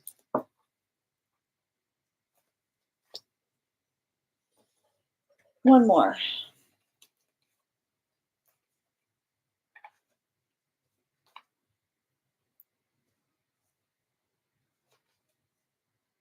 I mean, I've got, do they want the same manifestation goals as you? Have you had a conversation about the future? Because I see right now, like I see a situation where someone's like saying like you're ruining a good thing, but I keep on seeing like the problem is when someone says you're ruining a good thing, it's usually an amplification point of the fact that they don't have the same manifestation goals as us, is what I keep on seeing. Because I keep on hearing talking about the future only breaks broken things. I feel like you need to write that down. Talking about the future only breaks broken things. You gotta write that down. You gotta keep on focusing on it because something I'm seeing there in relationality to that is the observation of something that you're working on. I keep on hearing like the observation of working on doing something better. And I keep on hearing if this is some kind of conflict point that happens every time you talk about the future, like I keep on hearing that's the end of the energetic conversation. And I think that the important thing here has to do with the fact of what were they clear upon that when you first got together? You know, like this is saying to me, like the difference between saying I want, like yeah, like the difference between someone saying like I want, you know, like, and I got to tell you, like this is why it's nothing is more dangerous than when somebody says let's just see how where this goes, because it's saying to me that I'm getting someone who's like very much in casual energy, you know? Some energy wants to manifest a casual partnership, and that's fine too, but they need to say so. So that's the thing I keep on seeing about this that feels like I don't like it because it says to me not only does someone share that does not share the same manifestation goals of you, but it's requiring you to read between the lines, you know? You shouldn't have to read between the lines in terms of what another person is saying to figure out what they want. And I feel like they're like I keep on seeing like this person needs to do potentially a lot of introspection in relationality to, like I keep on hearing not only like being clear in terms of what their intentions are. Um, I'm going to tell you right now. I'm not. I see the fact of someone trying to come back to you. I think you recognize this. It's not if, it's when. I feel like this energy is waiting to see if you sticking to your manifestation goals is going to blow over. Um, you know, because like I almost feel like I see the shared passion here. Like I see a lot of like I keep on hearing and I keep on hearing like make sure this is someone that did not like, build up all this passion only to suddenly like someone who like built up passion quickly and then only starts talking about the fact that there's an energetic problem when you articulate upon where the direction of something is going. Because I keep on seeing like I almost see somebody saying like you can't deny what's between us. And it's like it's not denying what's between us. It's denying what's ahead of you. So I keep on hearing if someone tries to say like you're denying what's between us, be like it has nothing to do with what's between us. It's what's before us. It's what it is you energetically want. Because I think that's the hardest part about this relationship. I see it available there, but I don't necessarily see it in the direction that you're hoping that it will head into. Just be clear with them and say like, look, these are my manifestation goals. If you don't want that, that's okay. Bottom of the deck.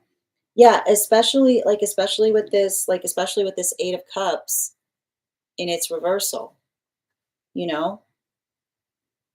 I keep on hearing, you know,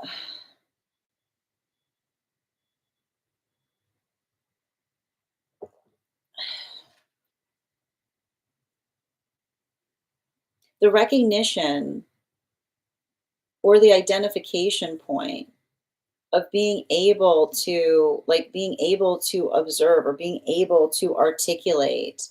I keep on hearing you shouldn't have to feel like you're in a space you have to read between the lines in relationality to what another person wants with you versus where something's going. And I keep on hearing if this energy pulls away every time you try to have a conversation about direction, then that's the different, like that is energy saying that that is exactly what they want.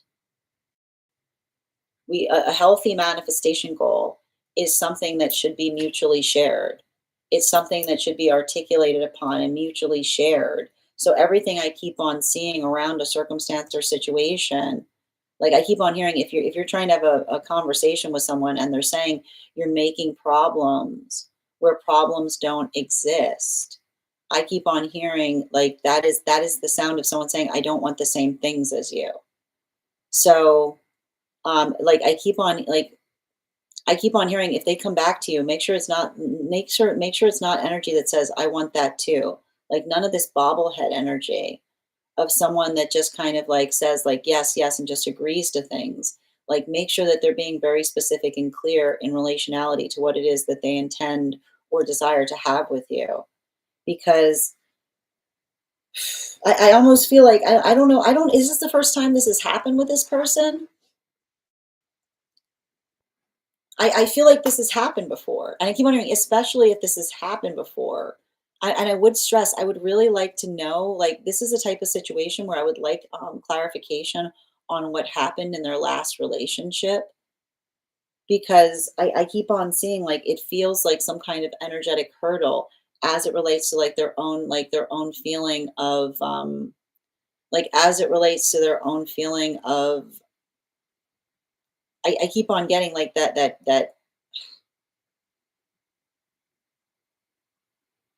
like, it's like it's like they've got an aversion to commitment is what I keep on seeing.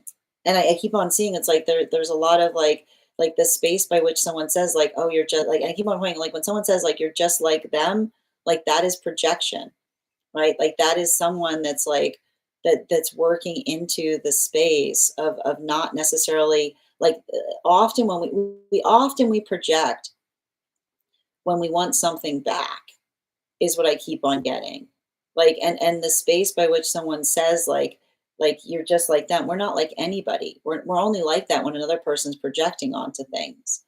So it almost says to me like don't let someone project something onto you that is indicative of the fact that they're not ready to let go of something is what I keep on hearing. Thank you so much for having that reading with me, Casey.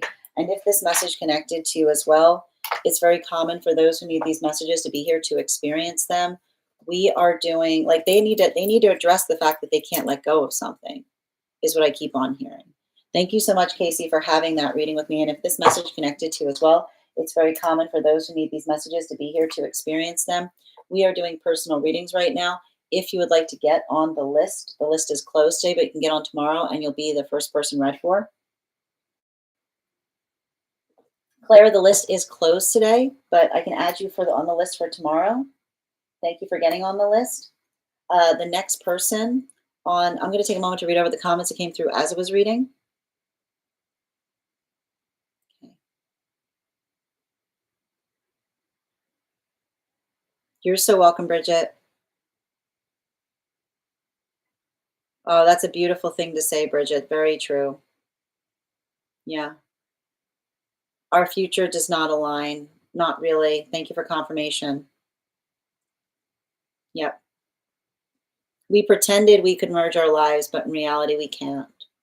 But and I think that that's like, and here's the thing about it, like working into the reality. And I think it's not even about. I keep wondering, it's not about the merging of lives. I keep on saying it has to do like not the present context, like the conversation on what the plan is that would allow one to be able to merge that in a better way is what I keep on seeing. Right, the observation.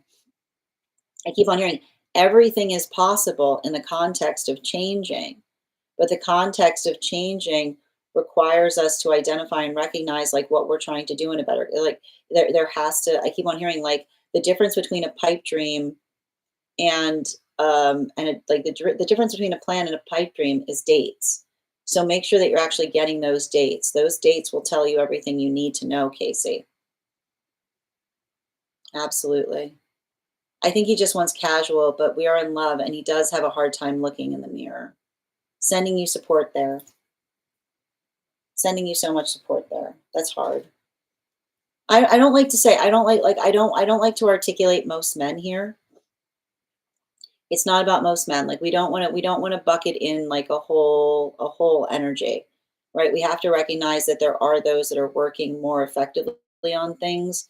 So being able to articulate and identify that is helping us figure out what that work is. Absolutely. Understood. He wants that. It's hard to get out. It's hard. But here's the thing, and that's the thing about it. Like the ability to just talk about, like, we should just be able to talk about openly what it is that we want, right? Like we like that's without that, like we can't move effectively. There's a lot of projection. Yeah, it feels like he's not good enough at his core.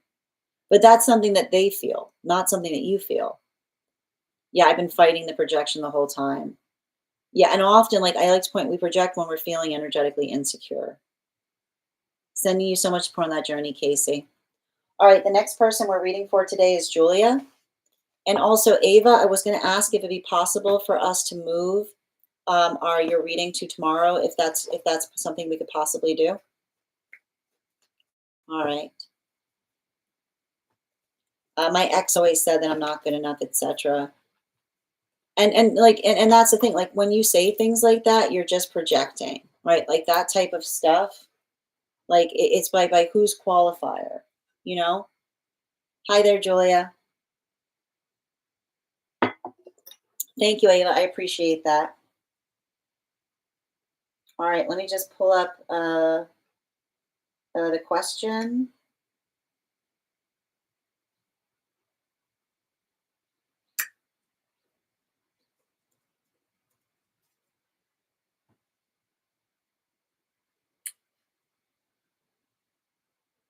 Got you. All right, we're doing a love reading for Claire. Can I please get 3 cards, please? Jacqueline, you're welcome to ask questions, but if you want a reading, you have to send a donation. The list is closed today, so anyone who gets on the list today will be read for tomorrow. Okay.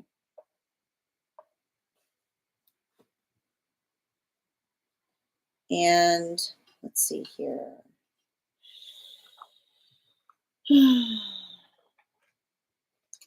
One more, please.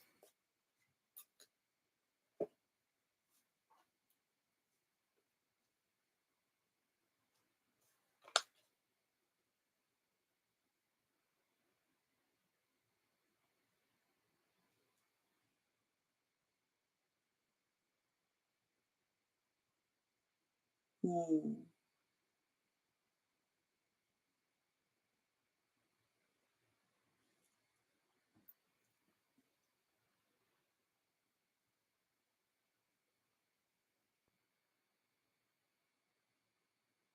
This is hard. Do you have something like,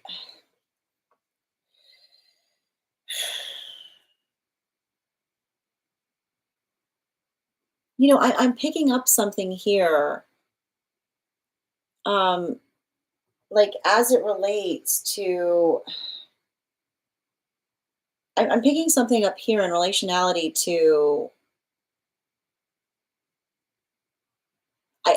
if we want to move forward with someone, um,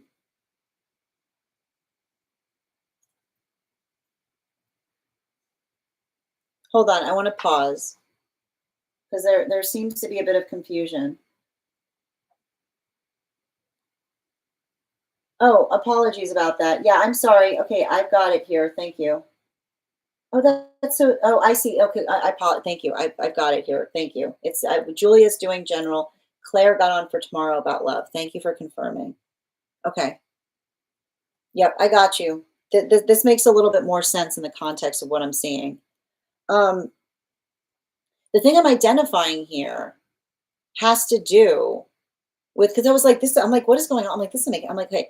So the thing I'm seeing here right now, Julia, it has to do with, I feel like the drag of the past, and it has a lot to do in the context of the fact that even in the space, like, did you notice the energetic confusion of someone saying like, you must have mistaken me for someone else, is what I keep on seeing. Like there's something very important in relationality to something here that I'm observing as it relates to moving away from some kind of old, like some kind of old, like like some like I feel like there's some energy that had the wrong, the like has always never understood you.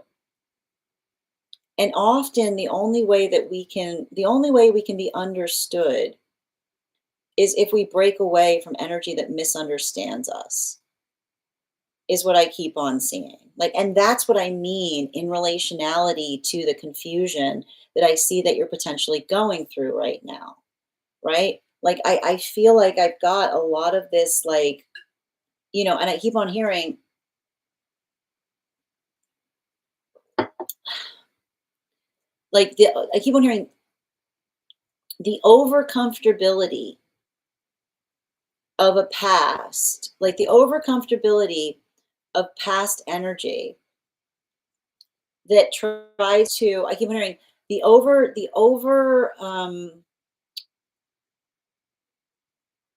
like, don't let past energy acute you, is what I keep on hearing in this message. And why do I keep on hearing, don't let past energy acute you? Because when we are, and this is often why we sometimes have to move away from energy that's known us, especially when we're young, because when we try to do something and we're energetically serious about it, but someone is not taking us seriously, they will try to acute you, which is the space by which they say, "Oh, that's cute." Right? It's like it's the space by which another person doesn't see something that we're doing from a place of energetic respect. More they see us in the context of the past self, and then they try to acute us, which is the space by which they try to say, like, "Oh, that's cute that you're trying to do that," instead of building into, like, instead of the ability to honor, like honor who we are. And I feel like that's what I keep on hearing, don't let someone's cuteness. And that's funny about it, and that's why it's so funny, because remember I said Claire's love reading was coming through, but Claire is kind of speaking towards the fact that sometimes the love, the energy, the clarity, those that love us don't recognize that they're energetically doing that, which is the cuteness, right? Like the ability to find something cute instead of finding it something energetically sacred. And I keep on seeing that is the effective problem that you're having in some kind of experience. Like, I see you being like, "I'm doing this," and I see another person being like, "Oh, that's cute." Like, you being like, "Oh, that's cute." And I almost see you saying to someone like, "No, I'm being serious." Like, you know what I mean? Like, I literally see you being like, "No, it's not cute. It's serious. It's not a whim. It's not a whim. It's like a calling, you know?" Like, that is what I keep on seeing that's happening right now. And I keep on hearing, remember, when you're going through that, the solution is proximity. The solution is proximity. I got to tell you, some things, like, sometimes a change of scenery can fix things. And I'm basically seeing the fact that, like, a change of scenery right now is going to help you in that way. Because again, I keep on seeing, if you're having a hard time doing something in an environment where energy has, I keep wondering, I keep wondering, sometimes in order to transform ourselves, we have to move a little bit away from our own energetic history, because our history wants to effectively pin us to things. They only see us in some kind of context. They only see us in some kind of energetic perceptive. This is why we talk about the migration process that we identify, in a lot of things, because it's the ability to not feel the energetic weight of another person's expectations as to what they expect us to be, that allows us to become who we are. So I want you to kind of think about that. Like, I almost feel like it's interesting because I see you kind of going through some kind of, like, I almost feel like you're going through like a little bit of, I want to describe this as, like, it feels like a little bit of a chrysalis, right? And the problem with a chrysalis is, like, it feels like it's impossible. Like, it feels like, I almost see like the space by which you're doing something. and everyone's telling you like you can't do it. You know, like it's like everybody's telling you that you can't do it. But even in the space, I keep on hearing, remember that the way we become strong, like the way we become strong in doing something is by pushing back, right? It's pushing back against, it's like pushing back against others, like others' preconceptions. So I want you to kind of think about that in terms of what you're doing right now, which is like this is you, like this is you, like doing something in such a way that you're showing yourself like not only are you capable of it, but that I keep on hearing you're capable of it. And also like, and I know it's hard because I almost like it's giving me a little bit of this energy. Like I keep on hearing you say, like, I want you to be happy for me. And I almost hear some energy saying you'll be back. Right. And I keep on hearing, I don't want you to let that type of energy affect you. Right. Because I keep on hearing that energy is projecting, right? Like when we say like you should be happy for me and someone says you'll be back, like that often can speak towards like and don't let that don't internalize that. That is potentially speaking towards like another person's lack of faith in you, right? Don't let their lack in faith in you affect you. Let that when you have that experience, remember like center and remember who you are. Bottom of the deck on this reading. You got one. This one was stuck to. Yeah, I feel like it's energy that doesn't want to see you go, right? And energy like energy that doesn't want to see you go won't say like instead. I hate when I hate when I have readings like this because there's nothing worse than energy that doesn't want to articulate how they feel. So instead of saying I'll miss you too much, they try to put they try to put some kind of anxiety or fear into you, right? Like instead of having the conversation that says, I hate to see you go, they try to say, you can't go, right? Or like, who do you think you are? Like, how dare you want to go, right? It's like the volatility that often expresses the fact that they can't communicate upon their own emotionality by just saying, I'm sorry to see you go. Like it's going to make me sad, but instead lash out and try to project because they're taking it personally. Um, don't be reactive in that. I keep on hearing don't get in arguments that are energetically beneath you. Like I'm sad you feel that way, right? Is the beginning and end of a conversation. Absorb, don't observe, don't absorb, right? The space by you're doing something that isn't necessarily affecting another, but they've got a lot of strong feelings on it, right? You can honor their feelings, but you don't have to react to them. I know how hard that is. But and I keep on seeing like it feels a little bit like distorted love, right? And the problem with distorted love is not the ability, like it's not that it's like someone like love makes us feel afraid. And when we're not doing the work to like navigate that fear, we try to put our fear on another. So recognize that that's projection. Like allow it, don't let it affect you. Observe it. Say, I respect how you feel. I'll take that into consideration. And also say, I've got a plan for that, right? Like, so, and again, if someone's trying to say that, be like, and if someone's trying to give you something that isn't helpful, be like, that's not very helpful, but it would be helpful. This would be helpful. Like, see if you can move that into a space to clarify why they're energetically giving you something, is what I keep on seeing. Like, especially, I keep on hearing, especially if someone's trying to give like I almost feel like it's almost like I almost feel like the space by which you're saying to someone I'm leaving and then they're trying to offer you a job. Like it's giving you that kind of energy. You know what I mean? Like I always see you saying to someone like I want to go here and someone being like this person needs you here. You know what I mean? Like I feel like you say like that's helpful, but actually this is what would be more helpful, right? Thank you so much for having that reading with me, Julia. And if this message connected to you as well, it's very common for those who need these messages to be here to experience them. We are doing personal readings right now. The list is closed, but if you would like to get on the list for tomorrow, you will be the second person, the third person read for. I'm going to take a moment to read over some of the comments that came through as I was reading. Yes, thank you for confirmation, Julia. Thank you guys supporting each other in the comments. You're about to move to a whole new state. Thank you for confirming. Yeah, yeah, and that often is not fixable. Yes, people around me are looking at me with crazy eyes. Yeah, maybe you just need, yeah. And I'm like, I'm not crazy. Yeah, exactly. And that's what I keep on hearing. Observe, don't absorb.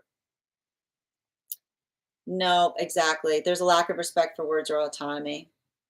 No, you're not. Let this serve as confirmation. Sending you support, Shush. No, it's not cute. So spot on. This is exactly what Spirit has been telling me. Oh, there you go. Yeah, moths have been showing up in caterpillars. Yep, sending you support on that, dear. Yep, you were leaving your job. Everyone around me, the same. Exactly. Clinging to, yeah, clinging to the past version of, like, that's it, clinging to the past version of you. Oh, sending you so much support on that journey. Yeah, God told me. Oh, sending you so much support, Julia. I'm so glad. I hope this helps. Yep, yep. That's my higher self's mantra lately. Observe, don't absorb. Right? It feels like, it just feels like a lot of misplaced care. Like there's care behind it, but it's like it's the care. It's like it's misplaced, which is saying like, look, if you cared about me, this would be what actually would help me right now. And Melissa, thank you for the follow. You're so welcome, dear. Yeah, I've added you. You should be I see. Okay. I will see about doing that, Esteban. Thank you. I know I want you to too. Okay, well we will figure it out. Excellent, excellent. I'm on it, Esteban. Okay, let me see. So let me make a note on that right now. Hold on. Ella, Esteban. All right, I've got you guys. I'm on the case. All right, my friends. We've reached the conclusion of our reads for today. I want to thank you guys so much for being here and experiencing these readings.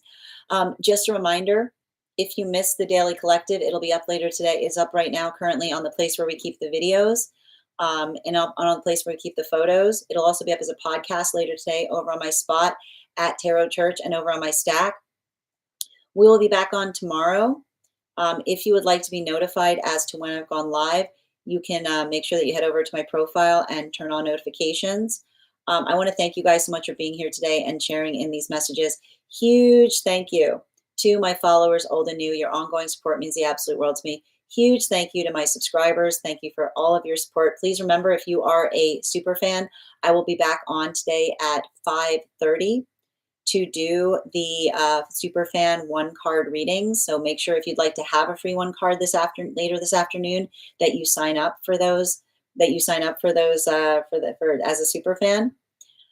I hope you guys have an absolutely I hope you guys have an absolutely beautiful day. Please take care of yourselves. Please take care of one another, and I will see you guys. I will see the super fans later this evening. Have a great day, everyone.